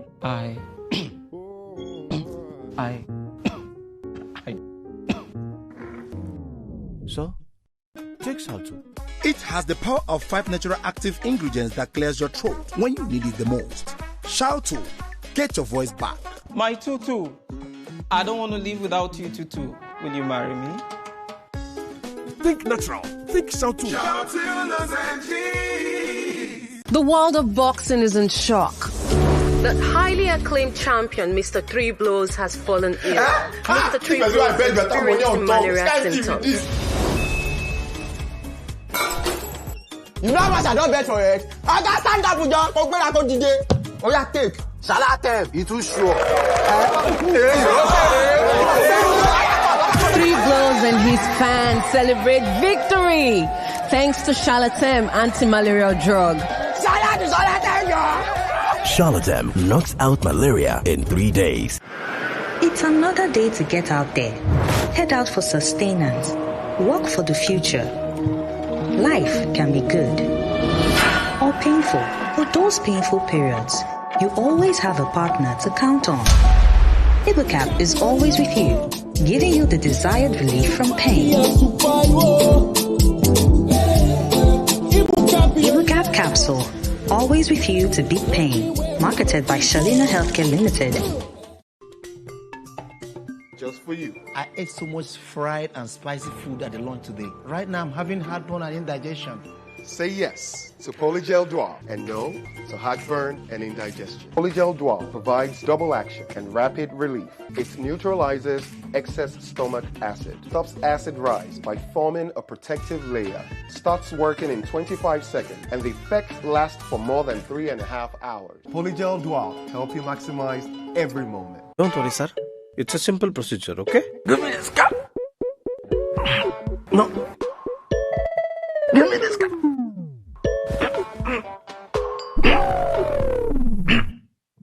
Okay, take shout to me. It has the power of 5 natural active ingredients that clears your throat when you need it the most. Shout to get your voice back. Procedure successful. Think natural. Think shout to. Your Honor, my client is not guilty. Then let him say that he is not guilty. Sir, I'm guilty. Section 2. It has the power of 5 natural active ingredients that clears your throat when you need it the most. Shout to get your voice back. No, Your Honor, I am not guilty. Then you are free to go. Think natural. Think shout to. Is there anything you want to say to me?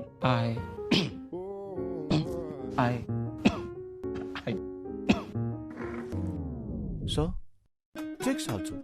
It has the power of 5 natural active ingredients that clears your throat when you need it the most. Shout to get your voice back. My tutu, I don't want to live without you, tutu. Will you marry me? Think natural. Think shout to. The world of boxing is in shock. The highly acclaimed champion, Mr. Three Blows, has fallen ill. Mr. Three Blows experienced malaria symptoms.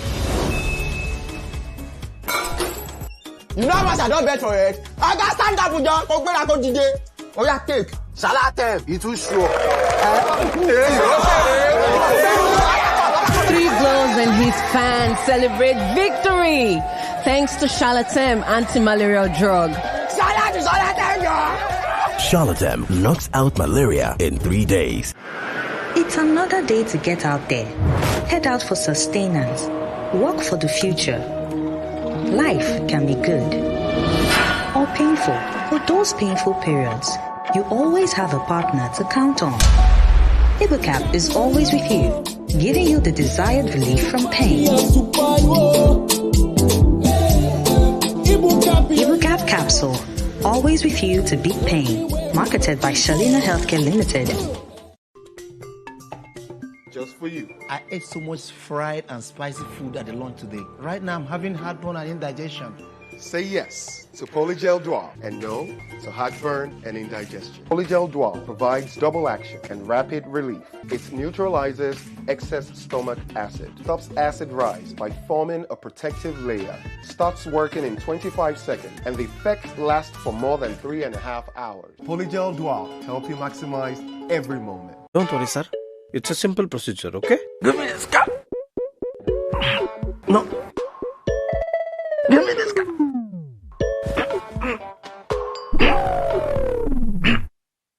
Okay, take shout to me. It has the power of 5 natural active ingredients that clears your throat when you need it the most. Shout to get your voice back. Procedure successful. Think natural. Think shout to. Your Honor, my client is not guilty. Then let him say that he is not guilty. Sir, I'm guilty. Section 2. It has the power of 5 natural active ingredients that clears your throat when you need it the most. Shout to get your voice back. No, Your Honor, I am not guilty. Then you are free to go. Think natural. Think shout to. Is there anything you want to say to me? I.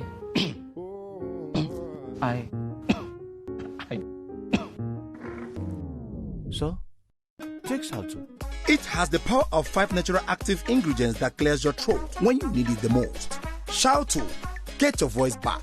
My tutu, I don't want to live without you, tutu. Will you marry me? Think natural. Think shout to. The world of boxing is in shock. The highly acclaimed champion, Mr. Three Blows, has fallen ill. Mr. Three Blows experienced malaria symptoms. You know how much I don't bet for it? I got stand up with you. Go today. Oh yeah, take. Salatem, it's too sure.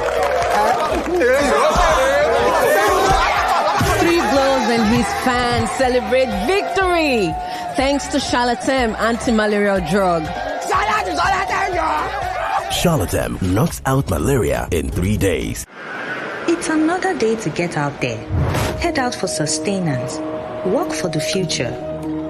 Life can be good or painful. For those painful periods, you always have a partner to count on. Ibucap is always with you, giving you the desired relief from pain. Ibucap capsule, always with you to beat pain. Marketed by Shalina Healthcare Limited. Just for you. I ate so much fried and spicy food at the lunch today. Right now, I'm having heartburn and indigestion. Say yes to Polygel Dual and no to heartburn and indigestion. Polygel Dual provides double action and rapid relief. It neutralizes excess stomach acid, stops acid rise by forming a protective layer, starts working in 25 seconds, and the effect lasts for more than 3.5 hours. Polygel Dual help you maximize every moment. Don't worry, sir. It's a simple procedure, okay? Give me this cup. No. Give me this cup.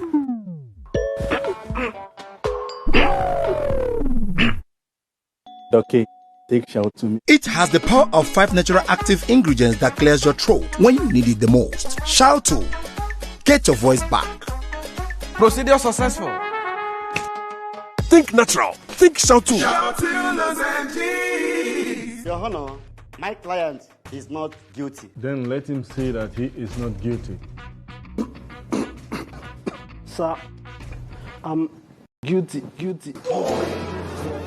Section 2. It has the power of 5 natural active ingredients that clears your throat when you need it the most. Shout to get your voice back. No, Your Honor, I am not guilty. Then you are free to go. Think natural. Think shout to. Is there anything you want to say to me? I.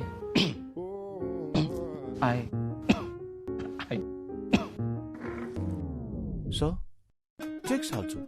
It has the power of 5 natural active ingredients that clears your throat when you need it the most. Shout to get your voice back. My tutu. I don't want to live without you, tutu. Will you marry me? Think natural. Think shout to.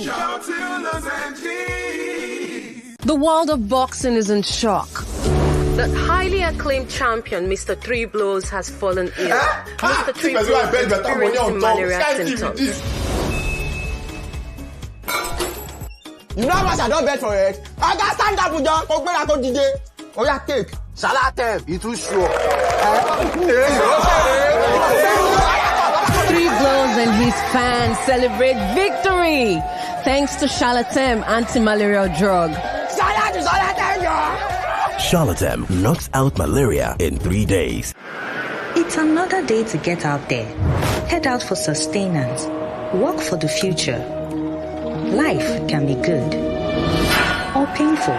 For those painful periods, you always have a partner to count on.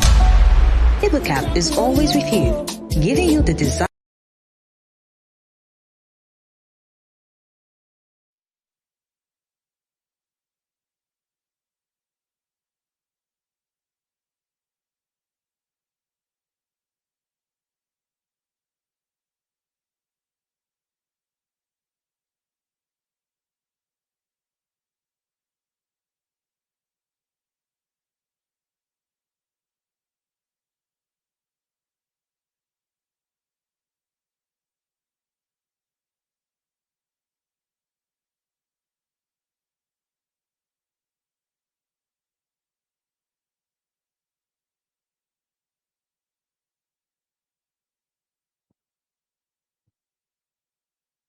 Judges, I think the problem was from this question itself, because we could not see the internet after this question.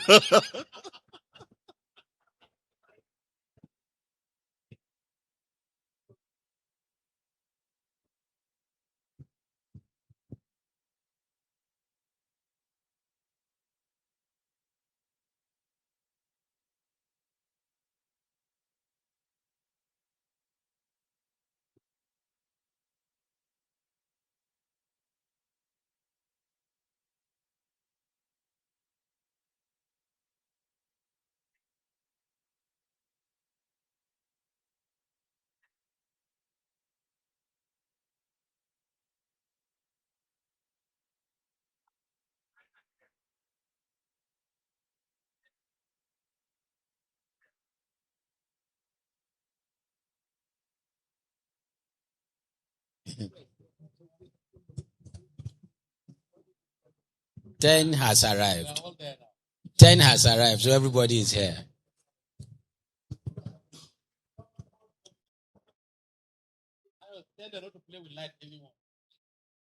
Do you have a backup now?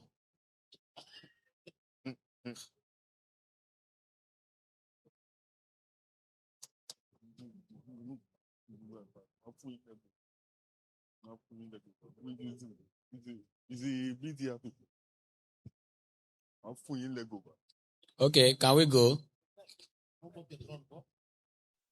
Yes, we're back. Just go on. No, I think everybody is there.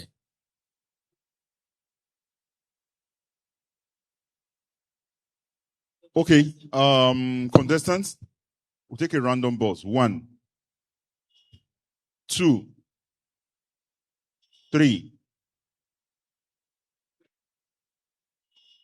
4, 5,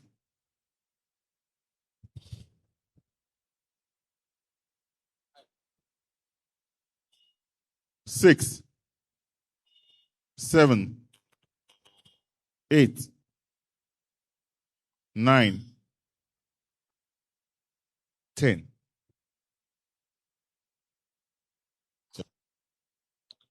Okay, we all good. Please reset the buzzers.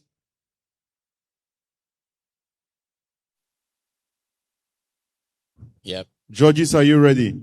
Ready. Contestants?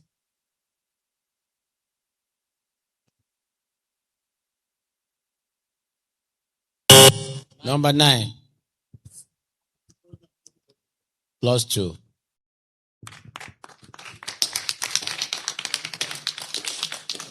Contestants, are you ready?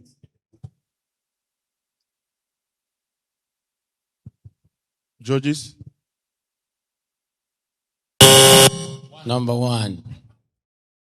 Correct. 2 marks. Contestants? Number 7. -1. -1. Don't give it. -1. The answer is Clostridium tetani. We're asking for the organism, not the condition. Yes, the condition is opisthotonus, but you were too much in a hurry. Thank you, judges. Contestants?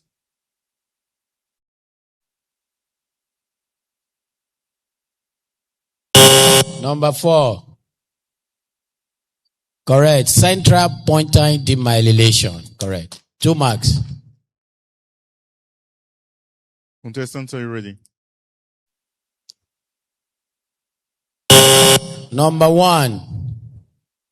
Breast cancer. Correct. 2 marks.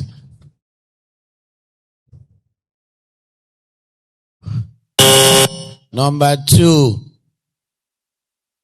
Same question. What happened?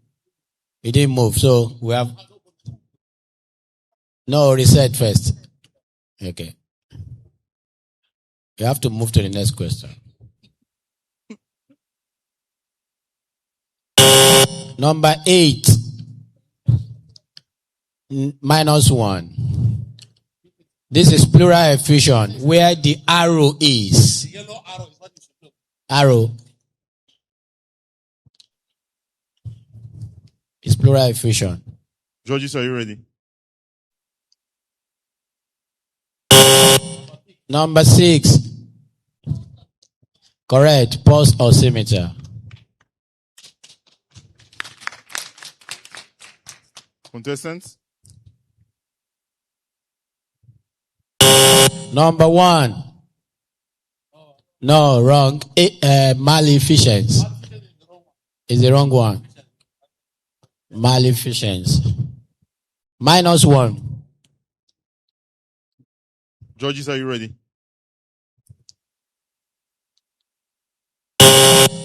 Number 1. Correct. 2 marks. Non-steroidal anti-inflammatory drugs. Ready? Number 1.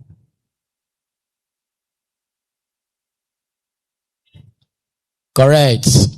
2 marks. Ready?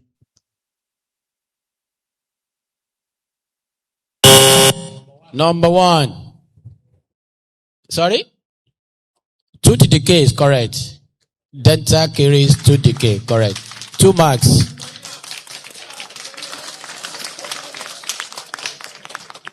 Contestants, are you ready?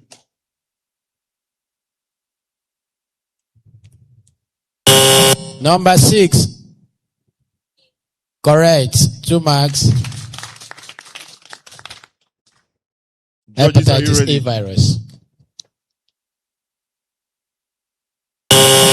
Number 1. Kwashoko, correct.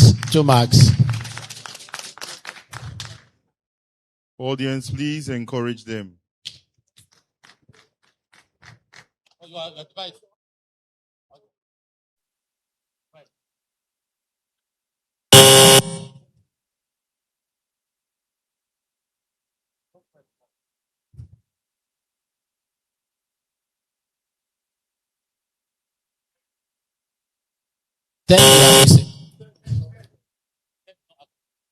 What happened to 10?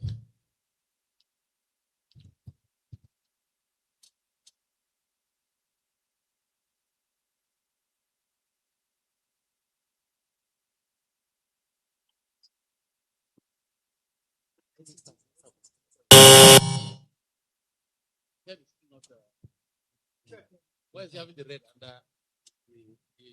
10 is not active. There is red there because his outfit is also red.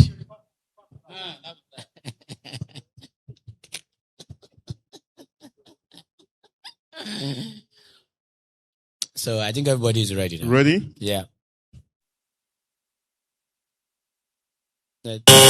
Number 1.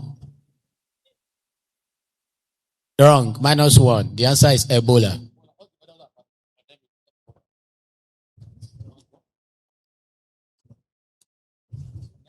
Judges, are you ready? Contestants, ready? Number 6. No. Dr. Salako, Minister of State. -1. It's not the minister, it's the Minister of State. Thank you. All right, thank you very much. Thank you very much. Yes, thank you. So, Femi, thank you very much, everyone. Thank you for your patience. We are running fast. Now it's to go into the awards and presentation. Yeah, no.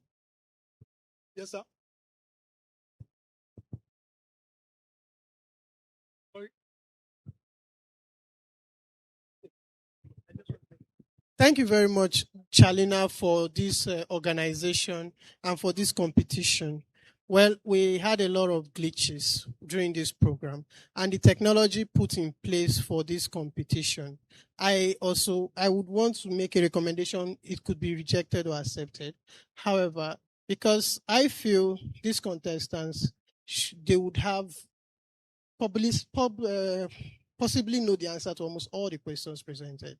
So the buzzing was on their tablet and the question was on the screen. We can also have the question on their tablet timed at 5 seconds. Immediately it comes on the screen, it's coming on their tablet, you tick in 5 seconds and it keeps going. So everybody answers the question and then the same criteria, an answered questions +2, a wrong answer questions -1. At the end of the day, the highest scorer becomes the winner. That way it will be more of an objective. This is more of the fastest finger, someone who just taps faster and all of that, plus the tablets having to have glitches and all. So that way somehow it just favors someone whose tablet was active and someone who was faster. I don't know, but that's what I feel. Thank you. Thank you for the comment. Right. Thank you for the comment, but I will say something.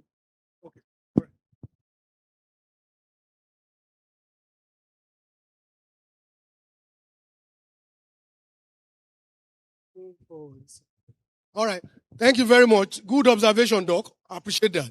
But I also want to say that that is why, as much as possible, we have used the same. That's why we want to be sure that everyone has the same internet source. Right. Before now, what we did was to probably just ask each individual to use their personal data, and it favored one against the other. But now with the same data, I think that fear is also lost, please. All right, quickly, while they are putting together the the scores to celebrate the top 3, right? Please, I don't know if there's any other comment, feedback from the audience, please. Comment, feedback from the audience, please. Quickly, please. Any comment, feedback from the audience? All right. So, okay, please, they are putting together the questions.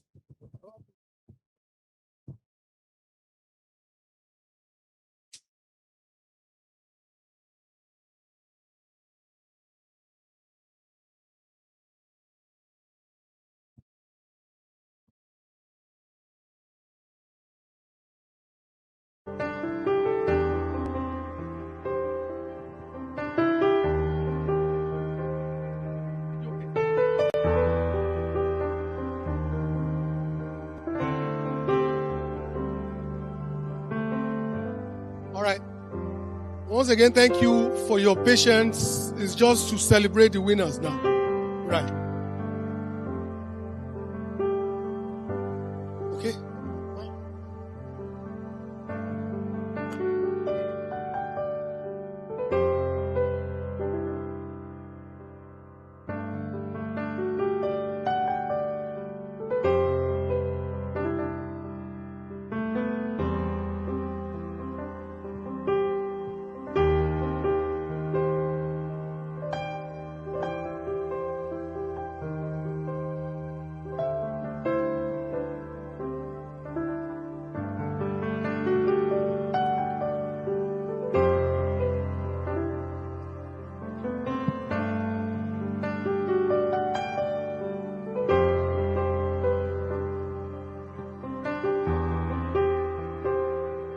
Okay. Sorry.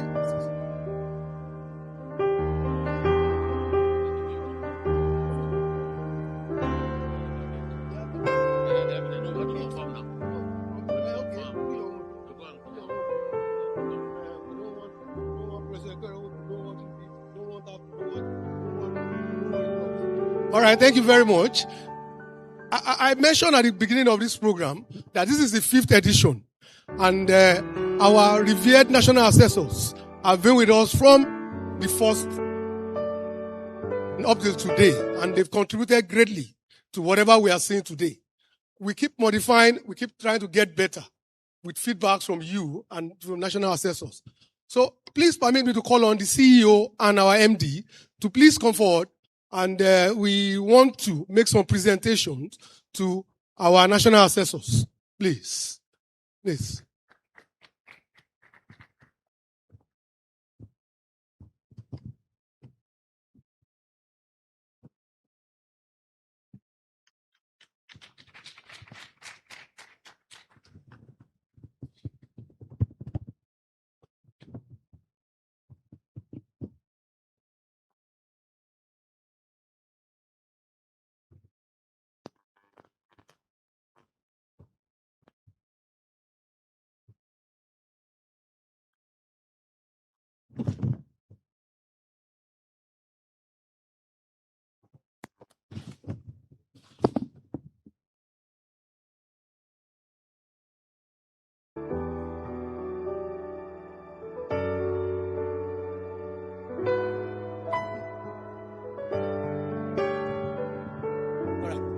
All right, sorry, we want to celebrate our assessors.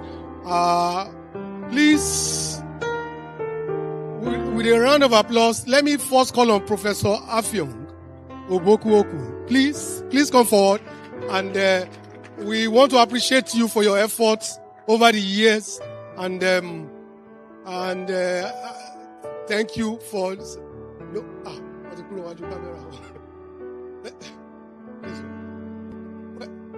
No, this just stay in the middle, in the middle.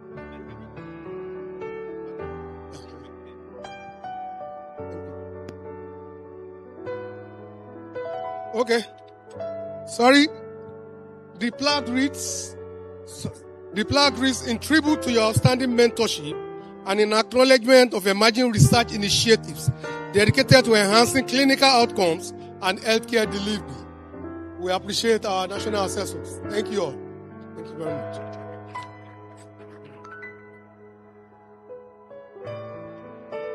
Next, I'll call on Professor Stephen Odunayo Ikwerewo. Stephen.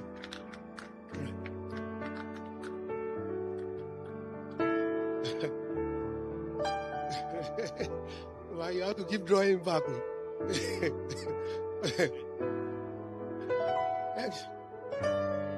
Okay. All right. We got. So, in tribute to your outstanding mentorship and acknowledgement of emerging research initiatives dedicated to enhancing clinical outcomes and healthcare delivery, please finally let me call on Professor Adamu Samaila. Yes. Thank you.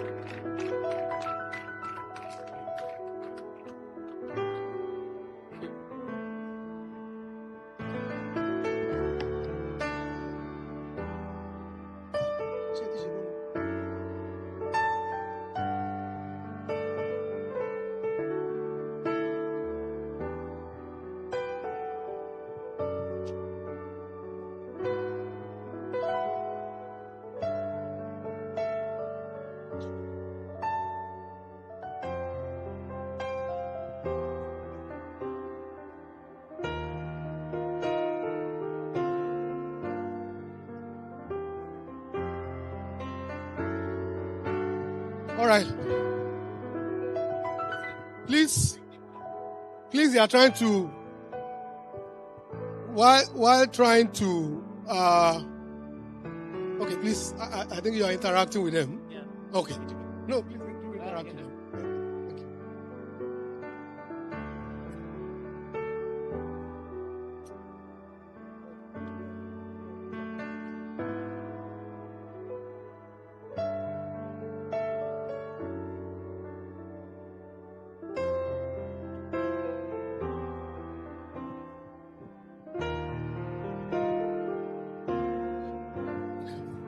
So, I don't know if any of the finalists also have something to say while they are putting together, while their assessors are confirming the scores. All right. Thank you very much. Thank you very much once again to Shalina Healthcare for this beautiful initiative.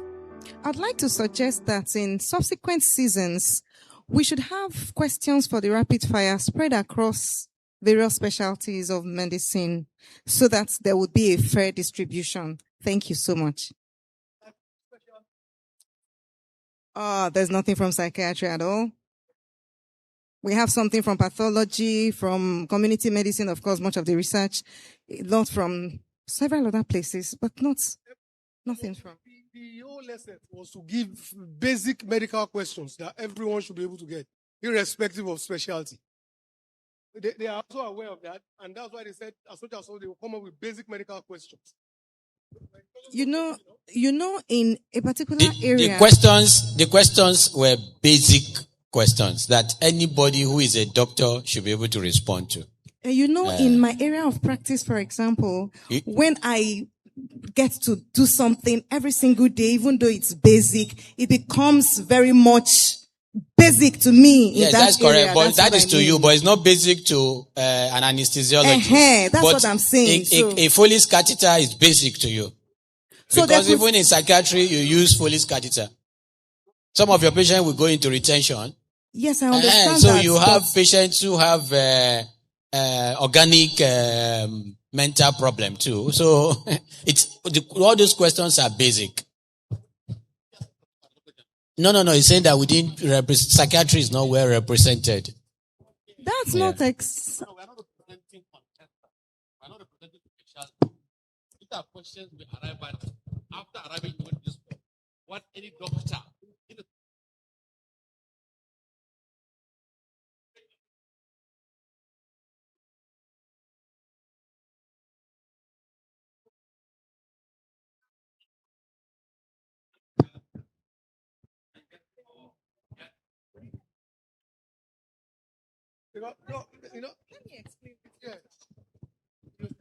I understand, but I'm sorry. Let me say this for a bit more clarity.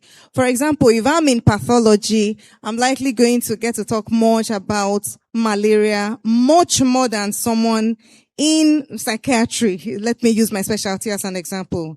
Now, for someone in, I don't know how best to say this. Thank you.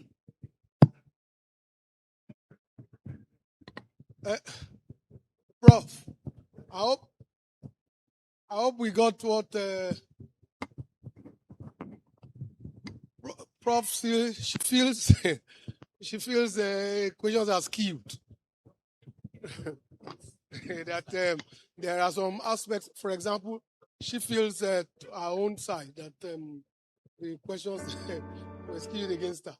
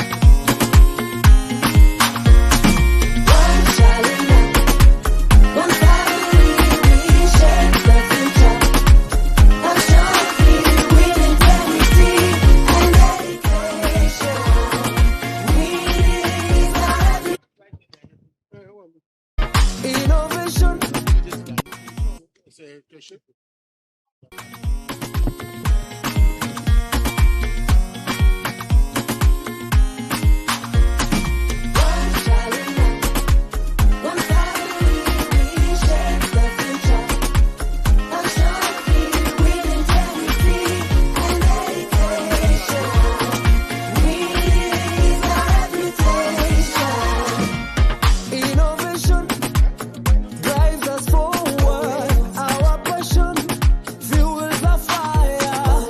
Leaders in the industry. Our mission never tire.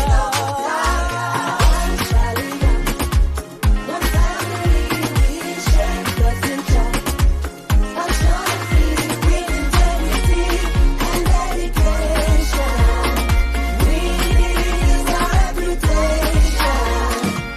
Humble rise to global reach. We've expanded every commitment to quality. Our customers always need. One family, we shape the future. One family with integrity and dedication.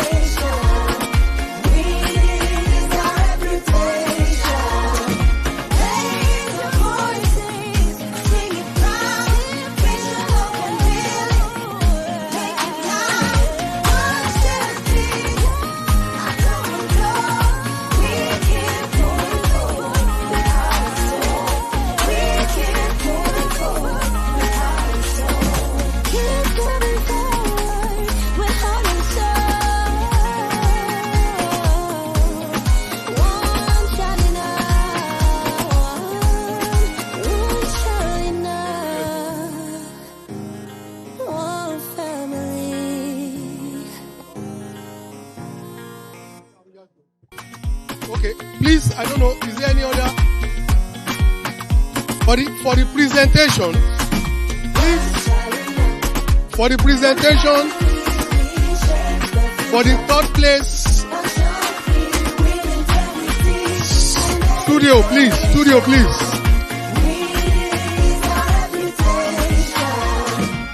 Innovation drives us forward. Our passion Studio, fuels the please.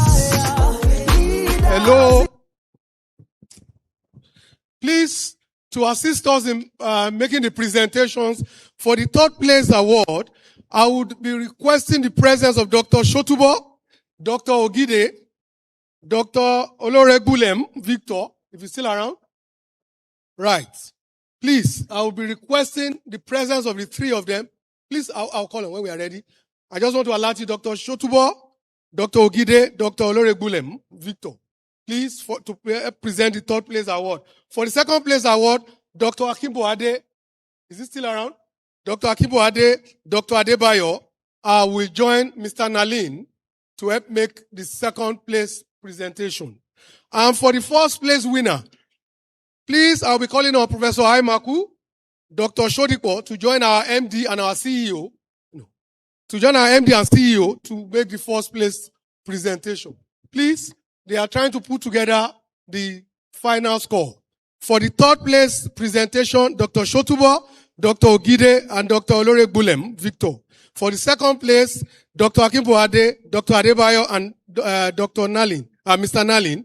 And for the first place, Professor Aimaku, Dr. Shodipo, our MD and the CEO, would assist us with the presentations. Thank you.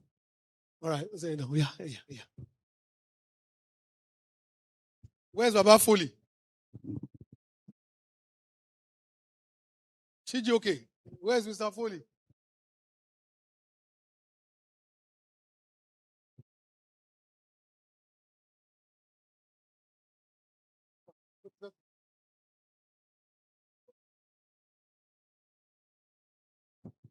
Let me get it.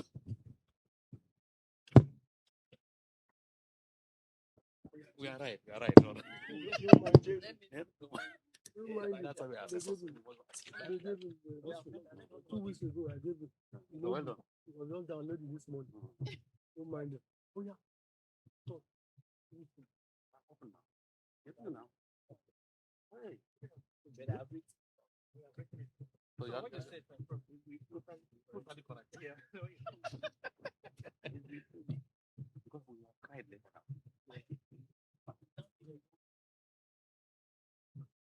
No, it's good. It's good that we always compare.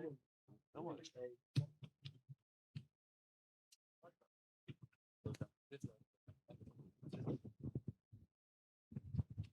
please, 1 minute. In the industry, our mission never tire. One family, we share the future.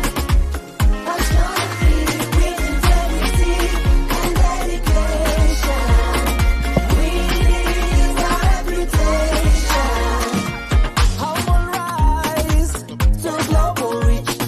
We've expanded every commitment to quality. Our customers always need. One family, we share the future. Passionately, with integrity and dedication. We live our reputation. Raise your voices, sing it proud, preach the love and will, make it loud. One charity, I know we keep moving forward with heart and soul. We keep moving forward with heart and soul. Keep moving forward with heart and soul. One Shalina,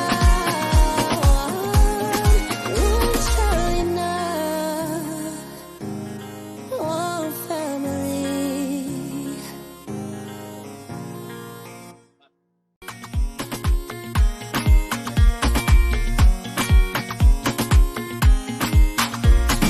One Shalina, one family, we share the future.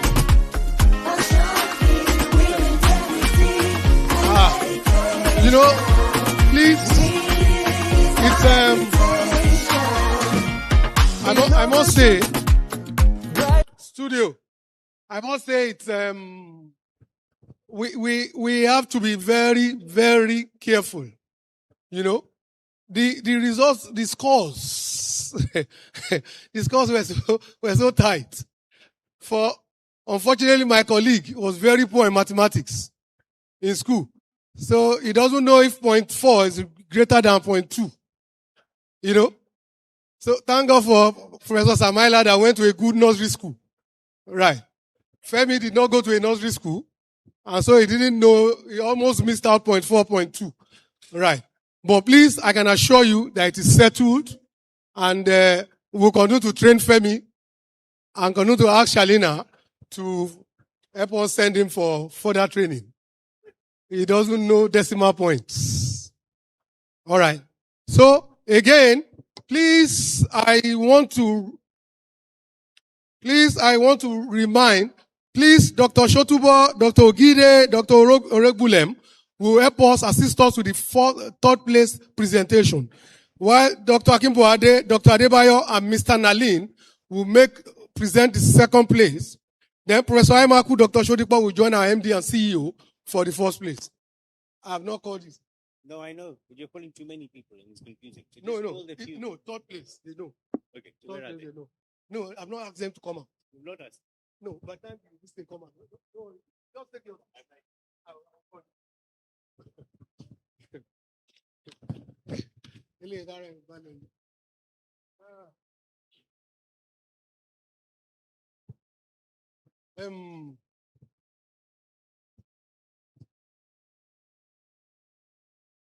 Madam Eniton.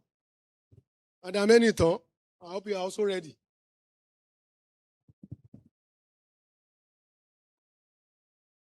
So please, they are just filling up the certificates and the checks so that we just do everything once and we go home, take pictures and go home, please.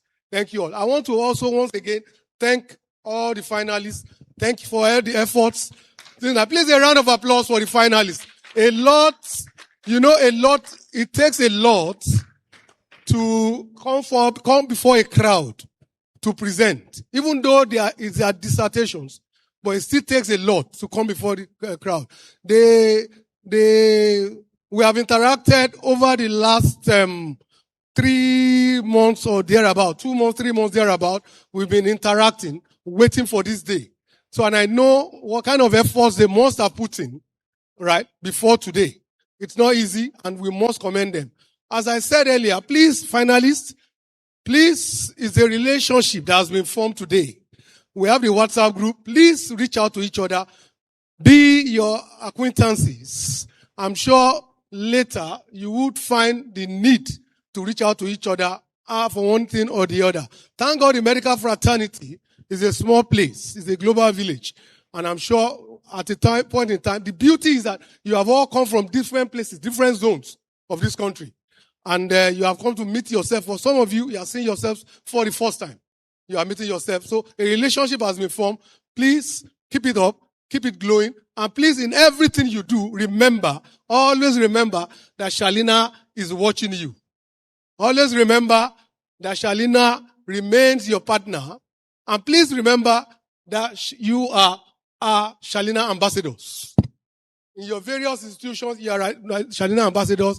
And we also expect that through you, you'll be able to recruit more of your colleagues into the Shalina family. Right. We're going to wish you well. For those of you in the course of your professions, in the course of your career, that you need us, wherever you think you need us, please, I hope we won't be found wanting. Reach out to us wherever we can support you.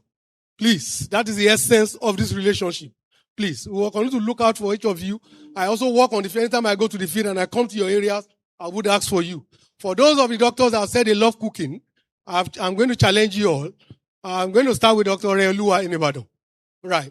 I'm going to start with your cooking. I want to taste. I will come to Uyo. In fact, next week I'll be in Port Harcourt and Uyo. I can assure Dr. Evelyn, I'll be in Uyo next week. Next month I'll be in Benin, and I'm sure I'll also be able to visit everyone, everywhere. I go everywhere in the country. There's nowhere I don't know in this country. There's no state I've not worked. There's no state I don't have a friend. Taraba, Jalingo, Bukari, where? Or Karim Nabido, where we have snakes, where? Sambisa Forest, I passed through Groza. When I was in Meduguri, I passed through Groza to Madagali, and I go to Song Hong, to Yola. Where's? Mention another place. Sambisa Forest. I passed through and I waved. I passed Sambisa and I waved. I greeted them and I moved on. I don't have to enter. So please, please always remember, as I said, it's a good relationship that has started. Please, you are our ambassadors.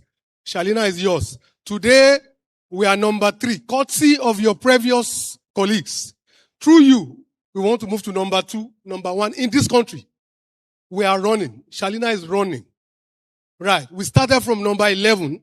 We came to number 5 in this country, pharmaceutical industry. Today in Nigeria, I stand corrected. We are number 3. If you begin to count companies today, right? So many pharmaceutical companies defer to us in Nigeria today. We stand tall. We want to be number one, and through you, through your assistance, through your relationships, please assist us. Let us be number one. We have over 118 brands, products, SKUs, at over 13 therapies. If you look through, you would always find one of our agents suitable for your practice. That I can assure you. Alpha. Okay. So.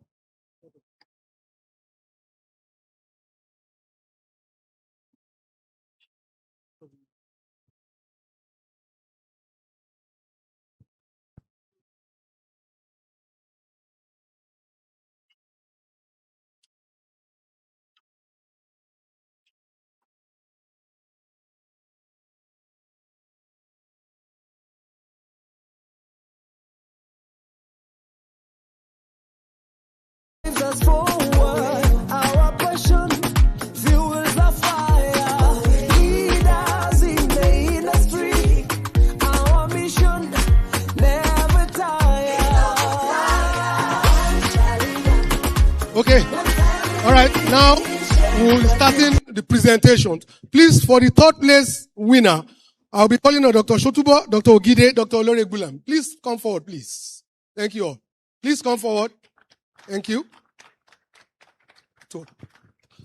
So these are the leading doctors that would assist us in making the presentations. Please come forward, Dr. Ogide. This is where we'll be. Dr. Dr. Shotubo. Thank you very much. Thank you very much. Oh, yeah. Oh, yeah.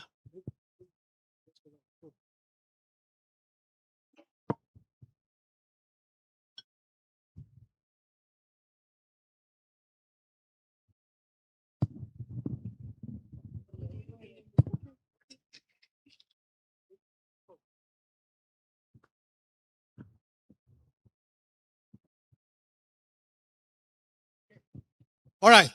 Ladies and gentlemen, thank you for being with us all this while. Without wasting much time, the third place winner. I want to say categorically that everyone is a winner. But please, because we must also celebrate, we must distinguish. And that's why we have excised the top three. Please. I also want to say that it was keenly contested. The scores were close.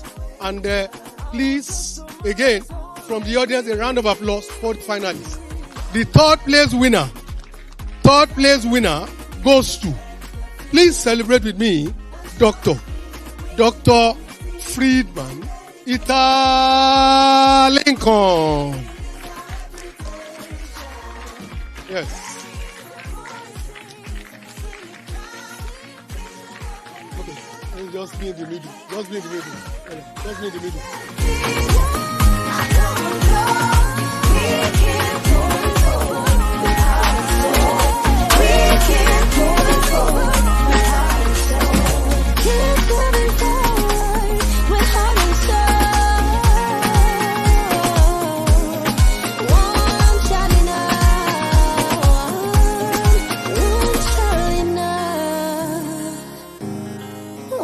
Okay, sorry, the third place winner, we're going on with a cash prize of 700,000. 700,000. Thank you. Please, we have in our midst one of our medical directors in Lagos, General Hospital, Dr. Adeola Ajibare. Nice to have you, sir. Better late than never. Dr. Ajibare, please. Thank you, sir. Thank you for coming. Nice to see you again. Dr. Ajibare, you will be joining the second place team to assist in presenting, please. Thank you. You came in just at the nick of time. The second place winner, can I call out Dr. Akimboade, Dr. Adebayo, Mr. Nalin, and Dr. Ajibare. Dr. Akimboade, Dr. Adebayo, Mr. Nalin, and Dr. Ajibare, please, to assist us with the second place presentation. The second place winner will be going on with a cash prize of 1 million naira. The second place winner will be going on with a cash prize of 1 million naira.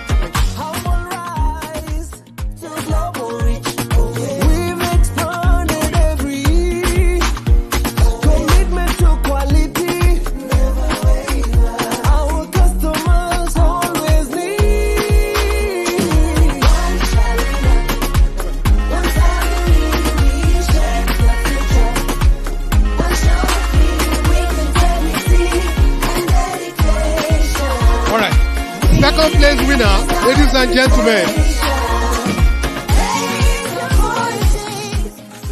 Second place winner, please join me as we celebrate.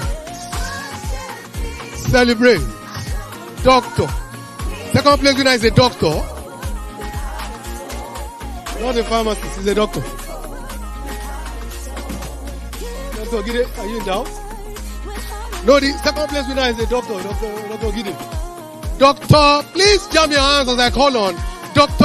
Oreoluwa Laguju. Oh, family.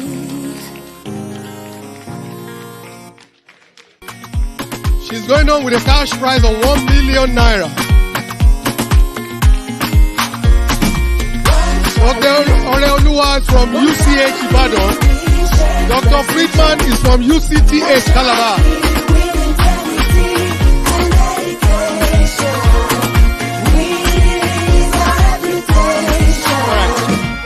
Thank you very much, sir. Now, to celebrate it, our Rising Star for year 2026. Rising Star for 2026. Please let me call on Professor Aimaku, Dr. Shodipo, Mrs. Okoyemi Akinyele, and our CEO, Mr. Abbas Beji. Please, if you clap faster, they will come harder. If you clap harder, they will come faster.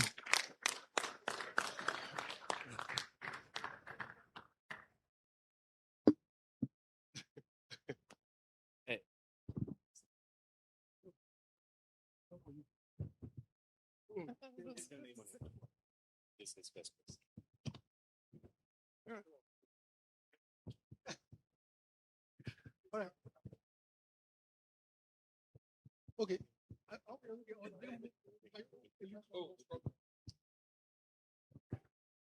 Please, my colleague said we should have lunch. We should break for lunch before announcing. All right. Now, please, as I said, everyone is a winner. We appreciate you all. We thank you all. But we must announce the top three. Now, the first place winner, the Rising Star for year 2026, the Shalina Healthcare Nigeria Limited, Rising Star for year 2026. Please jam your hands. Continue to jam your hands. Clap for this delectable man. Very delectable man. Handsome woman. A very beautiful doctor. And a delectable doctor at that. Please jam your hands as I call on Professor Aimaku. Please, let's celebrate our cerebral Rising Star doctor for today. Please join me to call on, to wish well, Doctor. Please, any turn. It's your turn. Dr.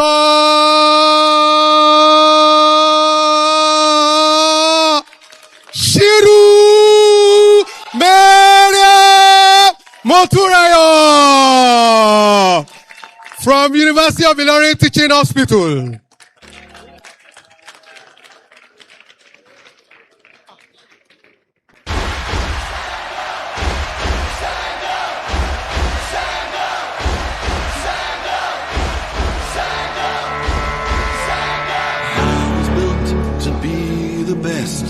Number one and nothing less. Lead me to my destiny. I have waited patiently. I have vision, oh I believe. I know I can count on me. So stand up for the champions, for the champions. Stand up, stand up, stand up for the champions. Okay, the three winners, please. Stand up. The three winners. The three winners. The three winners. Dr. Friedman. Stand up. Dr. Friedman. Okay. Stand up for the champions. For the champions. Stand up.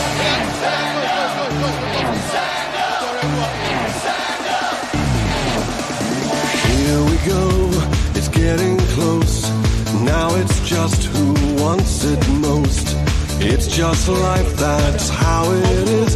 Cause we have our strengths and weaknesses. Oh, I have vision, oh, can't you see?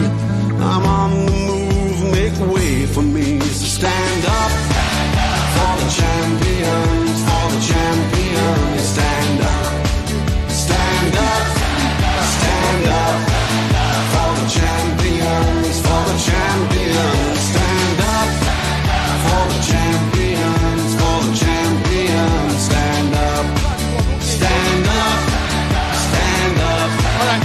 For the Please come, Dr. Eluwa. With the assessors, with the assessors.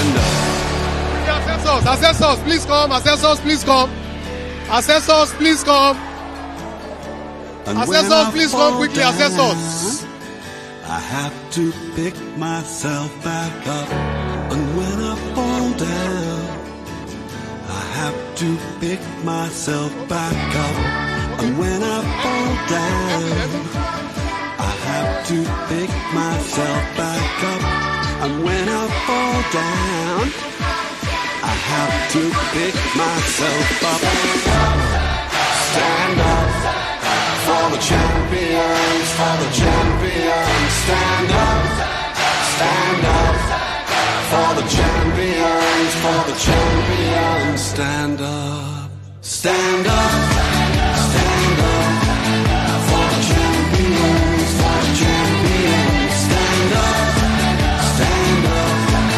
for the champions, for the champions. Stand up for the champions, for the champions. Stand up for the champions. The MD, the CEO with the 3 winners. MD, CEO with the 3 winners. MD, CEO with the 3 winners, please. Quickly. Yeah. Oh yeah, MD, CEO with the 3 winners. Okay. Oh yeah, Prof. Oh yeah, MD, CEO with the 3 winners. Thank you. Okay. Be the best, number one and nothing less. Yes. Lead me to my destiny. I have waited patiently. I have vision, though I believe. Please, all finalists, please come. All finalists, please. Stand up.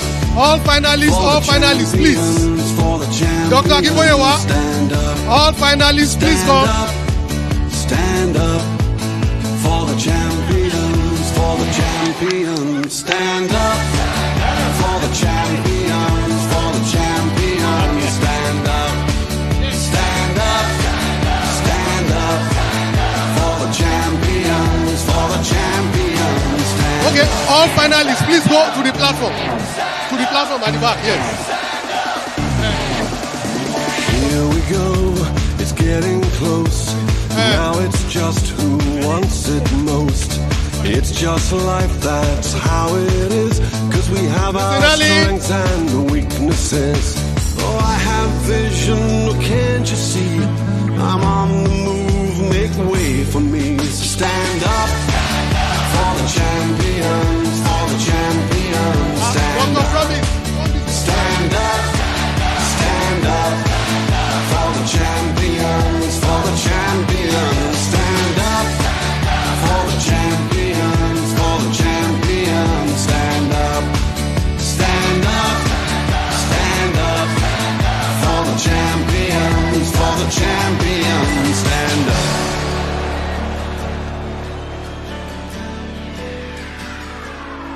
Thank you. Please, Dr. Akiboyewa Bamikole. Thank you, sir. I have to pick myself back up, and when I fall down, Dr. Gumbi, I have to pick myself back up, and when I fall down, I have to pick myself back up, and when I fall down, I have to pick myself up. Stand up for the champions, for the champions. Stand up for the champions, for the champions. Stand up, stand up, stand up for the champions, for the champions. Stand up for the champions, for the champions. Stand up.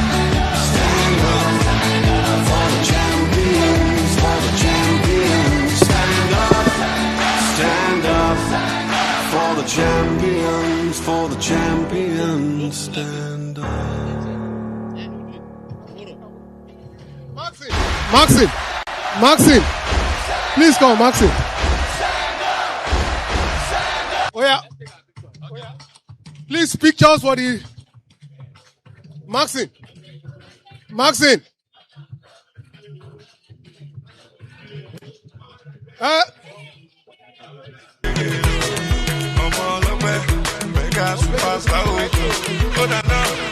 I don't get a lot, God do it. And I don't pay my rent, God do it. There be one for my hand, but God do it. There be one keep my joy, but God do it. I say anything them do not God do it. No, not God do it. No, not Baba God Foley. do it, no.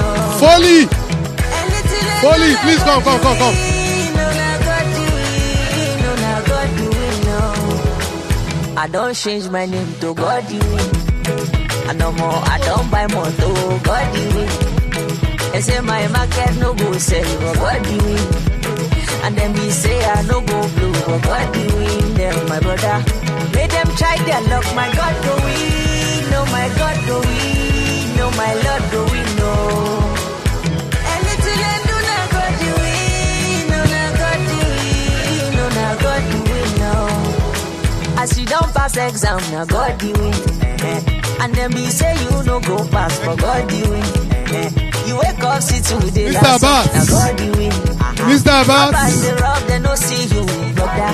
They no see you, my sister. Oh yeah, better fast. God do it. Where's Mr. Abbas? Mr. Abbas.